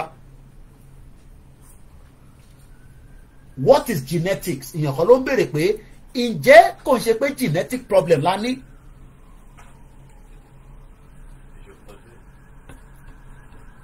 Ṣé genetic problem la ní? Yes or no? Yes, genetic problem. No. Mo fẹ́ wo comment section. What is genetics? Genetics is the scientific study of genes and heredics of how certain qualities or traits are passed from parent to offspring as a result of changes in a DNA sequence. A gene is a segment of DNA. Èmi mọ̀ pé wọ́n ń tamper pẹ̀lú ẹ̀ nílùú yìí. Kò ń ṣe pé wọ́n sọ fún mi àwọn tó ń ṣiṣẹ́ lọ́sítítù ló jẹ́ káwọn ọmọ yẹn. Wọ́n disturb gene àwọn ọmọ wa kan tó ti bí sí ìlú yìí.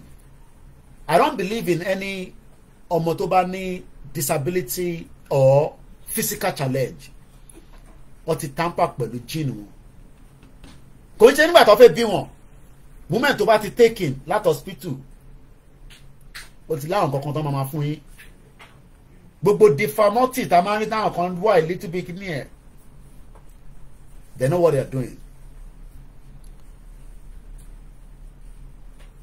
And I can only pray that Ọba Olódùmarè aṣọ wa ẹ jẹ́ kan gbé Mama Katie wọlé briefly torí pé àmì pẹ́ parí ètò yìí so kọ́ lè wà bá wa sọ̀rọ̀ just briefly. Mo kí gbogbo alẹ́ nǹkan sí ẹgbọ́n sókè ìyá wa bàbá wa ń sọ̀rọ̀ briefly. Ẹ̀ka àwọn ojú tó wò rè pẹ̀lú question tí máa yẹn béèrè ṣe ń gbọ́.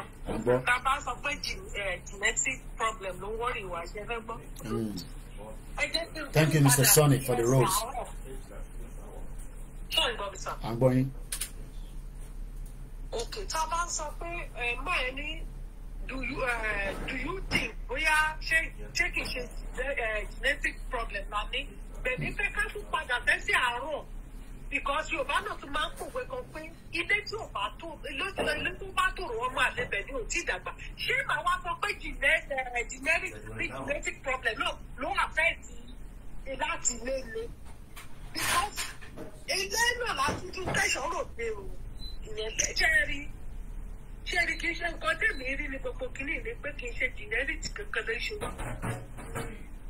mi rò bẹ́ẹ̀ because gbogbo kìíní tí ó ti wọ́ wá láti bẹ̀rẹ̀ so ìsìn tó dẹ̀ ti jẹ́ pé ojú wa ti là ó yẹ ká tún try ká kásẹ̀ gbogbo ìwà tí àwọn bàbá wa tó ti fi ṣe ẹ̀rọ fún ayé wa tó yẹ ká kákó lẹ̀ àwọn kan ní ká kàtẹ́ wọ́n sì ní rárá báwọn oko ẹrú yẹn làwọn fẹ́ kú sí. Wọ́n tà wá fáwọn ará ti bí àwọn òyìnbó wọ́n torí kíkiri torí àtùpà lásán wọ́n dẹ̀ fi gba odidi ìmọ́lẹ̀ wọ́n gba odidi ìmọ́lẹ̀ nínú ọdún wa. Ìmọ́lẹ̀ tí mò ń sọ yìí kì í ṣe pé kò ní gbà bí ọba sọ pé yóò gba ògo ìjọ di aṣọ dípẹ́ wèlé ọ̀pẹ̀ fi gba ògo ìjọ. Ẹlẹ́yìn tó ń ṣẹlẹ̀ ní Nàìjíríà lọ sí nígbà tá a wà nú epo tá a wà nínú gbogbo mùdùmùdù tá a tún wá di táwa gan la wà nú òkùnkùn. Àlejò àbí mo ti lọ sí Ghana àwọn neighboring country mo ti lọ sí ibẹ̀ tó dẹ̀ jẹ́ pé 247 wọ́n ní mọ́ everything tẹ̀ lọ ìdọ́sẹ̀ àwọn kọ́ńbẹ̀. Àwọn yẹn ó ń ṣe kí ni ó ṣe àwọn gbára wọn kúrò nínú òkùnkùn yẹn. Ẹni tí àwọn tó pè ní Church of Africa àwọn tó mọ̀ wọ́n tó jẹ́ kó jẹ́ torí ìmọ̀ tara ẹni nìkan ló wọ́n ìwà o kì í ṣe pé dìlúrù ní ìbílẹ̀ bẹ̀ rárá. Ìmọ̀ tara ẹni nìkan ló wọ́n ìwà mo fẹ́ kí kẹ́ni kó máa ṣiṣẹ́ lọ́gbà mi kó máa kò nílò lo sà fún mi mọ́ kò nílò lo mà fún mi mọ́ kò nílò máa pè mí ní madam kò nílò máa pè mí ní kíní nǹkan tó wọ́n ìwà ní Nàìjíríà nìyẹn. Tọ́lá bá dẹ̀ try kàtó kúrò nínú gbogbo à ń sọ pé à ń gbé báàgì tẹ̀lé àwọn àdéhìí iṣẹ́ tó kọ́ bí kòkòrò láti máa mú wà.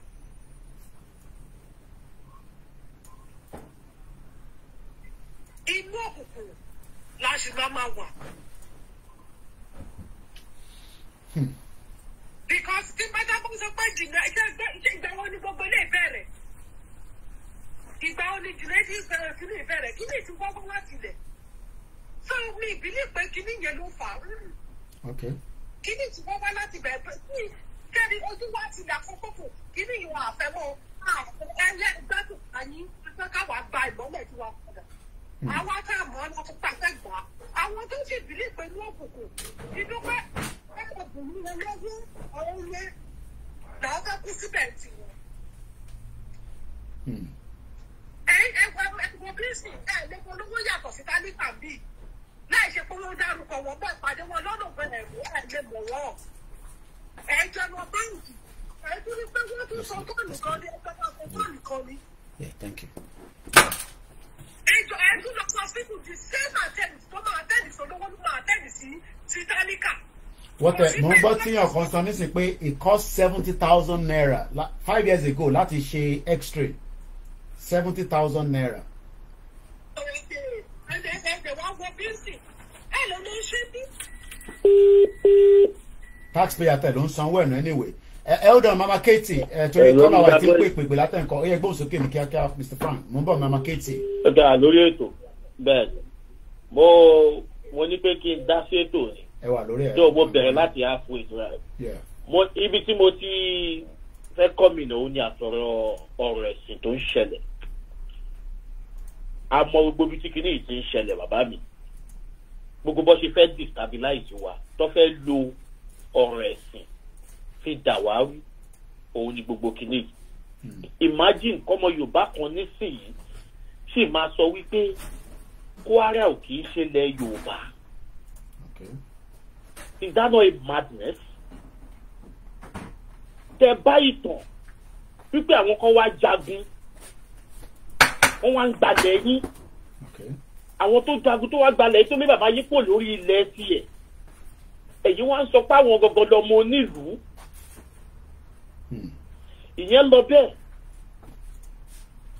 ẹ̀sìn kọ́ ló ń ṣe o ẹ̀sìn ló ń ṣe irú wọn yìí ni ò dẹ̀ fẹ́ kí Yorùbá nation ṣẹlẹ̀ tá a bá gbà ń wájú a máa gbà lẹ́yìn wọn kọ́ máa gbọ́ lẹ́nu torí wọn ò lè dá wa dúró ìyẹn àkọ́kọ́ ṣé wo nǹkan tó ń ṣẹlẹ̀ lẹ́nìí mo rí lórí Twitter tí máàlù kan láti Niger tó ń sọ fún Tinubu pé kò gbúdọ̀ lọ bọ́ǹbù àwọn Boko Haram ipò kọ́kọ́ lọ put house ẹ̀ in order.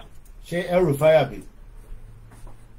El-Rufai kọ́ ara wọn new senator tí wọ́n ṣẹ̀ṣẹ̀ tó ṣe wọlé sí ni. Okay, because mo rí El-Rufai náà tó ń sọ. Ẹ̀yin náà wò rán ó ń sọ pé tó bá lọ bọ́ǹbù Boko Haram pé Tinubu fẹ́ dá sí wúwọ́ lẹ́nìyẹn. Ẹ jọ̀ọ́ sọ fún mi báwo la ṣe jẹ́ wọ́n Nàìjíríà orúkọ ẹ̀ rèé Kawu of Kano mi mẹ́ tó ń jẹ́ bẹ́ẹ̀ Àrẹwà consultation forum or whatever tó ń jẹ́ àgbàdo yìí ló ń sọ kíní yẹn pé kíní yẹn pé kí Tinubu lọ put house ẹ̀ in order kó tó ti kó máa ẹ̀yin náà wòran ẹ wá ń sọ tó bá bẹ̀ wá sọ̀rọ̀ èyí sọ wípé that same one Nàìjíríà lè fẹ́ kú sí àwọn èèyàn ń gé ọwọ́ bọ́ ìkànnì ní lórí Twitter tó jẹ́ pé láti north náà ni farmer ni bọ̀bọ̀ yẹn last week ni ó ti ṣẹlẹ̀ kì í ṣe Yorùbá wa last week ló ti ṣẹlẹ̀ last week ni ẹ ti ṣẹlẹ̀ èyí náà wòran mo ṣe ń rí lẹ́ni ni last week wọ́n dẹ̀ gé ọwọ́ ẹ̀ ó dẹ̀ mú ọwọ́ ara ẹ̀ dání last week ni. ṣé ó dìgbà tó bá sọ ẹ̀yin Yorùbá di gbogbo nǹkan báyìí wọ́n ti already sọ yìí dì í torí pé wọ́n mọ̀ pé àwọn ò lè gé yín lọ́wọ́ physically wọ́n ń fi ebi wọ́n fi ń gé ilé ayé yín kúrú ìgbà tó bá yá ẹ̀ máa jẹ ara yín títì ẹ̀yin Yorùbá ẹ̀ máa jẹ ara yín èèyàn lẹ̀ máa jẹ títì èmi ò mọ nǹkan tẹ̀ ń rí inú wọn Nàìjíríà tẹ́fẹ́ kú sínú Nàìjíríà Tinubu fẹ́ lọ bá Niger àbí Niger àbí kí ló ń pè é ó fẹ́ lọ bá àwọn yẹn jà ẹ wo àwọn tó dìde ṣé south lọ ti dìde ni àbí west kò ń ṣe àwọn northerners ló dìde pé òye lọ bá Niger ìjà torí kó wọ́n sọ pé ọmọ ìyá wọn ni nọ́ọ̀tì ò rí yín páwọn wà ní Nàìjíríà nọ́ọ̀tì rí àwọn páwọn wà pẹ̀lú àwọn nìjẹ́ yẹn ní káàdì nìjẹ́ ẹ̀yin ń ṣe dọ́dọ́dọ́dọ́ wọ́n Nàìjíríà ṣé ìyá yìí ò mú yín kò tí ì mú yín tó mo wá fẹ́ bọ́ sórí ìyá olórí burúkú yẹn ìyá òfò tó jẹ́ kó má wọ̀rí ẹ̀sán máa ké wọ́n rán ẹ wá kó wá da ilẹ̀ Yorùbá rú wọ́n rán ẹ wá torí pé yàn kan ní ambition wọ́n ní kí wọ́n wá ṣe kó wá ṣe kí ni àìmọṣẹ́ kọ̀ ọmọ orogun ẹ ó máa ṣekú pa ẹ̀ àsìkò ní òtítọ́ ìgbọ́n tásìkò bá máa tó in fact wàá rí wọ́n á gbé ẹ sínú AC báyìí a máa gbóná ọmọ ẹ lára ni wọ́n rán ẹ wá kó wá da Yorùbá nation rú ó jẹ́ wá dàrú òní kò ń gba nation wọn ò gbọ́dọ̀ declare ó ti gba nation fún wa nation wo ló gbà wo àwọn Biafrans wọ́n ní annex office káàkiri gbogbo àgbáyé wọ́n ní offices káàkiri tí wọ́n open ẹ̀yin ò lè ṣe nǹkan kan ẹ̀jẹ̀ sọ pé ẹgbà ilẹ̀ Yorùbá sáwọn Yorùbá tẹ̀ wá ṣáwá gọ̀ tó yìí pẹ̀lú bọ́ọ̀lù sọ pé àkàwé tó àwa ti wá gọ̀ tó jẹ́ pé obìnrin kan bí ọmọ orí odó báyìí jẹ́ jáde ó dẹ̀ da gbogbo orí everybody rú àwọn kan dẹ̀ sì ń tẹ̀lé pé ó gba Yorùbá nation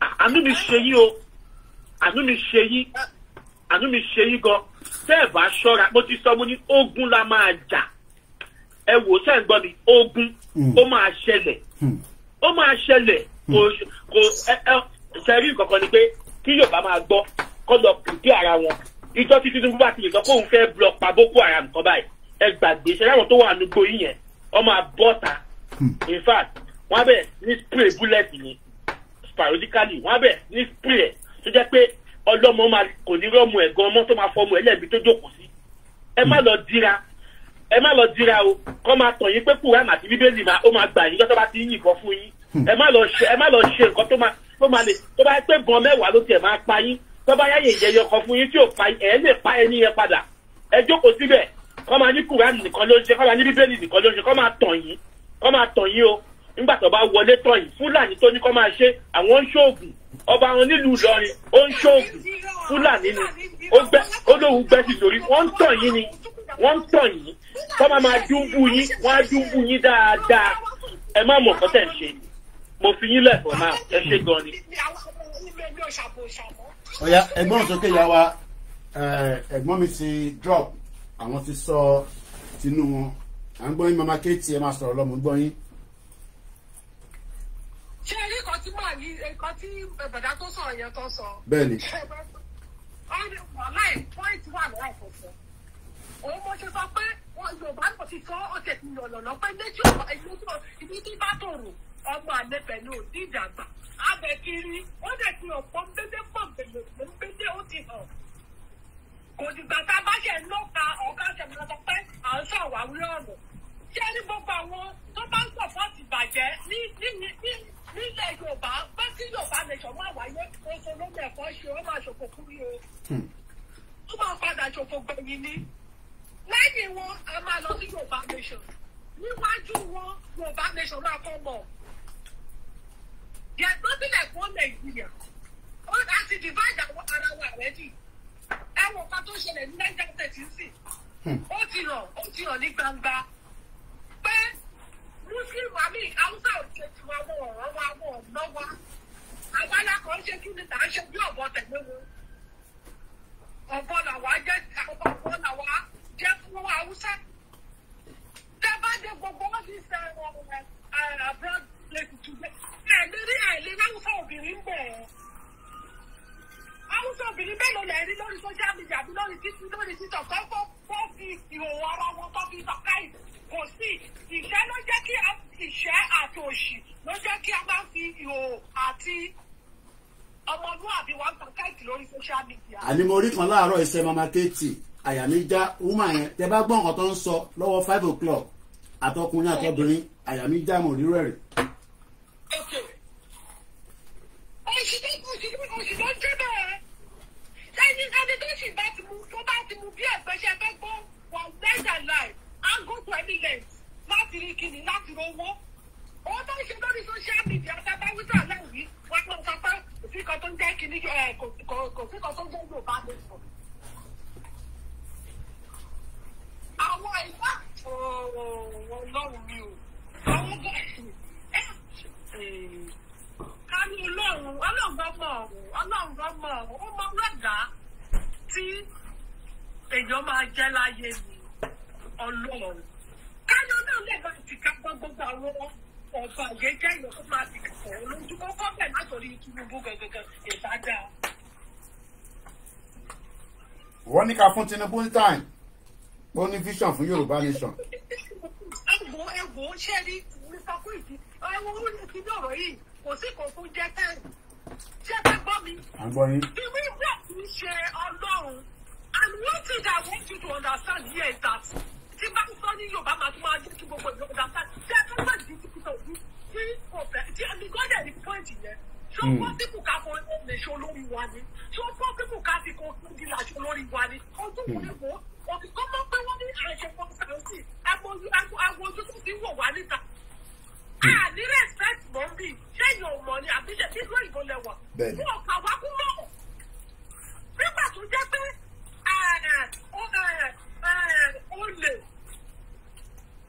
olè wá jà ní. Nígbà tó fún ní olè jáde olè fọ́nká ẹbí tó dájú tó lókun wa. Kí lè ní kí àwọn ọmọ ẹ̀yìn ẹ̀ ń kọ́ kí ní àgbà.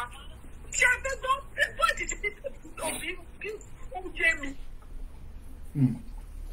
Ẹ̀yìn tó yẹ kó ṣe tó bá tó lórí pé ó yẹ kó wá ní mímọ́ ni.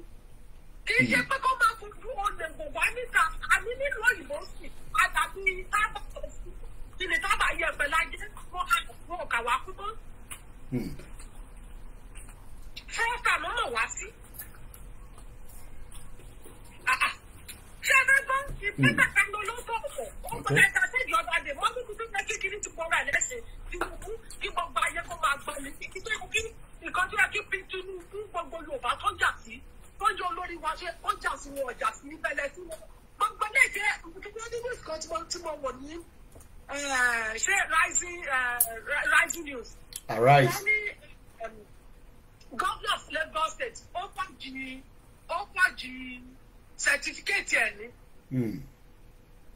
Ṣé ẹ̀ ń gbọ́? Ó fàjì certificate ẹ̀ ní kò ní ẹni school certificate kankan. Ti university certificate mo sọ ọ́ ló pọ̀ jẹ́ ní. Ó dà pé Àtíkù ń try láti fi gba ó dà pé ọ̀la ni judgement ẹ̀ máa wáyé bí America máa allow kan release or not we have to wait and see.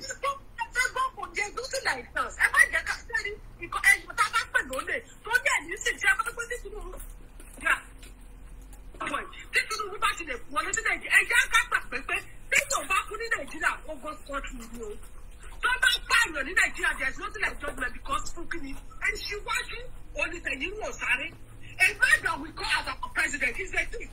What do you expect others to become? A criminal. A thief will always be a thief. A criminal will always be a criminal. That's very one thing I want people to understand about Tinubu. Tinubu cannot be our figure. Kájẹ́ ló ní lọ́mú jáde ní yóò lábà wọn bí Tinubu wà lẹ́sẹ̀lẹ̀. Wọ́n ẹ̀yà jábọ́, wọ́n ẹ̀yà jọ̀wọ́, nígbà bí máa jọ̀wọ́. Nígbà bí máa jọ̀wọ́, bá ṣe tí ìlú gbogbo kìíní tó. Ẹ̀jọ̀ gbogbo certificate ní máa bring down pẹ̀lú gbogbo kìíní bó ṣe lówó sí ọ̀dẹ́kùn gbogbo ẹ̀. Ẹ̀jọ̀ ẹ̀ lọ́dún láti nílẹ̀ tẹ́kù. Ẹ̀ lọ́dún láti nílẹ̀ tẹ́kù. Ṣé yù sí àbí gbogbo bàlápàlú àbí tùlúbàlà tó ń sọ yẹn kí ni la fẹ́ tẹ̀lé ni? Nǹkan tí màá kọ́ sọ fún gbogbo Yorùbá ni pé ẹ ṣíwájú oníṣẹ̀yìn wò tàbí already ní European ṣẹ́gbẹ́gbẹ́ ìpínlẹ̀ European wọn ò rí wa we are nothing to them anymore. Àjámọ̀ kankan lójú wọn. Tó bá ń yìn sí ẹ níbi bí ẹ gbàgbé pé wọ́n kọ́ sọ pé káwọn fájú ni. Bẹ́ẹ̀ wọ́n wò wá tẹ́lẹ̀ tẹ́lẹ̀ ní àwọn òyìnbó pé wọ́n ń lọ bàbá fi ìjọba lọ́kọ̀ fún sọ́kè ọmọ kan pọ́ọ̀dù láti rí nínú ẹ̀sìn sí ọmọ fojú kọ́mọ láìsí wa ìpè olórí tẹ́kọ́ àníkàn mú àjẹsẹ́ tí wọ́n máa ń gbólé sí tún kí là ń sọ kílẹ̀ àníbẹ̀mẹ̀ Yorùbá káyé ọgbọ́n Yorùbá ló ń ṣe lẹ́ni Tinubu ti wá wọ́ sí mi okay àti tí ìfẹ́ pọ̀ ti ní ìkọ̀kọ̀ lábẹ́ then let me kúkú máa fight for this Yorùbá nation to become this Yorùbá nation kọjá àjàgbára Yorùbá nation tí a fẹ́ gbọ́ ẹ̀sìn tí wọ́n ti ní àgbáyé kò ní bí kò ní rí. ẹ jẹ́ àgbà kọ́ọ̀lù ẹ ó dàn yá wa ẹ ká gba kọ́ọ̀lù ẹ ló bàbá wa gbóhùn sókè. hello. à ń gbọ́ yín sà. hello. à ń gbọ́ yín. Kóìkì. à ń gbọ́ yín sà.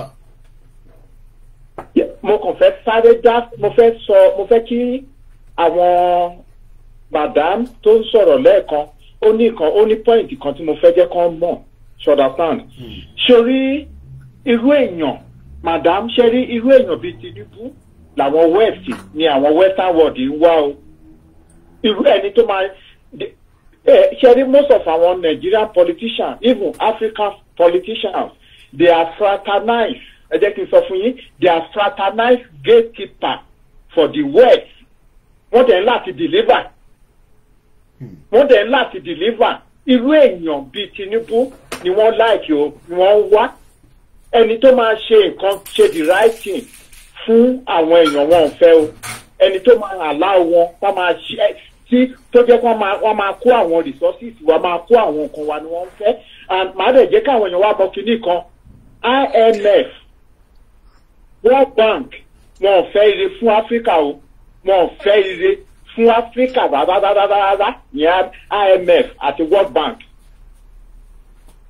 ṣé ń gbọ́ mi bẹ́ẹ̀ yẹn madam irú èèyàn bíi Tinubu ni wọ́n wá irú èèyàn gọ́gọ́ bíi Tinubu ni wọ́n wá and again ẹ jẹ́ kí n sọ kinní kan fún yín Tinubu Atiku Peter Obi wọn ò yàtọ̀ síra èmi ò sí ní àmì Yorùbá man èmi ò mi sí lẹ́yìn àmì because wọn kì í ṣe politician slate dealer ni wọ́n. ẹ jẹ́ kí n béèrè question kan à ń gbọ́ yín bàbá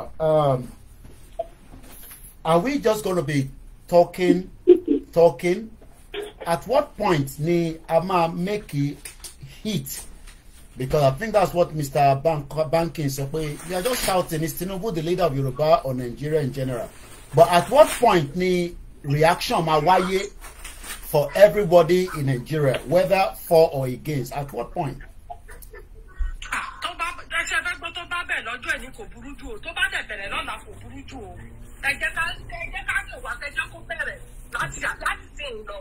Okay. Because I've been dark too. All right, ẹ jẹ́ kí n bèèrè lọ́wọ́ dádì wa kí lè máa respond.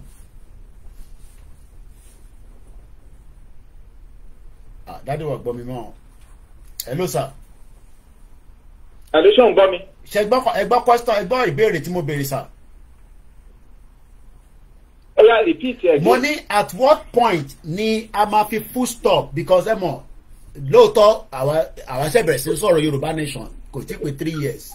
Àwọn kan tí sọ̀rọ̀ Afẹ́nifẹ́re restructure for 30 years but at what point ni gbogbo wa máa sọ pé àgbà enough is enough gbogbo wàhálà ti fẹ́ pọ̀ jù ó ti fẹ́ dà wá lórí irú kí ló ṣẹlẹ̀ gan kí ló dé gan at what point wo la máa ní nǹkan bẹ́ẹ̀ máa wáyé. Sórí Kóìkì wọ́n ní èèyàn lè fi ojú bọ̀rọ̀ pọ̀ mọ́ lọ́wọ́ ìpùrọ́ and ẹni tó bá múyàn lẹ́nu kò fẹ́ kẹ́rù òun lọ irú ìwọ èmi tá àti madam tá à ń sọ̀rọ̀ yẹn most of our tá à ń dá sọ̀rọ̀ yẹn gbà tá a máa ń contribute lórí kìíní program ẹ̀ western world làwà ṣọ́dà tá lọ yẹn àwọn sórí èmi gẹ́gẹ́ bẹ́yàn kan mo support revolution gbà á ṣọ́dà tán sórí pé ọ̀rọ̀ pé bóyá àwọn èèyàn fẹ́ kú wọn fẹ́ kú wọ́n ti pa àwọn èèyàn sáyé yìí wọ́n ti pa wọ́n sáyé yìí àìríṣẹ́ ogun ni àrùn jẹjẹ ogun tí ń jà àwọn èèyàn wa gan wọn mọ ní ogun tó ń jà wọn gan I'm very sorry ẹlòmíì gan sórí kẹlòmíì gan Ọlọ́run má jẹ́ kí èèyàn rí ìṣòro tí èèyàn bá fún ìgbà míì gan bẹ́tà kí èèyàn ìwà láyé to be honest kì í ṣọ̀rọ̀ tẹnu kéèyàn má ríṣẹ́ ṣe kó má ròún jẹjẹ kí láìpẹ́ ẹ̀ kó má yí mínì ṣe ilé ayé nìyẹn. mo ti gẹ́ kàrí yẹn but ṣé àwọn èèyàn onílé kò ń ṣàwọn tó ń sọ pé a fẹ́ Yorùbá nation ṣé gbogbo ọmọ Nàìjíríà ti rẹ́dì fún kan tá à ń sọ ìṣá. Sori jẹ́ kí n sọ Koiki àwọn torí àwọn tí ò rẹ́dì kì í ṣe mọ̀ pé ká má gbàgbé kinní kan sórí àwọn tó ń rí jẹ́ ní ìdí ìbàjẹ́ àwọn ni ò fẹ́ kó bọ́ sí àwọn ṣé wọ́n pọ̀ ju àwa tí ìbàjẹ́ tó ń ṣe lé wa lórí yẹn ṣé àwọn pọ̀ tó wà náà 72 ni gbogbo àwọn tó ń represent wa l'Abuja in terms of senator àti house of rep 72 ni gbogbo wọn. sori mo ń bá Mr. Banky. hold on daddy oya ẹgbọ́n sókè Mr. Banky oya sáré gbọ́n sókè yẹ oya ẹgbọ́n sókè. ṣe é ní nǹkan tó ṣẹlẹ̀ ẹnu là ń fún ẹnu là máa ń fún bí àjàkàrà. Yorùbá kò cooperate láàrin ara wọn rárá àwọn tọ́ra wa ni Yorùbá nation ẹnu ká lọ àwọn ká yí sókè àwọn ká yí sálẹ̀ Yorùbá nation bí Ìlọrin á sọ pé òun kejì Yorùbá àwọn aráàbí kan sọ pé ọmọ Yorùbá ni wọn á kò ń tọ́ra wa ni Koiki àti ìmọ̀ nǹkan tá à ń ṣe inú tó tá máa dọ̀rùn láti àti ìmọ̀. afẹ́ mọ́ náà la ṣe ń béèrè àwọn béèrè báyìí. tó tá bá tún decide yé pé a fẹ́ ṣe Yorùbá nation ìjọ ìjọba mo bá fẹ́ ṣe afẹ́nifẹ́re wọ́n ní fashion oníkàlùkù ní fashion tiẹ̀ Oòduà àwọn Oòduà congress àbí kí ló ń pera wọn wọ́n tún lọ ìjọ ẹ̀ gọ́ọ̀mẹ̀ntì bá àwọn dé Àmọ̀tẹ́kùn ṣé àti mọ̀ nǹkan tá à ń ṣe àti mọ̀ nǹkan tá à ń ṣe ẹrú yẹn la máa ṣe òtítà bá tó gádàrà wa ṣé ẹ̀ tó fẹ́ jagun tó sọ fún àwọn Àmọ̀tẹ́kùn lòun tó wá lọ bá gọ́ọ̀nà ó wá lọ forúkọ ẹlẹ́ ó lọ fàdírẹ́sì ilé ẹlẹ́ ó lọ kọrúkọ àwọn mẹ́sẹ̀ ẹ̀rí kúrò ní òtí ìpè ó dijọ́ tá a bá ti sáyé. àwọn èèyàn bẹ́ẹ̀ yà sọ pé bí ń pa àwọn máa jẹun. pákítàlà fojú kúlọ̀kúlọ̀ làdẹ́tẹ̀ ojú àfọ̀fọ̀ tán ìjà ló máa ń dálẹ̀ ó dijọ́ tá a bá ti sáyé. Gbogbo wa pátákálà divide gbogbo wa àti mọ̀bí tá a lọ lélẹ̀ àsọ pé Yorùbá nation lélẹ̀ àwọn kan tó bá tún ti rówó tó bá tún ti fún wọn lówó dé wọn á tún yí sísàlẹ̀ tó bá yẹ wọn á tún sọ pé Yorùbá nation wọn á tún yí sísàlẹ̀ ṣé ní Tinubu tó yẹ nígbà yẹn kàn pa mí ni kí ló kọ Tinubu pẹ̀lú kíló àníkàwá fúnra wa ṣé Tinubu fẹ́ lọ sábùjá tó lè tiwa ẹ ò fún Dàgòrò à ń tọ́ra wa ní Tinubu ò lọ sílẹ̀ tó yẹ anybody àwa a máa ń láti ní àwọn leaders tó jẹ́ leaders gidi ṣé irú àwọn Gani Adams àbí Gani kìíní kankan ṣáwọn ẹni fẹ́ sọ pé ṣé Yorùbá ta ló lè di Yorùbá nation sí ìgbà tẹ́ ti lé Sunday kúrò ní gbòòrò ṣé ẹ rí pé àti ìmọ̀ nǹkan tá à ń lé Sunday kúrò ní gbòòrò ẹ tó lè di wa nìyẹn ṣáwọn Gani Adams àwọn kìíní kan àwọn afẹ́nifẹ́re àwọn afẹ́nifẹ́ bíi àwọn wèrè wọn ẹ tó kóra ojú àwọn àgbàyà tó àwọn àgbàlagbà màlẹ́ kan sọ̀rọ̀ sí báyìí. ó ti yírí ju ìsàlẹ̀ nìyẹn ó ti pẹ̀lú mọ́ ni ẹ jẹ́ ká mú nǹkan tá à ń ṣe Yorùbá ò tí ì mú wa àti ìmú forward.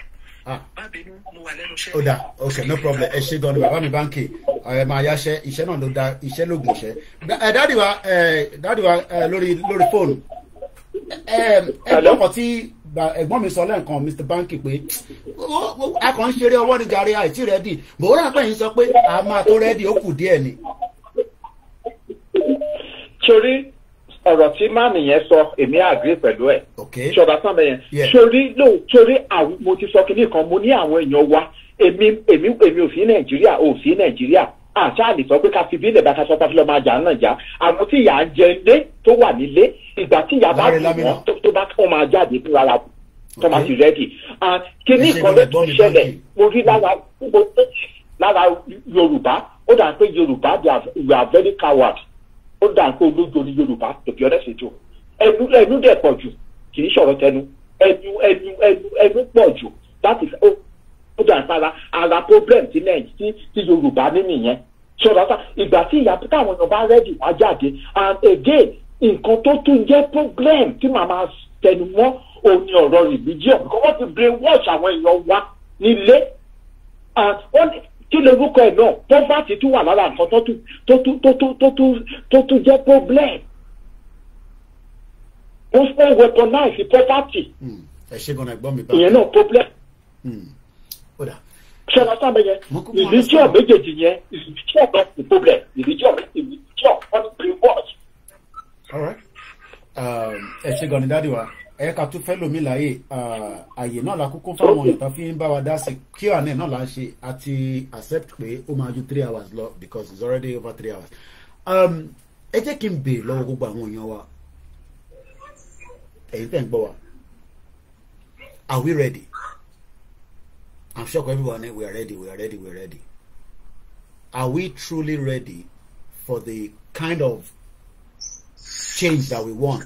Mr. Yemi Ọpẹ́yẹmí ṣé ìyá mi ni ó dà kọ́ bèrè ní mo rí picture yẹn wọ́n ní yes àwọn nìkan lọ sọ pé yes àwọn tó kù ti sá lọ olúkàlùkù ti sá lọ Abdulsalam náà ní boss I am ready o àwọn tó wà lórí Instagram àwọn tó wà lórí Instagram náà wọ́n ti ready. Triple DRS sọ pé our cowardness is just too much.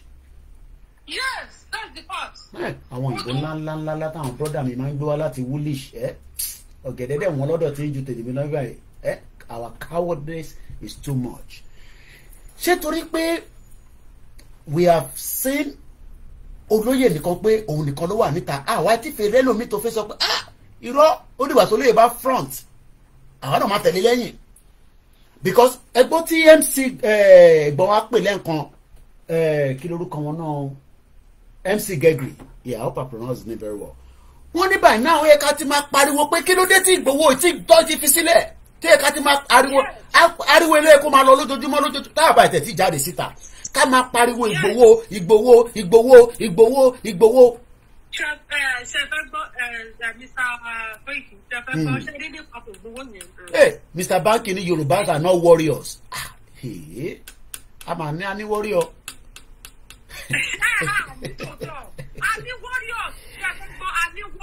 Àwọn èèyàn ti bínú tán láì ti fi já báyìí ọ̀dàlẹ̀ MC Murphy sọ pé ẹ kí gbogbo a máa pariwo Ìgbòho bọ́ lánàá mo rí àlàyé bàbá mi dáadáa mo rí pẹ̀lú Paso àti ẹ̀gbọ́n mi dáadáa Òṣùpá tèmi gangan a ní Kóìkì mo ní sọ̀tọ̀ máa ń sọ fún mi a ní Kóìkì wa ti gbowó mo ní sẹ́yìn lórí social media torí kẹ́ ibẹ̀ lẹ́ máa capture ní sẹ́yìn blogger ìrọ̀lẹ́ lẹ́ pa mo sọ pé sẹ́yìn tó báyìí kó wà lábẹ́ ẹ̀gbọ́n mi bẹ́ẹ̀ ni ẹ̀gbọ́n mi Òṣùpá ní Kóìkì wa ti gbowó èèyàn ti Òṣùpá ó yẹ gbóhùn sókè láti Amẹ́ríkà mo rí pé àwọn ọ̀rọ̀ yẹn ti fẹ́ àwọn èèyàn ti máa wà upset báyìí Gani náà ready ó yẹ gbóhùn sókè ẹ̀gbọ́n mi. Hello bros quick. À ń gbọ́ yín sà. Ìyá onítìrìtì ní ká má ṣe rálì mọ́ ní rálì tá à ń ṣe kò mú kankan wá ó dá wà lálẹ́ bàbá wèrè ni wọ́n yẹn ó yẹ gbóhùn sókè má bínú. Rálì tá a ṣe yẹn ti tó kàn máa ń dùn mí tí n bá jí tí n bá sùn tí n bá jí báyìí tí n máa ń ronú bàbá Ìgbòho yẹn báyìí pé ta ló tún lè tún dàbí Ìgbòho báyìí wọ̀ lọ́rùn láàrin Yorùbá ta ló ní irú àyà tí ọkùnrin mẹ́ta tó ń pè ní Ìgbòho Sunday Ìgbòho ta ni wọ́n bí ìyáláyà bàbá ẹ̀dá kó wà ní Nàìjíríà kó dẹ̀ máa ṣe bó ṣe ń ṣe yẹn kò sí Roscoe Èkì. ẹni sùn mama kéètì ẹja gbọ́n kan tó bá dé wá fẹ́ sọ ẹgbọ́n sókè bàbá wa. yeah so tí n bá kàn jí tí n bá sùn tí n bá jí báyìí mo kàn máa ń wòye pé èmi ò tí ì rẹ ń tán bí ìyáláyà ẹ̀dá nínú Yorùbá ń bẹ̀yìn again lẹ́yìn bàbá tí wọ́n ń pè ní Ìgbòho yẹn kó tó di pé ọ̀rọ̀ July 4th yẹn ṣẹlẹ̀ ẹ̀yin ò rí gbogbo ìyà tó lágbára kí n kọ́ máa rányàn wá pàdé èèyàn kọ́ máa rán DSS wá pàdé èèyàn kọ́ máa tẹ̀ lè ṣe nǹkan kan fún èmi ò tí ì rẹ́kùnrin tó dàbí òkúta bíi máa tán pè ní Ìgbòho yẹn àìdẹ̀sílẹ̀ ẹni ló fa gbogbo rádaràda tó ń ṣẹlẹ̀ báyìí ní gbogbo àwọn ní ìtàn náà wọ́n gbé kíní kankan tó bá wà ráǹdì ni wọn ò ní máa ta sí àgẹ̀rẹ̀ gbogbo rádaràda tí wọ́n ń ṣe yẹn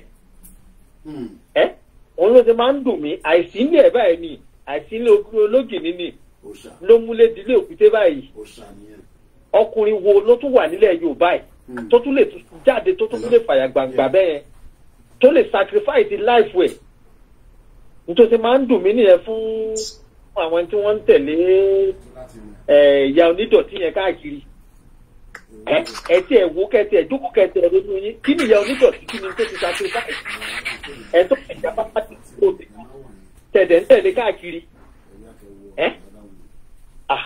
gbàgbé ẹ̀yà tí adé ń jẹ jù nínú Nàìjíríà ẹ̀yà Yorùbá ni o ẹ̀yà Yorùbá gidi ni mo ń wo àwọn Boko Haram repentant Boko Haram tí wọ́n protest táwọn àmì tún guide wọn there is nothing like one Nigeria tó ń jẹ́ one Nigeria ẹ gbàgbé ẹ̀ ní táwọn èèyàn ń bẹ̀rù yẹn ó dẹ̀ sì máa ṣẹlẹ̀ kó má ṣẹlẹ̀ pé a ní ẹnìkan ti sọ lórí TikTok tí mo ti gbọ́ sí pé a ní ja ogun pé a ní ja ogun yẹn ẹ gbàgbé ẹ.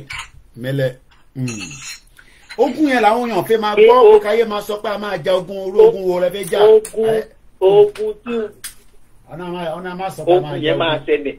wọ́n ní Tinubu nìkan ló fẹ́ lọ ja ogun lọ́wọ́ yìí àwa kọ́ la fẹ́ ja ogun Tinubu ló fẹ́ lọ ja ogun. gbogbo tó dẹ̀ máa ignite ogun yẹn gbogbo ẹ̀ ló ti ń ṣẹlẹ̀ ló ti ń kórajọ díẹ̀díẹ̀ yìí. ó ń kórajọ díẹ̀. ó máa tó kórajọ tó bá ti dójú ẹ̀ báyìí ẹ máa rí i pé. mo mọ bí tẹ bá wa kílẹ̀ rí sọ̀rọ̀ Tony Blair mo mọ̀ bí ẹ bá mi níbi tí mo ti ń sọ̀rọ̀ Tony Blair lọ́lẹ́ẹ̀kan. kí ló mi ò gbọ́ mi ò tí ì jọ yín nígbà yẹn. Tony Blair sọ ní 11 years ago pé tá a bá ṣọ́ra ní Nàìjíríà mo fẹ́ sọ bó ṣe sọ ni o. The potential for conflict between different faith community 11 years ago ní Tony Blair sọ̀rọ̀ yẹn.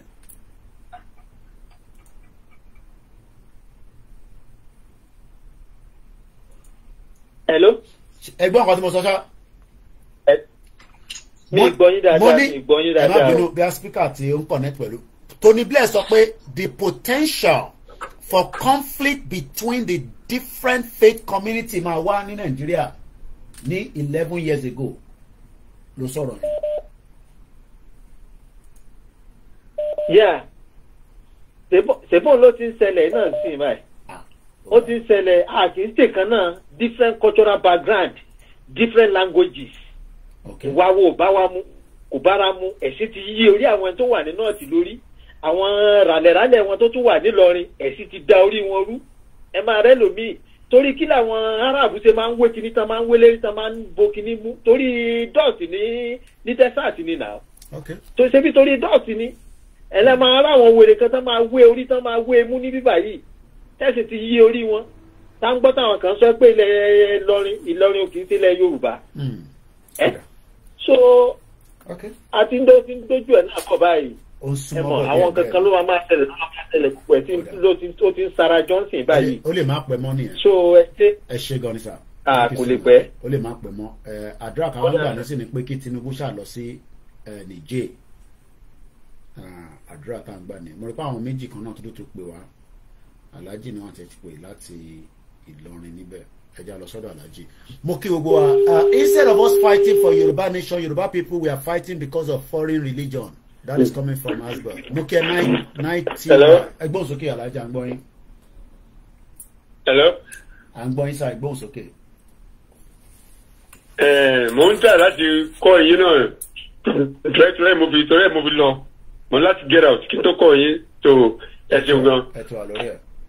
Bẹ̀rẹ̀ Koiki. Àti gbogbo àwọn yẹn tó ń listen. I give kudos to àwọn tó ń front ogun. I also give kudos to the media like you guys because you cannot come to Nigeria and work freely.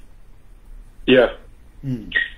So ogun ti bẹ̀rẹ̀ already ogun ti bẹ̀rẹ̀ àwọn kan ti bẹ̀rẹ̀ ogun náà àwa Yorùbá what the hell o Yorùbá ló bẹ̀rù Ọlọ́run jù àfẹ́ rẹ̀ jẹ́ àfẹ́ gé ọ̀ràn ọmọ yẹn kí orí máa ṣe nílẹ̀ àfẹ́ pààyàn kí ara máa jó wéléwélé nílẹ̀ kẹ́jẹ̀ máa sàn. Ẹ̀rù ti pọ̀ jù fún Yorùbá abẹ̀rù Ọlọ́run. Forget about Islam, forget about Christianity, forget about ìṣẹ̀ṣe. Bẹ̀rù Ọlọ́run naturally ó ti wà lọ́kàn wa that for time. So mo give kudos to those guys, you guys on the front line. I give kudos to the Professor Adebanji and Chief Sunday Igboho. Àwọn èèyàn wà tán fẹ́ lead. Ẹ̀rù ń bà wọ́n pé káwọn bá bọ́ síwájú àwọn èèyàn nílé rẹ̀ àwọn òní káwọn bá wẹ̀yìn tani máa rí bẹ̀rẹ̀ Koiki. If anybody lead pẹ̀lú ìbọn àwọn ọlọ́pàá tó jẹ́ pé wọ́n sin àwọn elites àwọn army tó jẹ́ pé ẹ̀rí Nàìjíríà ń sìn tí occasion kan bá ń ṣẹlẹ̀ ẹ̀rí báwọn èèyàn ṣe ń háyà ọlọ́pàá àti army tó bọ̀ wọ́n wájú àtẹ̀yìn they don't have anything to do with the masses, with the populace. They're taking care of the people who so have everybody le pare. Look at the lawyers, the son. They lodge owó billion ẹ máa bọ̀ a máa lọ tribunal a máa ṣẹjọ́ a máa kówó Koiki let me tell you, kò easy, brother Koiki, kò easy, kò sí kàtà lè ṣe. There's nothing we can do about it. Emergent kò sí kàtà lè ṣe sí. If anybody lead now, but me believe pé, brother Koiki, let me say one point before I go. Brother Koiki, I'm going. Look at the Hausa. Look at the Hausa guys. Let me tell you, Hausa. Ìyà ló lé wọn kó mi tán wà. Nílùú wọn nílé now. If anything happen now, wọn nílé, brother Koiki wọn nílé. Tíjà bá ṣẹlẹ̀ ẹ̀sìn, wọ́n pààyàn, wọ́n ṣe gbẹ̀, wọ́n tún lọ bẹ bíríjì, wọ́n tún lọ gbogbo ẹ̀ ní. Yorùbá máa lọ lé, Yorùbá níbi tó ń gbé nílé. Ibi tí Yorùbá wà, Yorùbá máa lọ lé, wọ́n máa béèrè pé bó ló lọ, kí ló ń ṣe, níbo ló ń gbé, tètè bá bọ̀ lé, dákùnmájẹ kan pa ẹ́, dákùnmájẹ kan ṣe é títì. Yorùbá níbi tó máa padà sí tó máa lọ forísùn sí nílé, Haúsá ò níbi tó máa forísùn sí, Àlùmájìrì ò níbi tó máa forísùn sí. Wọ́n kàn ń ṣe káàkiri ẹni àwọn àríwọ̀n lọ ní náà, ṣe bí wọ́n wà everywhere, wọ́n wà lẹ́kọ̀ọ́, wọ́n wà everywhere. Wọ́n kàn ń dà wọ́n lẹ̀, ṣe bí mo sọ yín ní àwọn bishop ẹni post office, àwọn obìnrin Haúsá, àwọn kéèké. Ìfọ́ níbi tó máa sùn, Haúsá ò níbi tó máa sùn, let me tell you, brother Koiki, ìyá máa jẹ wá, tí ìyá bá jẹ àwa náà, tí 50 million Yorùbá tí wọ́n ní ìkẹta máa jẹ láàárọ̀, tí wọ́n mọ ìkẹta máa jẹ lọ́sẹ̀ kan. Wọ́n lọ jòkó sí títì. Wọ́n ti lè jòkó sí brother Koiki ẹ̀sìn sẹ́ni owó sí yẹn dé, ẹnìkan sì ń bẹ̀bí náà lówó láti Amẹ́ríkà, láti London, wọ́n ń bù mí lówó. Wọ́n ń bù mí ẹ̀ ń sẹ́ni owó sí yẹn. Oh God. Wàhálà ẹ̀dẹ̀ parọ́ 10,000 tó wà lákàntì mi, mo make sure pé mo tó make sure pé a tó já sáwọn èèyàn lọ́wọ́ bó tẹ̀sí kéré tó ní 10,000. Ẹni yẹn ò lè ẹ̀ńdẹ́ sẹ́ndì ẹ̀ tí ò lè jà máa ó ti jẹun yóò ti mu gàrí, ó ti jẹba, kò lè jà máa kẹ̀kẹ́ jẹ́ ní ilé tẹ́mi tó sẹ́ndì owó sí, tí mo jẹ bread, tí mo jẹ butter, tí mo lọ sí bètì, tí mo ra indomie tí wọ́n fi ẹyin pẹlẹbẹ lé lórí. Tí mo tún mo tí ì sí mi ò ní jà ẹjọ́ tó lọ́wọ́ ẹ̀dọ́kun ìyá bá jẹ mí màá bọ́ sí ta ẹnìbọ̀dì kó gba mí dànù. Ìyá ti jẹ àwọn tọ̀hún ìyá ti jẹ àwọn tọ̀hún o ìyá jẹ wọn o. Ẹ ṣe gan ni bàbá Alhaji. lọ́bi fò síta o. Ẹ ṣe gan ni. ìyá jẹ ẹjẹ gbàdúrà pé kí ìyá jẹ wá ká gbàdúrà pé kí Yorùbá máa ló ń jẹjẹ fún oṣù mẹ́fà 50 million ká máa ló ń jẹjẹ fún oṣù mẹ́fà ká máa ranjú gàrí táwọn ti ranjú. Oya, so that's it. Bàbá mi báńkì ẹ máa gbọ́n kan tí Alhaji máa sọ mẹ́rin kẹ Alhaji ti gbé l'Amẹ́ríkà rí bọ ilé lọ́wọ́ àná. Ẹ bá ló ń dẹdẹ fọ́ṣù mẹ́fà ẹ kàn kú dànù ní tú ẹ kò sí nǹkan kan ikú gífà ni. Now the father kàlàfẹ́ bàjẹ́. Wow, mo like ọ̀rọ̀ yẹn ní sùúrù kàlàfẹ́ bàjẹ́. Who are we going to fight? Òun lòyìnbó ẹ̀. Koiki sórí tí mo sùn mo ronú Yorùbá tí mi sùn mo ronú Yorùbá ó lé owó tí mo fún yín ó lé owó tí mo fún yín. Ibi iṣẹ́ lẹ́nẹ̀ wà ní sí tẹ́ẹ̀bà rẹ̀ ṣiṣẹ́ ẹ̀ nísìnyí àti gbèsè ti bí àti tọ̀hún báwo lẹ́yìn fi ṣe. Kì í ṣe pé bí a pè mí free but mo ní láti wà very careful. No, mo kàn sọ ni pé tẹ́ẹ̀bà ṣiṣẹ́ ẹ̀ nísìnyí báwo lẹ́yìn fi rówó tẹ́ẹ̀ máa fi sẹ́ndì sílé. Now àwa ń sọ̀rọ̀ pé àfẹ́jà ẹjọ́ tó bá gbébọn fún wa gan ibo là ń lọ. Òun náà ní ìta la fẹ́ bá who are we going to fight? Ọ̀rọ̀ yẹn lágbára gan. Ṣé a máa lọ sí Àbújá lọ yìnbọn fún àwọn ẹnẹlẹ́ni ni àbá máa lọ sí Kaduna a máa lọ sí Kano. Ẹ̀ táwọn èèyàn dúró dè nìyẹn wọ́n rò pé a máa gbébọn jáde ní election pé àníjẹ́ káwọn èèyàn dìbò pé Koiki tó ti ní àníṣe election. There are certain things tó yẹ ká mọ̀ nǹkan tá à ń ṣe. Ṣórí tí Yorùbá bá fẹ́ lọ ó yẹ kí wọ́n máa fi one side support Igbo. Àyìn àwọn èèyàn fẹ́ gbọ́ yẹn wàhálà. Ẹ̀yin ò kí ń fapá kan fò. Wọ́n ní gbogbo ọ̀rọ̀ Igbo yẹn báwọn tẹ̀ fi gbọ́ rárá wàhálà. Ẹ̀ẹ́dùn tí wọ́n bá ti fẹ́ gbọ́ wọ́n máa ní láti wà lójú kan ni. Ẹ̀yin ò kí ń fapá kan fò. Tí Igbo bá dáná mọ́ Nàìjíríà tí Yorùbá dáná mọ́ Nàìjíríà yá ajá rẹ̀ láti. Ayé ẹni ọpẹ́ yẹmí. ṣọ́fẹ́ wọlé ni mo ń gbọ́ yẹn gbọ́n mi mo rẹ́ ní kankan tó jọ bẹ́ẹ̀. nǹkan tí mo dúró lórí ni pé tààlà fẹ́ bájà a fẹ́ lọ sí Èkó lọ a kàn ń sọ̀rọ̀ wọn máa bú Tinubu ṣe gbá Tinubu ṣàwọ̀ kí ló kan Tinubu ó ti ó lọ sí Nàìjíríà ó lọ mú Nàìjíríà papọ̀ ni òun sọ pé kí Yorùbá lọ I'm telling you ó lọ síbẹ̀ láti lọ sọ pé wọ́n fẹ́ rú Nàìjíríà ni kò sọ pé wọ́n fẹ́ rú Yorùbá aláti ṣe ló máa mà ti ṣe ara ẹ̀ àwọn Yorùbá ló máa mọ nǹkan táwọn fẹ́ ṣe ṣe rí Ìgbò tá à ń bájà kò sí nǹkan tó kàn wá pẹ̀lú Ìgbò ó yẹ kó máa fún Ìgbò ní support one side. Balima side my brother. ẹ rí nǹkan tí mo ń gbọ́ ni pé now àwọn olófin gàjà gan láti jàjà yìí number one ta la fẹ́ bájà number two àwọn olófin gàjà ló fẹ́ gàjà together láti jàjà yìí ta ló fẹ́ lead wa ṣé Sunday tí ẹ ti fìbínú lẹ́kọ̀ọ́ nílùú ṣé òun ló mọ jàlátọ̀ wá bí irọ́ àlẹ́ èèyàn kankan lẹ́yìn Sunday ṣé èèyàn ibi kan máa ń dágbó ṣe ni. Ìbà Gani Adams nǹkan bẹ̀. ẹ tó sọ ẹnìkan tó ṣe gbòógì lẹ́yìn Sunday. òun náà mo sọ mọ́ ní Ìbà Gani Adams nǹkan. Ìbà ẹ̀wò ló ń gà ní kankan gbọ́ kí màá yẹn sọ̀rọ̀ rí ni. owó ti di ṣé àmà lẹ́nu. èyí kí ni ẹ̀gbọ́n mi tún sọ ìbá ìtọ́jú Ọlọ́run. tá a fẹ́ ọ̀rọ̀ àwọn olówó yẹn dàbí ọ̀rọ̀ tá a fẹ́ kú wọn ò rẹ́dí láti kú. àwọn tó gbérú báyìí tó sọ pé kọjá kéde pààyàn tẹ̀bí àkọ́pá wa lásán ni. ṣé ẹ rí pé kò sí Fúlàní kankan tó wá ń dalẹ̀ Yorùbá rúbọ̀ ní ìsìn báyìí. àwa gangan ló para wa àwa gangan la ń kidnap ara wọn à ń fẹ́ra wa ṣòwò ẹ ló wo tẹlifíṣàn anytime tó bá ti sọ pé ẹnìkan gbórí èèyàn dalẹ̀ Yorùbá ibi tiwa náà lọ gba Yorùbá kò sí Fúlàní kankan tó wá ń pa ọmọ àwọn làpá sórí Nàìjíríà Yorùbá ò tí ì mọ ibi tó ń lọ ó ṣe sọ kí ni títí dọ̀là mi kì í dá sọ̀rọ̀ first time tó máa wá sórí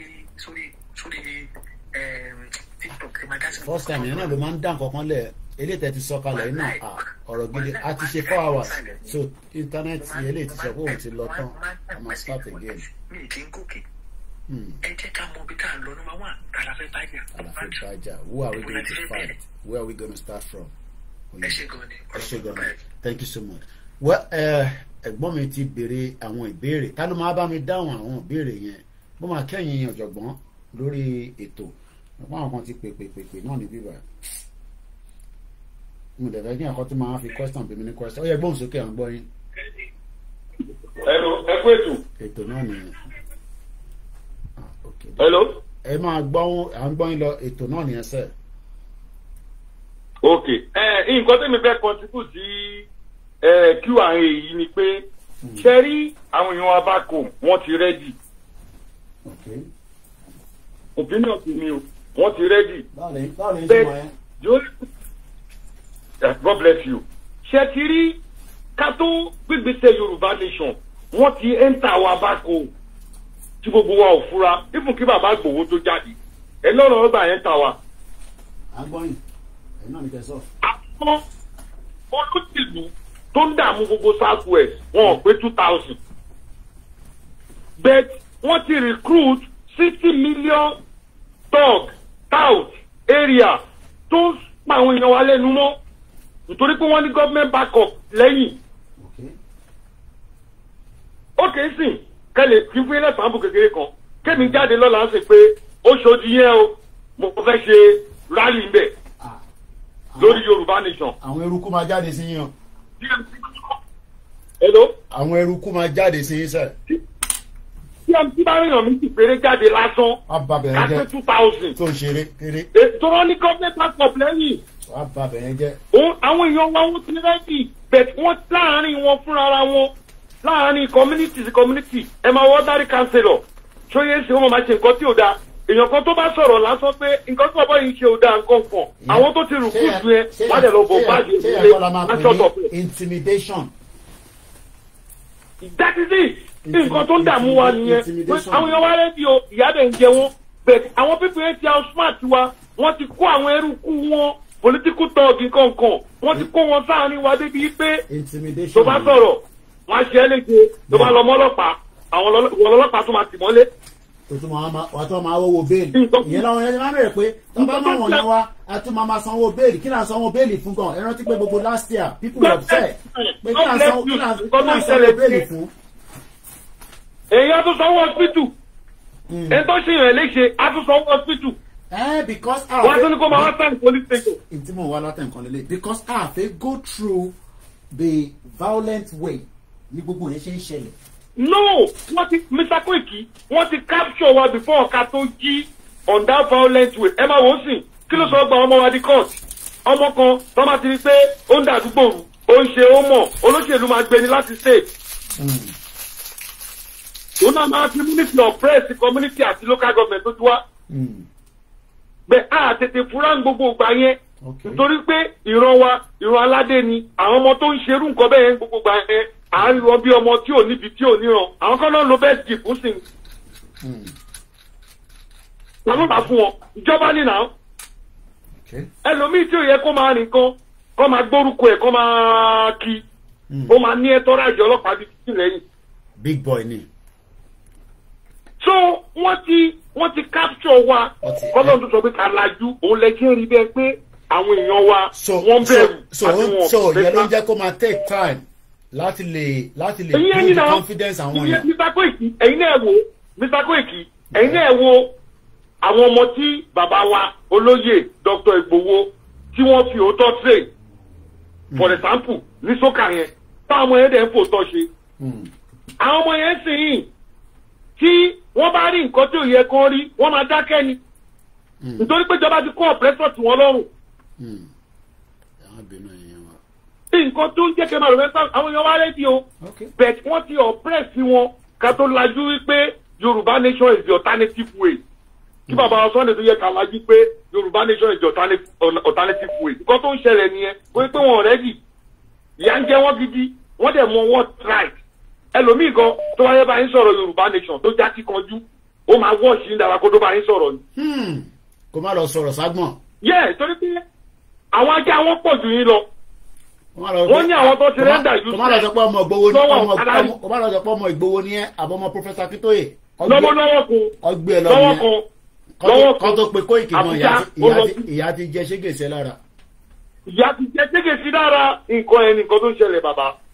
So nínú 130 million yẹn wọ́n ti fi poverty recruit 50 million yẹn ni wọ́n ń suppress àwọn 80 million tó kù pé náà ti di Tinubu nìyẹn recruit 50 million. Wọ́n recruit wọn okay sìn gbogbo àwọn ẹrùkú yẹn sìn okay ìlú tó bá ń function ṣé ìjọba kan nídìí Tinubu campaign social media campaigner lẹ́yìn tó ti wọlé tán wọ́n dẹ̀ fún wọn lọ́fíìsì irú wèrè yẹn sìn ẹ mọ èèyàn tó máa wà lọ́dà ẹni tó máa gba sálárì ibùgbé 10k tó máa gbàdúrà kó stop. Kò lè stop o. Wọ́n recruit ní nǹkan tí tẹ́ǹkì yẹn jẹ́ ni every week. All right. Okay. Ẹ ṣé gan ni. Interesting conversation. A lot of people are we ready? Mo tún fẹ́ ka mẹ́sẹ̀gì síta mo kà lẹ́ẹ̀kan fẹ́yìn tẹ̀sẹ̀ ń wọlé.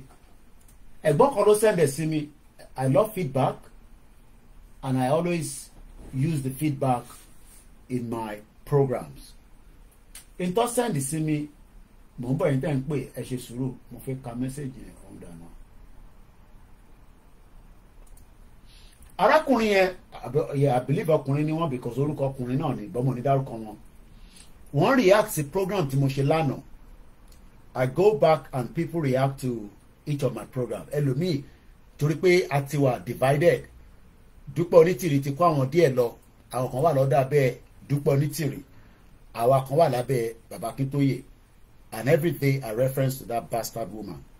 Pé kò gba country fún yín, ó kàn ń parọ́ fún yín ni. But sometimes people react. Koiki get out. Mo ń bẹ̀rẹ̀ tẹ́ ń pè. Arákùnrin yẹn wá send message. Ó ní hi Mr. Koiki more ẹ̀rọ orúkọ tó ń pè wèrè ẹ̀ nìyẹn sealed the declaration pé Dúpẹ́ Onítìrì ti seal the declaration yẹn ẹni ẹ lè wà lábẹ́ ètò báyìí nísìn àkúkú mọ àkáǹtì tẹ̀ ń lọ àdèmọ́bí tẹ̀ tí ń wò ẹ lè wò lẹ́niwẹ̀ ó ní Dúpẹ́ Onítìrì ti seal the declaration because èmi Ìgbòho bó ṣe kò tẹ respect Ìgbòho rárá ẹ̀yin imagine tẹ́ ẹ̀ bá tẹ respect èmi ẹ̀rí pẹ́ ní làákàyè èmi ò mẹ́ni tó send message yẹn but whoever send that message tó bá pẹ́ bá ní làákàyè ni ẹ̀ tẹ̀ fi doctor bẹ́ẹ̀ bá tẹ̀ fi doctor ẹ̀ fi chief sí kódà ẹ̀ larúkọ mọ́ Akíntóyè náà ni Akíntóyè at least àwọn ti ṣe ju ti Dúpẹ́ náà ṣe lọ at least àwọn ti ṣe ju ti Dúpẹ́ tó ń sọ fún yín pé òun ṣe wọ́n ti ṣe jù lọ ambọ̀sibọ̀sì Dúpẹ́ ṣe kò ṣe nothing mirage lẹ́wà but it's okay ẹni you Ìgbòho and Akíntóyè waited for Tinubu pé àwa ń dúró de Tinubu wọ́n ní they are 1 million people country ẹ̀yin kọ́ lẹ́ máa ṣẹ̀sọ́ yẹn fáwa ẹ̀yìn abìnrin mo ní láti restart ilé náà because a ti ṣe 4 hours báyìí ọjọ́ kì í pẹ́ lọ́mọ yẹn kájá burúkú náà ni tó bá yẹ kí mo lọ ṣiṣẹ́ nísìn ní 40 pounds lọ́wọ́ mi báyìí nísìn wàá dúpẹ́ fọlọ́n pé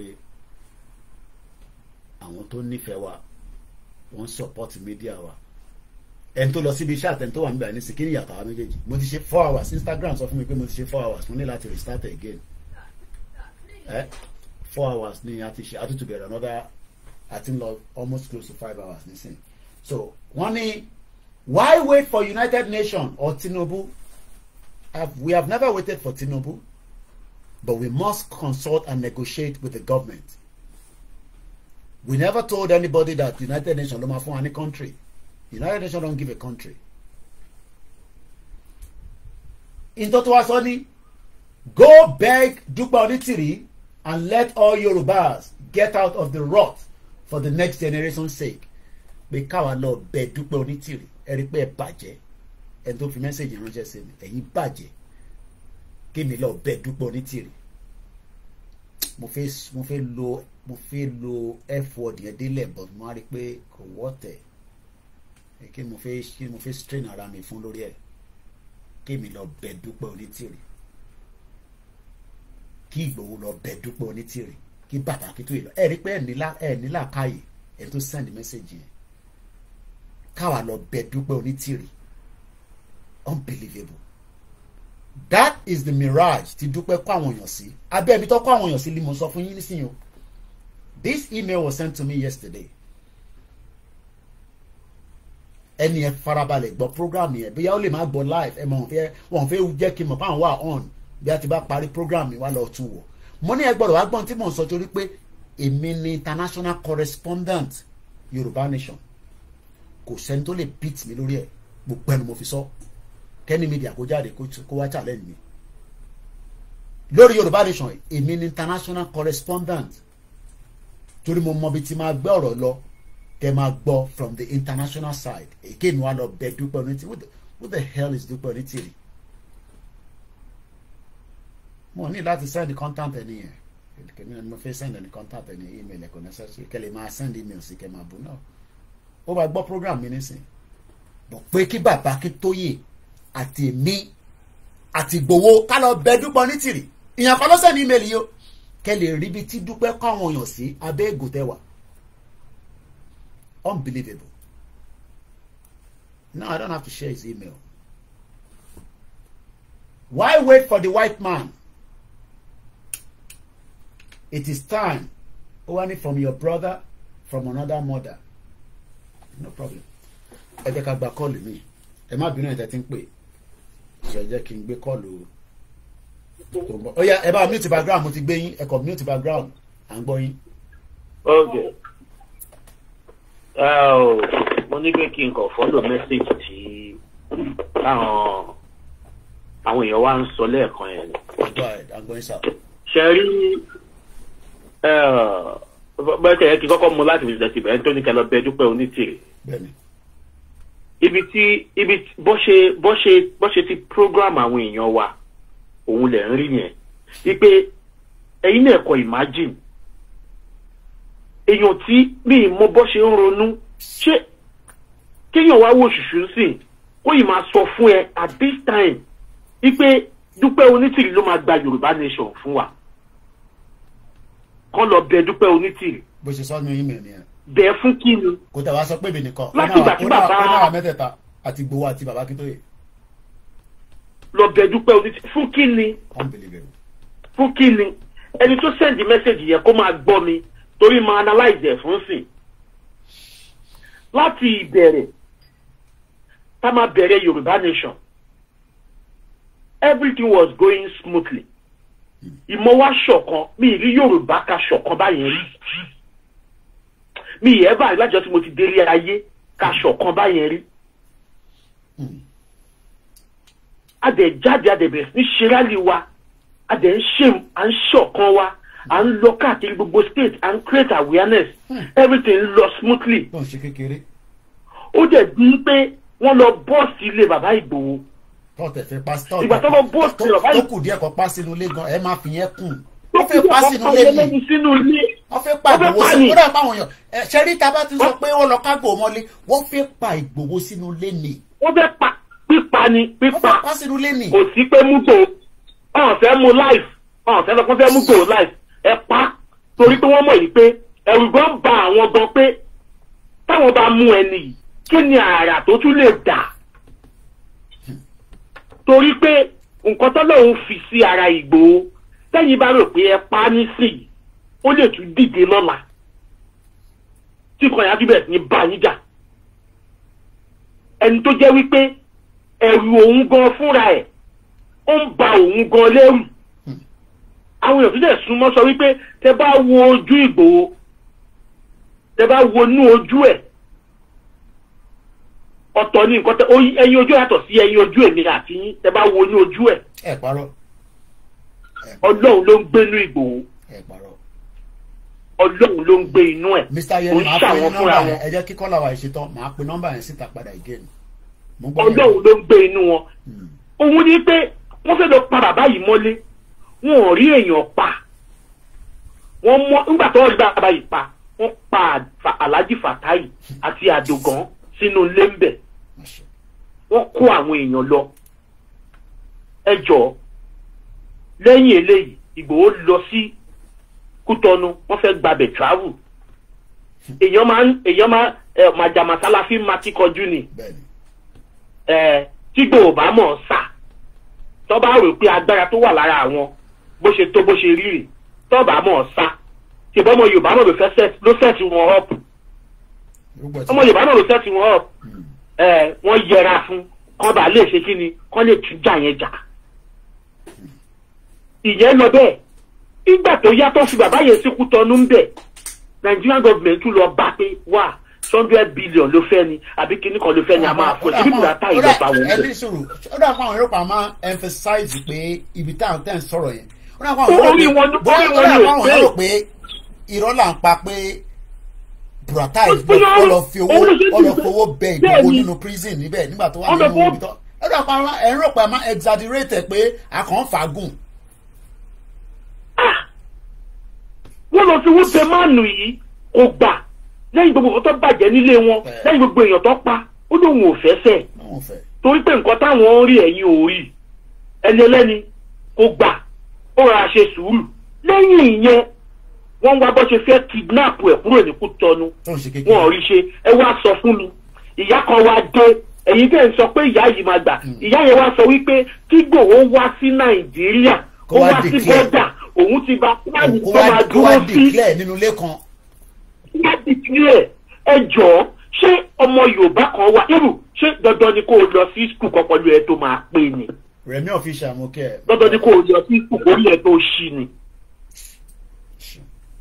ìwé kọ́ ni pé o lọ́gbọ́n náà ẹ try ìkẹ́ ronú náà wọ́n ní kéèyàn wá èèyàn tó fẹ́ pamọ́lé tí federal government fẹ́ pamọ́lé kò ń ṣe state government kò ń ṣe local government o federal government wọ́n fẹ́ pamọ́ inú ilé wọ́n láyè kúrò lọ sí fún political asylum níbì kan ṣé ó tún lẹ́tọ̀ọ́ àti tún padà wọnú ìlú yẹn kò lẹ́tọ̀ọ́ torí pé ìlú tó wà gan wọn ní sílẹ̀ kó kúrò tó máa sọ pé o ò lè lọ sí ìlú yìí mọ́ o torí pé bẹ́ẹ̀ lọ ti fẹ́ gbẹ̀mí ẹ̀ o ò lè débẹ̀ mọ́. ẹ jẹ́ mọ́rọ̀ níbẹ̀ yẹn gbogbo ẹni tó wà níta tó bá claim political asylum wọ́n máa sọ fún ẹ pé tó bá fún ẹ ní ìwé gbọ́dọ̀ lọ sí ìlú yẹn ìlú tó ti ní o ti sá fún problem yẹn àìmọye àwọn tó ní ìwé bẹ́ẹ̀ ẹlòmíì tó bá fẹ́ lọ Nàìjíríà ó máa gba ìlú kan Ghana ló máa gbà wọlé.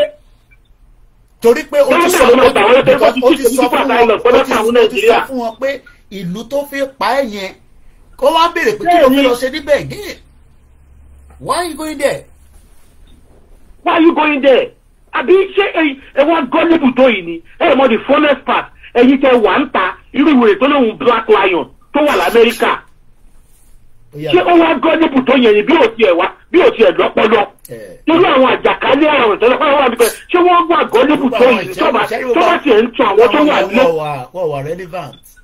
It's just unfortunate that people unfortunate wọ́n fi lè pè lórí àjàkáyé tó bá ti release audio wọ́n fi pé gbogbo èèyàn ló ń gbọ́rọ̀ tó ń sọ ní ẹ lọ wo fídíò ẹni sùúrù ẹ lọ wo fídíò pé wọ́n kàn pé olóyè lánàá Òṣùpá àti ẹ̀gbọ́n mi dáadáa Òṣùpá àti Pàṣọ ẹ lọ wo reaction àwọn èèyàn ẹ lọ gbọ́ nǹkan tí wọ́n sọ nínú ẹ tó bá ti wo fídíò yẹn ẹ lọ wo fídíò yẹn kẹ gbọ́ nǹkan tí ẹ̀gbọ́n mi Òṣùpá tó ń sọ pé Ìgbòho fídíò yẹn wọ́n ṣe ànọ́ni náà mú ọmọ tó ṣe bí àná àjẹrà ẹ lọ wo fídíò yẹn kẹ ó wà níbi tó wà ní Benin àyà gọ́ọ̀mẹ̀ntì sì ń já ní Nàìjíríà kò kúrò ní Benin. Of course ewé jẹ́ ká wá wòran ṣe wá rí ó wá ń pè yẹn kó wá sínú ilé kó wá declare ìyá sì yẹn ni kó wá Ìgbòho wá dé kó mọ̀ pé ẹni ìfẹ́ pa òun ni ó ṣe máa ní kí n wá ṣe nǹkan báyìí ìwọ máa ṣe lọ ẹ wá sọ fún mi ẹ̀yin ọmọ Yorùbá tí ó yẹ pé wọ́n ti ẹ má bínú omi ò bú yín o torí mọ̀ pé bí mo ṣe ń sọ̀rọ̀ ẹlòmíà máa ronú pé àbóòtọ́ lẹni yìí ń sọ ni ṣùgbọ́n àwọn tó rí wọn ò fẹ́ pé tí wọn ò fẹ́ ronú ẹ jẹ́ kí wá sọ kankan fún yín ṣé ẹni tí ó wà tó ń seek asylum tó ní kó wá declare tí ò wá ẹ wá sọ fún mi ẹ kọ̀ ọ̀rọ̀ látọkàn yín the same Nigeria náà ni ẹni yẹn wà tí wọ́n fẹ́ pa mọ́ nítorí pé ó ń jà fún Yorùbá nation ẹni tó wá jáde pé òun fẹ́ gbé yín kó pọ́n ti ṣe declaration Ìgbòho tí ì ṣe declaration o rally ló sì ń ṣe o awareness tó wà under constitution right tó wà under United Nations tó wà under African Union chapter you are entitled to self-determination this guy is just doing rally ló kàn ń ṣe kò tí ì declare o bàbá ní bóyá state ń bàjá pé ó declare ó wà ìlẹ́gà èèyàn kan wá ní òun wá declare gọ́ọ̀mẹ̀ntì wá ní òkò ní láti mọ bíta nìyẹn wà ẹ̀rí kọ́rọ̀ yẹn ò make sense. Exactly. ó dà ń pé ẹ ní understanding tàgbé dání. because ẹni yẹn wá sọ pé òun ti declare ẹ wá sọ fún mi ó lóun declare Yorùbá nation ìyẹn àkọ́kọ́ wọn lọ bọ́ọ̀sì ilé ẹ̀ wọn sọ̀rọ̀ ń pa ẹ̀ kò sí kankan tó gbé pa ẹ̀ ìyẹn lọ bẹ́ẹ̀ ó lóun declare ó wà fún wípé tí olórí ẹ̀dá ẹ wàá mọ̀ nǹkan tó yà mí lẹ́nu bàbá mi Koiki ẹ mọ̀ nǹkan tó yà mí lẹ́nu lẹ́yìn ìgbà tó pé òun declare tán ká tẹ̀sọ́ pé wọn lọ bọ́ọ̀sì ilé ẹgbà tó declare tán ká kí n bọ́ọ̀sì ibẹ̀ làwọn èèyàn wá ń sè wọn lọ àpáàkì ẹ̀ ńlẹ̀ o wọn fẹ́ lọ pa o wọn lọ ṣe kankan wọn wá díẹ̀ wọn ṣe kankan o. ẹ jẹ́ kájọ ṣí àbẹ̀yẹkẹ tó sàn yẹn gọ́ọ̀mẹ̀ntì ò dẹ̀ wá ní láti wá kò necessary pé kí gọ́ọ̀mẹ̀ntì mọbi tó wà pé nídìí ẹni tó ń fẹ́ declare yìí o ẹ má wọrí nípa ẹ jẹ́ kó máa ṣe tiẹ̀ lọ Ìgbòho tó máa ń ṣe rálẹ̀ àbẹ̀lẹ̀ kan mọ́lé ẹgbọ́n sókè mọ́ ń gbọ́ yẹn. bẹ́ẹ̀ ni bàbá mi ìgbà tó wá ṣe yẹn tán ẹ jẹ́ kí wá bọ̀ sí brain yìí federal government tó lọ bá o ìgbà tó wá máa wò ó lábẹ́ ló ń bọ̀ bókò ṣe lọ bọ́ sí radio station kan nìyẹn ní Ìbàdàn ẹ jọ ẹni tó lọ bọ́ sí radio station tán wọṣọ àmì tọ́nà gbé ìbọn àbí àdàdá ní ẹjọ́ bí ìjọba ọba lọ bọ́ọ̀sì tiẹ̀ nígbà tó sọ pé òun ṣe declaration ṣé kò yẹ kọ́ lọ wá bó jẹ́ kọ́ lọ gbé bó jẹ́ kọ́ tó ẹ tún ṣe mistake ń bẹ̀ yẹn o ìjọba gbọ̀hún tẹ̀ mọ̀ gbọ̀hún gangan ní ìjọba tún rò páwa ní ó dà pẹ́ ìrárin nígbà tó lọ sí òmìnira ni wọ́n pè é ẹni sùn àwa làwa mọ̀ yẹn láàrin ara wa àwa làwa mọ̀ yẹn kò sẹ́ni kankan tó mọ ẹni tá à ń sọ yà wá là ń pariwo ẹ̀ lórí social media so nígbà tó lọ sí radio station ìjọba tún wá sọ pé Ìgbòho àti bàbá Akíntóyè ni bàbá Akíntóyè ló ṣe wá jáde pé no it's not like that àwa kọ́ nìyẹn so àwa alátúnṣe tí wọ́n ń ṣàlàyé fún ìjọba tí wọ́n náà wọ́n ti dìbẹ́ tí ìjọba yan ọ̀wọ́ nìyẹn. ìjọba táwọn òmò ibi tó wà bẹ́ẹ̀ ni. ẹ pé kò Azeez mo kẹ́ látẹ̀kùn wà láì mo gbádùn ẹ̀ tó. tọ́láwọn òmò ibi tó wà ẹ̀yin ọmọ Yorùbá ẹ sì tún wá ń sọ wọ́n tún wá ibi tó tún wá lè dé ó wá ń sọ fún yín pé ẹni tó sọ fún yín tó ní ẹ ọkọ mi kó tó kú ó ní kọ́ńtàkì kan ó láwọn kinní kan àwọn ò ní ìdówó rárá ẹ jọ wọ́n wá ń sọ fún yín kẹta $1 million. ok ẹ jẹ́ kí n sọ fún ọ̀rẹ́ ẹ jẹ́ kí n ká bọ́ọ̀sì ara wa níbẹ̀ ẹ̀gbọ́n mi ṣé àwọn pé tó bá tẹ̀sán pọ́n need $1 million mo máa ń wọ́ndà pé sọ́fẹ́ fi ra ammunition ni àbí kí ló fẹ́ fi ṣe torí pé $1 million tó ń sọ yìí ẹ bá mi convert sí náírà owó táwọn politician fi ń ṣe gẹ̀lẹ̀dẹ̀ làwọn owó tó ń sọ owó yóò $1 million is nothing ẹ bá wọn sẹ́rí convert ẹ̀yin tẹ́ mọ́ mass ẹ fún mi ní kí ni equivalent $1 million náírà. bóyá bí $120 million ló máa jẹ́ ẹ̀ $120 million naira. so kò wọ́ $200 million naira. kò lè wọ́. owó títí normala ẹ̀ máa ná nísìsiyìí tó fẹ́ ṣe campaign PDP governorship. àwọn bẹ́ẹ̀ ni wọ́n fẹ́ ti gbọ́dí. ẹ̀fẹ́ fi gbé Adélé wọlé ọmọ. bẹ́ẹ̀ni ẹjọ́ Adélé yẹn ṣé owó ẹjọ́ owó AK-47 tó sọ pé àwọn fẹ́ rà tó bá tiẹ̀ fẹ́ rà ẹjọ́ owó mélòó nìyẹn máa ká ó tó bá local government kọjá tó bá tiẹ̀ sọ gbọ́dọ̀ jà. ó dà kó ọmọ ẹ jẹ́ kí n sọ mélòó ní local government a ní 191 local government ní gbogbo ilẹ̀ Yorùbá. bẹ́ẹ̀ni. àwa dẹ̀ fi rally I think send the signal sí gbogbo local government yẹn because tí Ìgbòho bá gbéra pé òun bọ̀ nísìn tó bá tí Ìgbòho bá gbéra pé òun lọ sí Èkìtì nísìn gbogbo local government tó ń bẹ nílẹ̀ Yorùbá ló mọ̀ pé Ìgbòho ti jáde. ló máa tẹ̀lé. tá a bá ti kúrò ní soka tá a ti take off tí mọ́tò Ìgbòho lead torí mọ́tò Ìgbòho ló máa ń lead moment tó bá ti lead jáde yẹn báyìí radio station ti ń sọ fún gbogbo local government pé Ìgbòho ti ń lọ Èkìtì ó ń lọ Èkìtì ó ń lọ Ọ̀ṣun Òṣogbo ó ń lọ this and that. And that is a message being sent. Message yẹn ni wọ́n fẹ́ jẹ́ kó travel ju bó ṣe yẹ lọ mọ́ lọ́ fẹ́ panú ẹ̀. Ìyàn kan wá náà wọ́n declare àwọn ń gbé Adélé bọ̀ àwọn nídìí $1 million wọ́n tẹ̀ wá sọ $1 million yẹn wọ́n sọ di owó kan ratati tá àrírú ẹ̀ rí. Wọ́n wá ìjìnlẹ̀ wá ní pé táwọn ìjìnlẹ̀ wá ní ẹ àwọn nídìí $1 million yẹn láti jẹ́ kí Adélé lè wọlé. Èèwọ̀n bí ìjìnlẹ̀ fáyọ̀ tẹ́ ó náà ti gba Yorùbá nation fáwọn èèyàn ṣó lè lọ sí ẹni sùúrù ṣó lè lọ sí immigration office ní Turkey kó lọ present Yorùbá nation yẹn fún wọn mo challenge ẹ pé gbé ìṣòro mọ̀ pé ò ní full ìwé ní Turkey I know that torí ìyàwó ẹ ọmọ Yorùbá ni mo bá sọ̀rọ̀ through WhatsApp so kò ń ṣe ọmọ Turkey ló fẹ́ tó bá fẹ́ ọmọ Turkey nìkan ló máa ní right láti gba passport wọn tó bá wà ní Turkey ò ní full citizenship Turkey mo mọ̀ yẹn because mo mọ̀ nípa immigration wọn díẹ̀. So the question wa ni pé tó bá wá ní o ti gba Yorùbá nation ǹjẹ́ o lè lọ tender Yorùbá nation yẹn kó fi lọ change citizen status ẹ tó fi ń gbé ní Turkey lọ́wọ́lọ́wọ́ kó wá yọ ti Nàìjíríà kó yọ ti Nàìjíríà kúrò because ti Nàìjíríà ló ń lò lọ́wọ́lọ́wọ́ nísìnyí passport Nàìjíríà ló wà ní immigration office ló ń lò lọ́wọ́lọ́wọ́. tálẹ́ wọ́n stupid pé pé parọ́ fún. So èmi gan tí mo wà ní UK 15 years ni mo fi bá wọn fà á pé mo fẹ́ gbàwé mo dẹ̀ mọ̀ pé ìwé tèmi gbà ìwọ lè rírú ẹ̀gbà lọ́hùn nítorí pé UK yàtọ̀ sí Turkey Turkey yàtọ̀ sí UK Turkey dàbí United Arab Emirates ni minimum tó máa fún ẹni 2 years ọdún méjì confam ni mo sọ fún ẹ ní tí mo mọ̀ ní àwọn èèyàn ń bẹ níbẹ̀ tó ń ṣàlàyé fún wa bó ṣe ń lọ so ṣo lè wá gbé declaration yẹn lásán ṣo lè o rí láti fẹ́ fáwọn information yẹn ìwọ gbé declaration yẹn lọ sí immigration office yín lọ́hùn kó wá yọ ti Nàìjíríà tó fi gbàwé lọ́hùn kó yọ kúrò kó wá fún wọn ní ti Yorùbá nation yẹn orí gbogbo yín ò pé ẹ ti ń fa gbaná. orí ẹ̀ pé ẹni tó jẹ́ pé ẹ tó bá ba wèrè ni ẹni tẹ́mi ẹ̀ mọ̀ ọ́ èmi sọ pé mò ń bọ̀ Turkey mo ní mò ń bọ̀ Turkey wá gba owó mi tí mo dánú $1 million ọmọ tó bá fẹ́ lò ó blọọkì mi ni. ókè ó dà kó sọ̀rọ̀ yín níjọ́ kan mò ń gbọ́ tí yàn kan èmi máa ń ṣì gbọ́ program rẹ̀ mò ń gbọ́ tó ní pé yàn kan fẹ́ gbowó ẹ̀ padà mo mọ̀ bẹ́ẹ̀ ni. bẹ́ẹ̀ni. àná àwọn tó ń tẹ̀lé mi ẹ ṣe sùúrù àìtí gba Yorùbá nation but we are still on the right track. ẹ pé kìíní kan.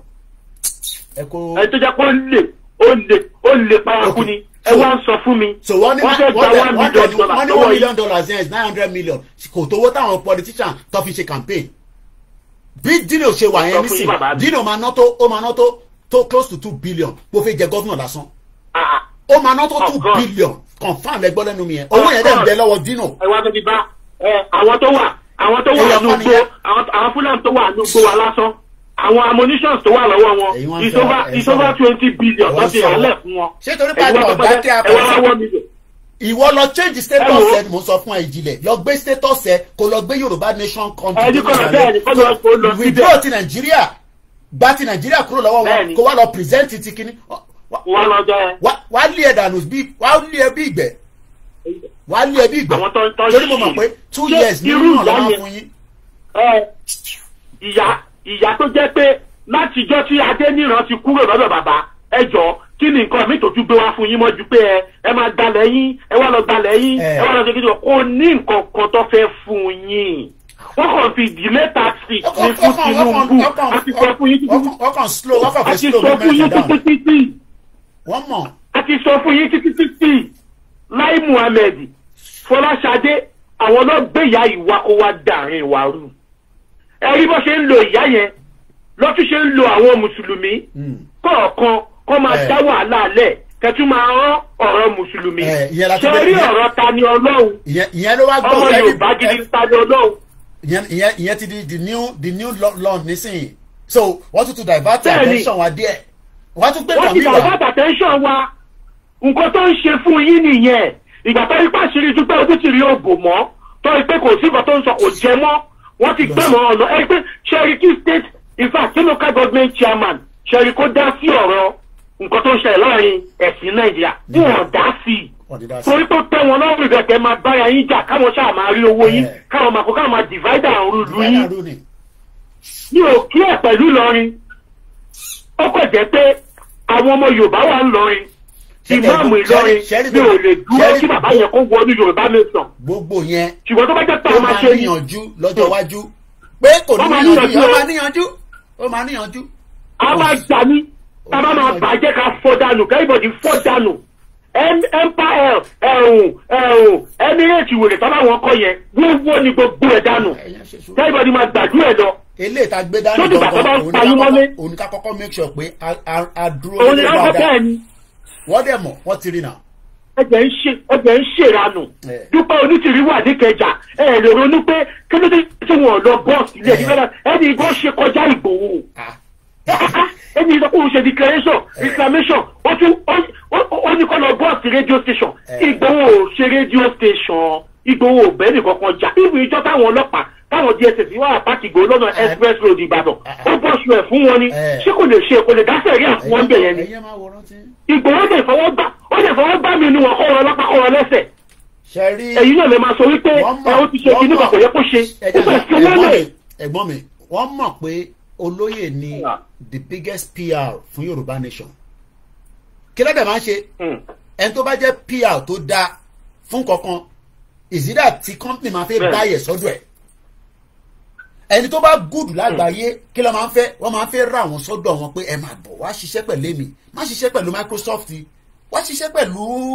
IBM á fún ẹ ní ×3 owó tí Microsoft ń fún ẹ torí wọ́n rí potential lára ẹni yẹn so government ò wá rí wọ́n rí Ìgbòho báyìí èèyàn kan wá ní ká lọ bẹ Dúpẹ́ Onítìrí ó wá send email sí mi pé káwa lọ bẹ Dúpẹ́ Onítìrí. kò ní jẹ́ ẹni yẹn tó bá ń gbọ́ mi kò ní yẹ tìrantìran kò ní yẹ alábòsí lẹ máa ń bẹ ẹ tó máa báyé ń jẹ lẹ máa ń sátẹ̀lẹ̀ lẹ́yìn ilẹ̀ Yorùbá ẹ mọ àwọn tó fẹ́ ṣe yín lóore ẹ kọ̀yìn sí wọn ẹ bẹ̀rẹ̀ ní sọ̀rọ̀ tí ò dá sí wọn Ọlọ́run jẹ́ kálàánú máa jìnà sẹ́yìn Yorùbá kálàánú máa jìnà sí yín èèyàn jà wọ́n pa èèyàn méjì ilé ẹ̀ kò lè ríyàwó àtọmọ ẹ jọ irú sacrifice wo ló tún fẹ́ ṣe kẹ tó gbà yí pé ẹni yìí ó dẹ̀ ti accept fẹ́ lórí bẹ́ẹ̀ ló bọ́lọ̀ ń ṣe kùnrin àjọ yẹn nìyẹn in tó bá sọ ní kọ́ọ̀rì ló sọ ní gbangba ẹ lọ wo fídíò tó wà níta pẹ̀lú Pàṣọ ẹ̀gbọ́n mi Pàṣọ àti ẹ̀gbọ́n mi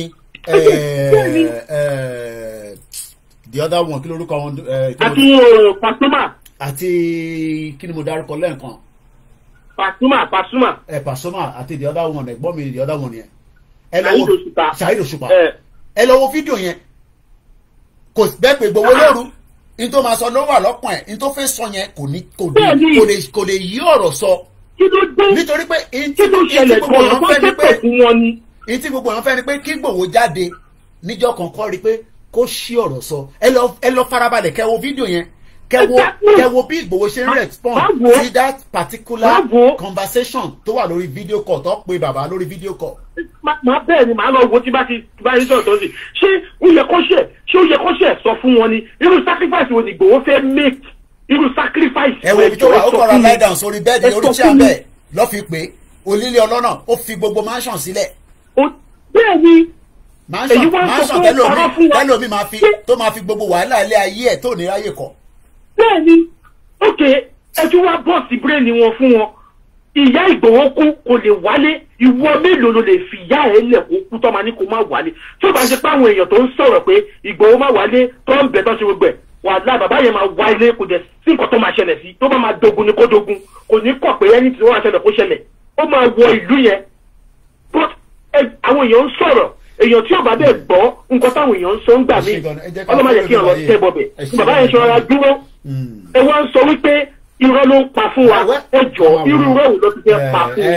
bíá owó ṣó Ìgbòho wá ń waste time rẹ̀ wá jókòó sí bẹ́ẹ̀ fọdún méjì torí pé ń parí fún Yorùbá káyé má jẹ. àwọn ọmọ pín yẹlẹyẹlẹ bàbá màmá pín wọn lè wọ wálé bísíǹsì wọn ó kò láti ilé wọn nìyẹn olùwà ẹni tó máa sùn lórí bẹ́ẹ̀dì dálásá ó tẹ̀ tó ń wà lórí tíà ẹ lọ́wọ́ fídíò yẹn ẹ tún máa káàánú pé olówó ni máa ẹ̀ ṣá ẹ lọ́wọ́ fídíò yẹn. kò dáa ẹ má jẹ́ kálá àánú jùlọ kò ní ṣe pé wọ́n plan ẹ̀kọ́ tó gbé Ìgbòho position tó wà yẹn náà lọ́ọ́ pè sí ló kàn gbé kọ́ ó dẹ̀ lie down síbi tó lie down sí bẹ́ẹ̀.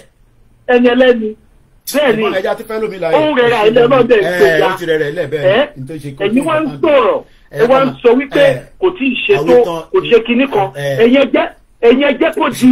àwọn rò pé orí social media táwọn jókòó sí yẹn lọ̀rọ̀ tó wà nílẹ̀ yìí mo kàn máa ń wò ìjìnlẹ̀ yẹn nígbà mi tó bá ti bá kàn wo program ẹ̀ tí bá jókòó ẹ̀ pé bàbá gaimá ni bọ̀bọ̀ ẹ̀ mẹ́ ẹ bó ṣe ń sọ̀rọ̀. mo wish mo daimani.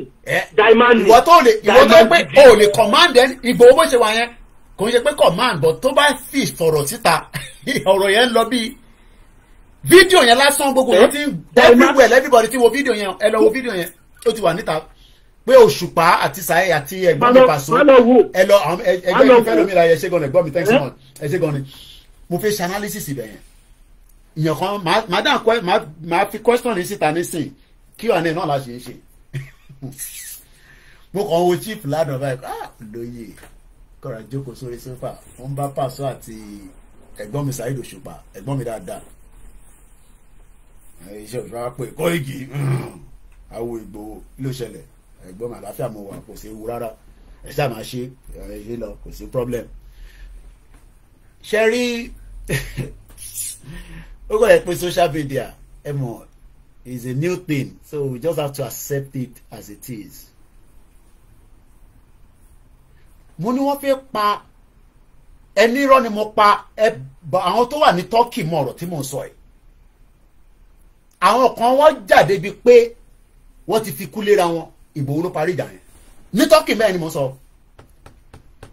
ó láìpẹ́ káwọn boys yẹn máa wò mí báyìí wọ́n bẹ̀rẹ̀ sí lé mi pé bàbá Kóìkì pé kí n kàn báwọn tẹ̀ sọ fún chief pé chief nìkan ló lè stop ikú yẹn wọ́n fẹ́ pa ẹni yẹn sí Turkey ni mo ń sọ yìí ọmọ Yorùbá ni mo ní láti go into all the details tó ṣẹlẹ̀ they were going to eliminate him wọ́n máa pàdánù ni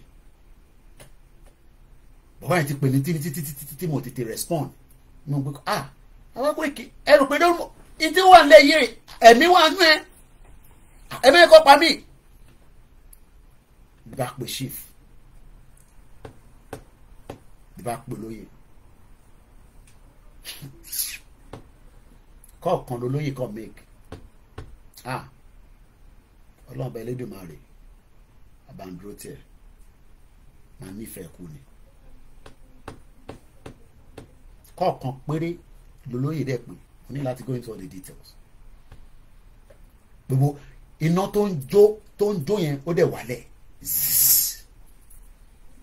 ìjìnlẹ̀ wa jókòó sí that same Turkey ó wá ń wa tọ́ sí Ìgbòho ṣá ẹ rí pé ìgẹ́ta sí bí ṣá ẹ pé social media yìí ó lágbára díẹ̀ o àwọn náà ti abuse ẹ if that is what you want to say ó lágbára díẹ̀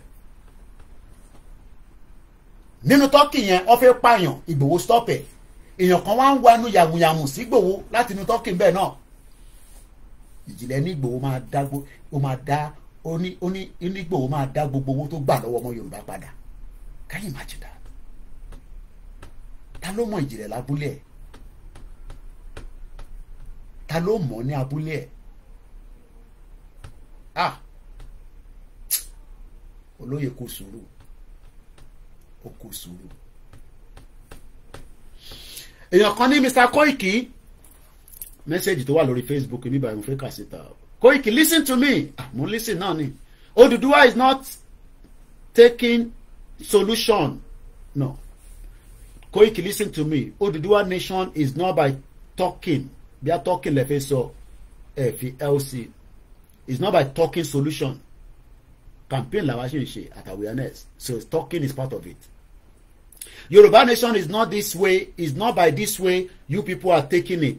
I have said it several times several times kí ni ká ṣe sí yẹn Yoruba nation is going to be like the coup in Mali and Niger as make it clear to us and understanding. ìtẹ́ iná bá lè ṣe ń bẹ̀ Mr. Ọláníwájú ẹ̀yin náà tètè wá bá wa ṣe it's easier said than done.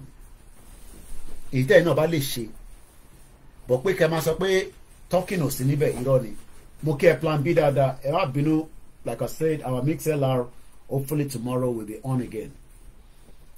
DG sọ pé its simplicity can be compared. mo kàn ń wò lórí chair tó jókòó sí lánàá bí alánà lọ make it call èmi ò mọ̀gbà tí àwọn ẹ̀gbọ́n wa méjèèjì tó ríra wọn bọ́dà pé Òṣùpá ló lọ sọ́dọ̀ Paso bí ẹ̀jẹ̀ta ni bọ̀ àná lèmi ṣàtìrí fídíò yẹn mo kàn rẹ́rìn níbi tí mo jókòó sí ìwà ìgbà olóyè too simple olóyè tìgbà mi tí màmá wa nínú compound wọn bẹ́ẹ̀ akọ wà láàrin àwọn èèyàn you will not know okay àná lọ́sẹ̀ ṣe fídíò yẹn okay Mr. Rubin if you don't fight nothing else àwọn èèyàn ní ká má jà o ní ká má jà pé ìjà kan la máa fi gbà diplomacy ni kémi náà dẹ́yìn tí mò ń ṣẹ́nu sọ nísìn pé gbogbo ètí mo sọ ìbẹ́ fi bú mi ìbí wọ́n fi bú mi gbogbo àwọn mídíà àti èyí tó wà ní Egypt torí ẹ̀ ti gbálẹ̀ yẹn àtẹ̀mọ́ tí yẹn sọ mọ́lẹ́ lọ́jọ́ mẹ́ta bọ̀ pé dúpẹ́ nítorí ti gba country fún yín ẹ ti tú ẹ̀ dànù sí kankan tó jẹ́ bẹ́ẹ̀ irọ́ ni eléyìí mo sọ bẹ́ẹ̀ irọ́ ni kò sí kankan bóun kó raise $5 million kò lè gbé kankan wọ Nàìjíríà ẹ dúró pẹ́ ṣèbí November ti fẹ́ dé ẹ máa pé wọ́n country máa pé wọ́n yẹ ìjìnlẹ̀ country ẹ máa pé wọ́n yẹ ọ lórí social media.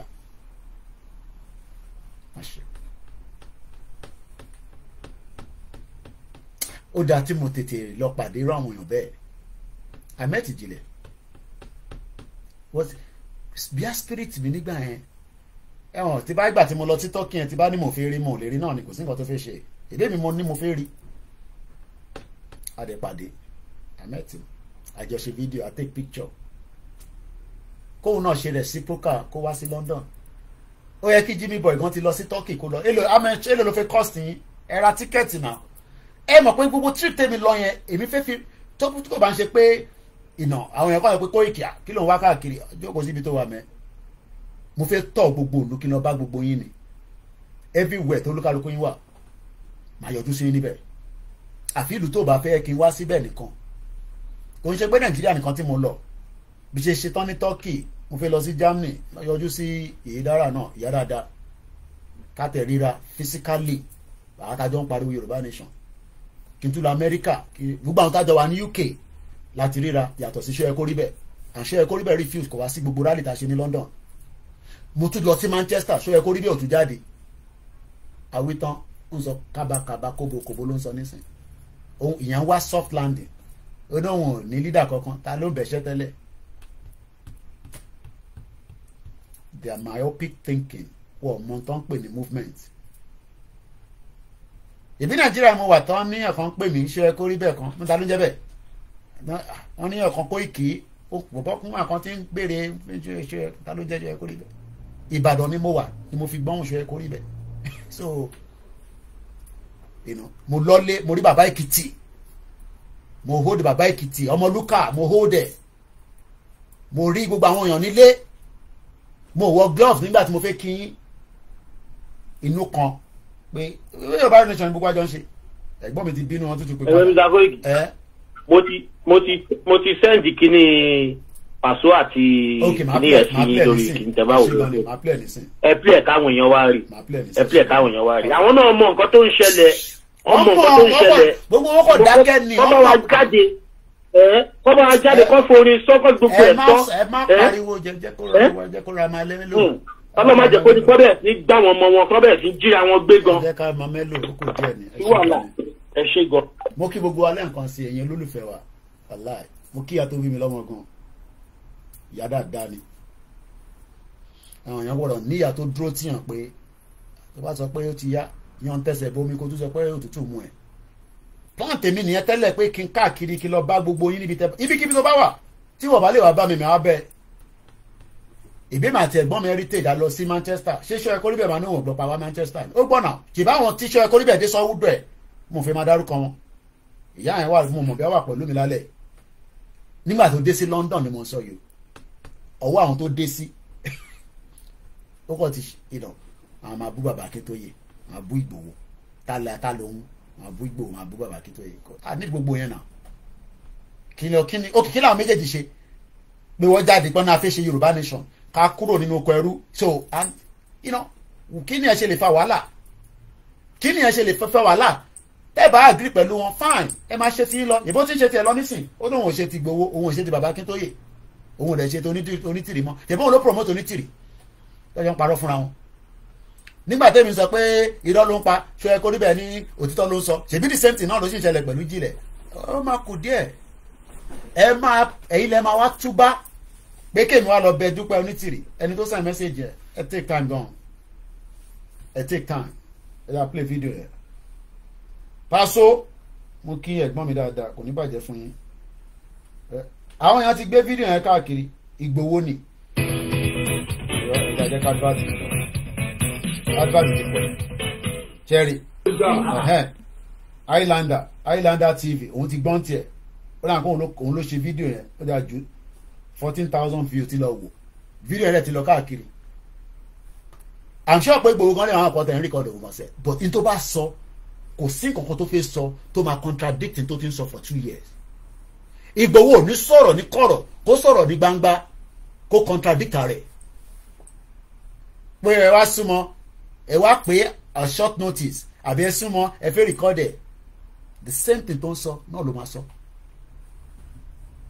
èmi wà ní Benin níjọ́ tí àmàjọ gbéra mo sọ fún yín kò ń ṣe pé tẹnu mi tí mo nífẹ̀ẹ́ dé nìyẹn it is just what it is it is what it is I beg them wọ́n ní bá mi kò necessary àgbà mama ni máa ń pè ìyàwó wọn àgbà mama síta náà ẹ̀yin ẹ máa padà ẹ máa lọ àgbò ní ẹni tó bímọ fóun òun á filẹ̀ sí airport ibi tó láyà dé nìyẹn ṣé ìwọ lè ṣerú ẹ̀ ṣé ìwọ lè ṣerú ẹ̀ ni mò ń béèrè so ìjìnlẹ̀ tó kúrò ní Turkey láti dára ní ṣe Yorùbá nation mo rò pé ó lọ sí ìlú kankan tá a rí notification ẹ̀ pé mo wà nílùú báyìí o ẹ ti understand ẹ wà lójú kan o kúrò nínú orí screen tó ń ti sọ̀rọ̀ yẹn náà kiri Ìgbòho ló sọ̀rọ̀ nísìn everywhere ti fídíò yẹn nísìn everywhere ti olóyè àti àwọn mẹ́tẹ̀ẹ̀ta yẹn òòṣà làwọn náà Paso olórin gidi ẹ̀gbọ́n mi Òṣùpá o gbọ́dọ̀ gbóòórùn Òṣùpá kárẹ̀ má búyà ni kò sẹ́ni tó mọ Òṣùpá kò sẹ́ni tó mọ Pasuma pẹ̀lú Ìgbòho àwọn mẹ́tẹ̀ẹ̀ta ó wá sọ̀rọ̀ everywhere ti blow anywhere ní Yorùbá land bọ́ọ̀tẹ̀ ẹ̀gbọ́n nílẹ̀ Ìgbò ti blow ní Yorùbá land fídíò yẹn máa play nísìn èèyàn kan máa jókòó sínú inú zoom conference wọn bẹ́ẹ̀ ó wá jókòó sínú zoom ẹ̀ ó wá níta ní Ìgbòho oní odúpọ̀ ní tìrí ni àwa ti gba country à ń gbé adé labour ṣé jìnlẹ̀ náà ń bọ̀ pẹ̀lú wọn. tó èmi sọ fún yín pé any day anytime tí ó bá nó ti rẹ́dì kó ti yá bó jẹ́ kí n sneak wọ Nàìjíríà any day anytime. màmá mi mọ̀ bẹ́ẹ̀ ìyàwó mi mọ̀ bẹ́ẹ̀ àwọn ọmọ mi mọ̀ bẹ́ẹ̀. èmi ò ní ṣe journalist ó ti wá bẹ̀rẹ̀ ká tó wá jókòó sórí social media irọ́ o. ẹ lọ wo Simon Ekpa ní Simon Ekpa ní eléyìí this is not the time for talking òun ti talk action làwọn wà àwọn ti wà lórí action báyìí. ìwọ̀nba díẹ̀ lẹ́ẹ̀ máa rí broadcast Simon Ekpa nísìn àwọn ti wà lórí another stage bí Simon Ekpa rẹ̀ ṣe wà yẹn ó fún olóyè ní respect ó kí olóyè nígbà tí ikú màmá wọn ó pe chief for condolence well chief anything let me know ìyẹn lẹ́yìn kan máa sọ pé ẹ̀yin Biafra yẹn ẹ̀yin fẹ́ẹ́ sẹ́gbẹ́ ẹ̀ ṣe kíní kan ẹ rí pé mò ń fi bẹ́ẹ̀ rí nífi sọ̀rọ̀ yẹn lọ títí ní bíbá torí ẹ̀yin ò ní understanding so ti bá wá síbẹ̀ tí mò ń ṣàlàyé Biafra Yorùbá nation unique okay yes but I still have to talk about that mo gbọ́dọ̀ máa sọ̀rọ̀ Nnamdi Kanu lójoojúmọ́ lórí Star Radio torí international platform ni àwa ń fi sí reference ni torí Nnamdi Kanu commit any crime DG75 ní sọ ẹ kó rí bẹ́ẹ̀ ṣe local champion bí a bá tẹ̀ jẹ́ local champion kò gbọ́dọ̀ upgrade rẹ̀ ẹ jókòó sórí kínní ẹ bá tẹ̀ máa bú gbogbo yàn irú Ìgbòho lẹ máa bú Ìgbòho táwọn Òṣùpá Bàdá ẹ̀gbọ́n mi dáadáa àti Pàṣọ tó ń fún ní respect máa play video ẹ̀ fún yín nísìn tó ń ṣe ìbà fún gidi níbi tó wà ó kú tì ẹni máa pa ló máa kọ́kọ́ kú ambọ̀sibọ́sí Ìgbòho òkú lẹ́niwẹ̀ mo kíyàwó ẹ̀ dáadáa mo kí àwọn ọmọ ẹ̀ pọ́kù rọ́jú ọdún 2 mo sọ fún chief mo ní má sọ pé mi àmọ́ ẹ̀yin ò sí ẹ̀yẹ́ máa lọ ọdún ní coordinator trust me ni mo gbọ́dọ̀ má trust yìí kẹ̀ ó tún padà lọ sínú airport kí ṣèbí kí gbogbo yín tó gbọ́ làwọn àti mọ tó ṣẹlẹ̀ and the rest is history like they say orí flight ni mo ti gbọ́ pé ó dà pé heritage ti announce pé wọ́n ti mú bọ̀ bàbá kí tó ṣe nǹkan kan níjọ́ yẹn tí mo ní ẹ bá gbàgbé wọ́n jẹ́ kí helicopter yẹn kó land so for that reason ẹ ká máa dúpẹ́ fẹ́ kidnap Ìgbòho máa gbé lọ sí Àbújá àwọn wèrè so that kọ́ lè display wọ́n lè display Ìgbòho bá ti mú.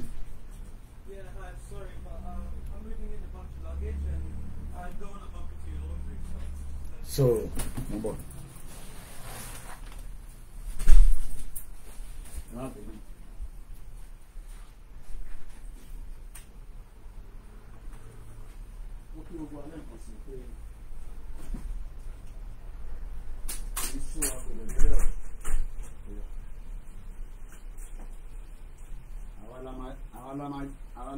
Àwa la sí àgbẹ̀ bí àṣà lórí.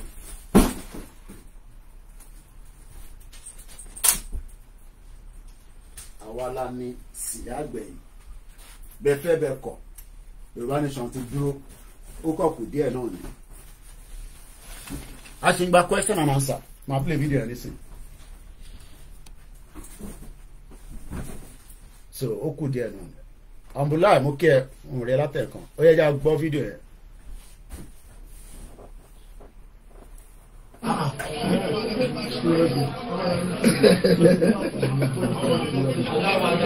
Gbèdú àlà wọn ṣe nọ́mà wọ́n ní kí àwọn máa fresh sí ni wọ́n ní kí àwọn máa fresh. Lórí tó máa ń ṣe fídíò tí rìkọ́dé nìyẹn a máa parí ètò ti lọ ti ṣe 5 hours tó bá ti di 8 o'clock mo ní láti lọ ẹ má bínú àwọn tó máa ń ṣe fídíò ṣá gbogbo ẹ̀kọ́ àwọn ọmọ mi ò ní rìkọ́dì tàbí máa struggle láti wá landscape ẹ̀ ẹni ẹ̀ ká ṣe.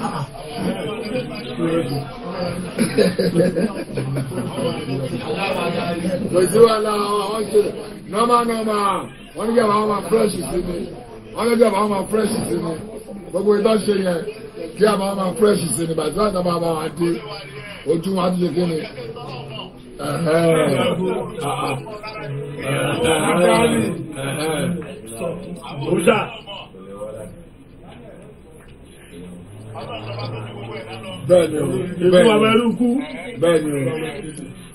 Ọ̀gá kan ọmọdé mi tírílíọ̀n.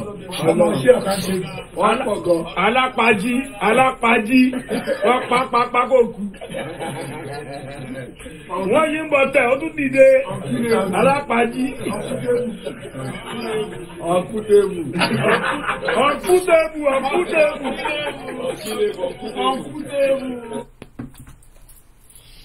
Ọlọ́run bá dúró ti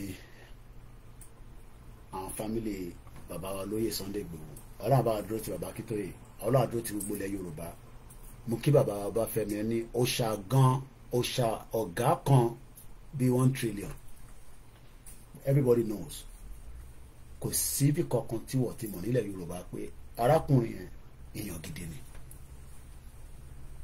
Everybody knows that. Kò ń ṣe lọ́jọ́ ẹ̀ní, it's still for the future. Ẹ jẹ́ ká délẹ̀ lérí tán ẹ̀gbọ́n tí ikú bàbá yèyé sọ. Ìbẹ́yìn lẹ́ ń bú, no problem. Ikú bàbá yèyé gbogbo tó sọ ó wà ní abẹ́ẹ̀kún.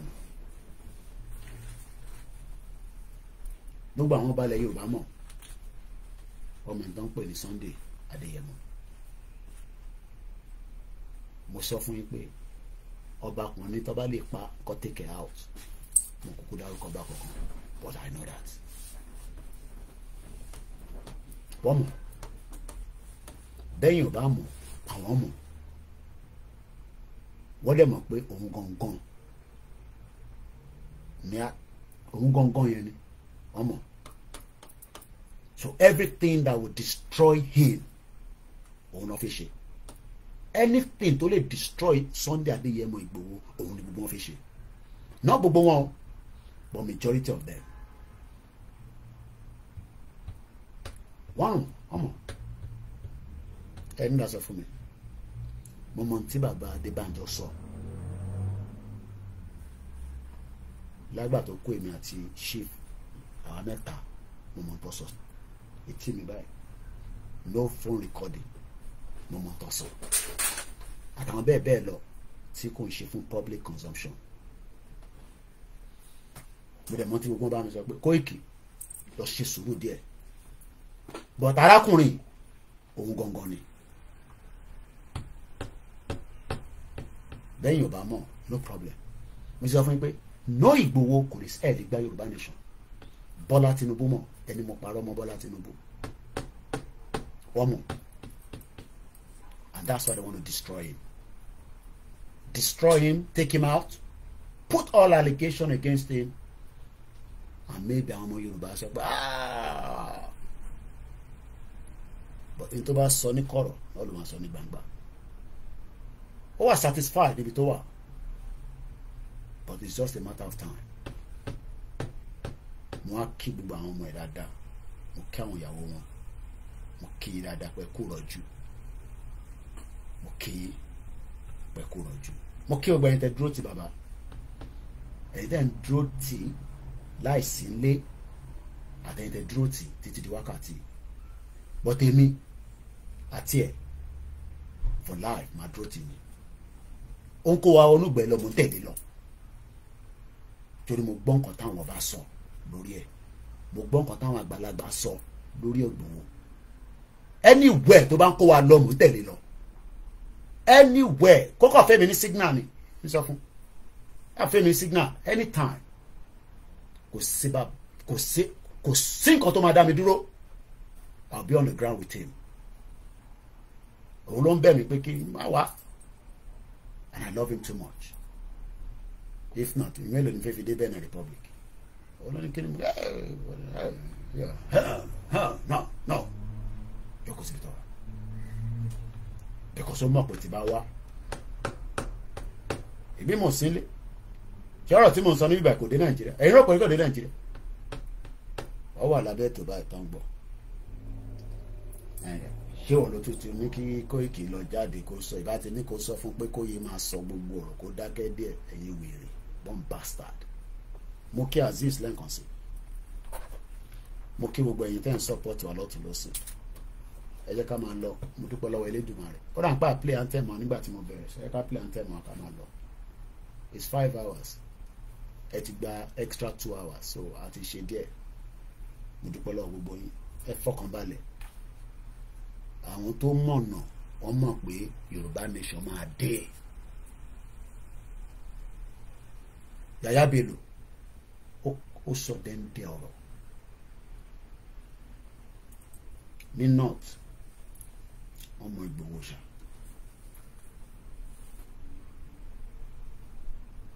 Bàbá ṣe fi take it out ni kò yé wọn, but wọ́n try.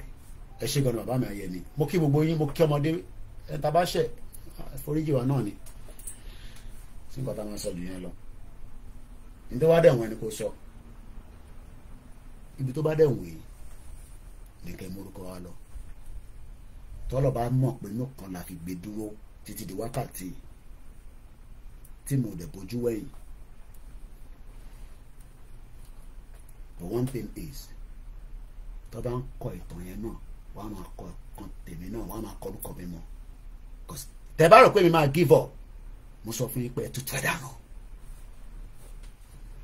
Mo lẹ̀ pa mọ́ Professor Akintoye bíi chewing gum. Bàbá mi Bánjí Ayélóge, mo lẹ̀ pa mọ́ wọn. Gbogbo àwọn tó bá dúró lótìtọ́ pé a fẹ́ Yorùbá nation, Koiki Media ó wà fún yín 24/7. Bọ̀ gbogbo ẹ̀yin tí ẹ fẹ́ ṣe jàǹbá fún wa bí bàbá dé níran, ṣé wọn kò ṣe jàǹbá fún wa bàbá yẹn? Ẹ wà pé mo fi sọ̀rọ̀ mọ́, mo dákẹ́. Díẹ̀ ni gbogbo tí Ìyèdára sọ yẹn, wàláì. Ìyèdára sọ gbogbo ẹ̀tàn délẹ̀, but èmi dé mọ́bẹ̀ for now. Ṣé wọn pé mo rí ẹ dáadáa, Professor Adéníran? Kò hàn pé kò ń ṣe nǹkan, kò ń ṣe méjì, kò ń ṣe mẹ́ta. Kò hàn pé kò ń ṣe ọmọ ẹ̀mẹ́ 20 la pàdé ẹ̀. Àbí wọ́n ló sọ fún wọn pé Ìgbòho máa gbéra ní Benin Republic? Mo rò pé wọ́n kọ́ ló sọ fún wọn tó fi lọ dá dúró, torí it was never meant to go like that. Mo rò pé wọ́n kọ́ ló lọ sọ fún wọn ahead pé Ìgbòho máa travel kúrò ní Benin Republic. Mo dé ọ̀rọ̀ ẹ, mo dé mọ́lẹ̀. Ṣé wọ́n pè mí súnmọ́ ẹ dáadáa? Wọ́n pè mí wá on the ground. Professor Adéníran, Ọlọ́run adájọ́ yín, àfààní lọ́lọ́run lọ́wọ́. Tó bá yẹ pé burúkú ni Ìgbòho ṣe fún yín, àfààní lọ́lọ́run lọ́wọ́. Díẹ̀ lẹ́gbọ́ tí Ìyèdára sọ nípa bàbá yẹn, bọ̀ ní dé tó kò mọ́ kúlà, kò tún ṣe time láti sọ̀rọ̀ nísìn. Tásìkò àti sọ̀rọ̀ bá tó, Professor Adéníran, I bet my life wà lọ commit suicide. Tí bá jáde, tí bá sọ̀rọ̀ tó kù, ó máa parẹ́ ni. Torí àgbàlagbà tó bá ṣe láńgbáláńgbá, wà wọlé lọ bí ọba àwọn ti tẹ́lẹ̀, wà á ṣí adé lórí, wà á parẹ́ dànù bó ṣe máa ṣẹlẹ̀ sí ẹ. Ṣé o báyẹ̀ kí sọ̀rọ̀ yàrá dákẹ́ bẹ́ẹ̀ yẹn? Torí you almost killed us, èmi àti Ìgbòho. Wà á dúpẹ́ fọlọ́. Báwọn tó ní ilẹ̀, wọ́n dúró tì mí àti Ìgbòho. Wọn pàwọ́ méjèèjì ló gbé rìnrìn àjò. Ṣọ́rántí, èmi àti Ìgbòho gbé wà rìnrìn àjò. They could have killed us. Mo kí gbogbo ọmọ Yorùbá lẹ́ǹkan sí àmì ìrìnjì bẹ́ẹ̀ lọ. Thank you so much. Mo dúpẹ́ lọ́wọ́ àwọn ọmọ lálùbáríkà, mo dúpẹ́ lọ́wọ́ ìyàwó mi, mo dúpẹ́ lọ́wọ́ ìyá dáadáa tó bí mi. Mo kí gbogbo yín lẹ́ǹkan sí.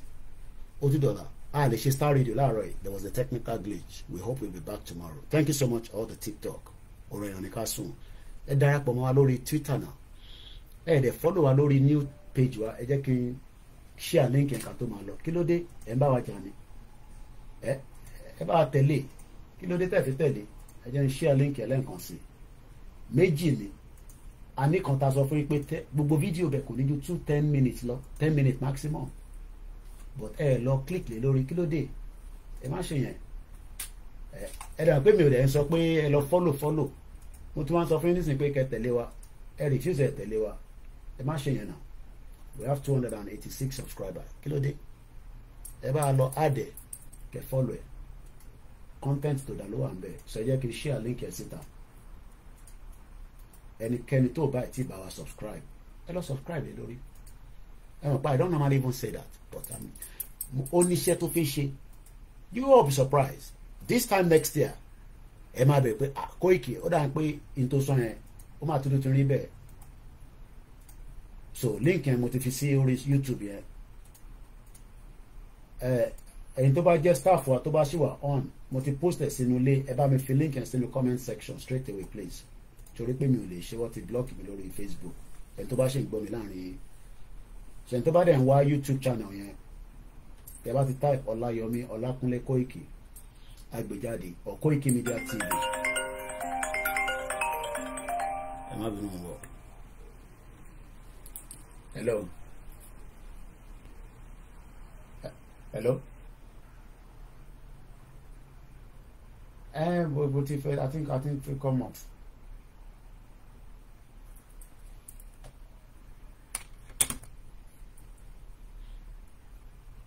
So ẹ bá mi lọ subscribe please. Lórí ẹ̀ mo ti share link yẹn síta. Let's click on that. So link ẹ ló wà lórí kíní adé tó fi sórí community kíní mi lórí YouTube ẹ gbọ́wọ́lé kẹtẹ̀lé we're on the right track. Yoruba nation, no going back. I am your last man standing. Nínú movement yìí ó kù díẹ̀ ni. I just want something real.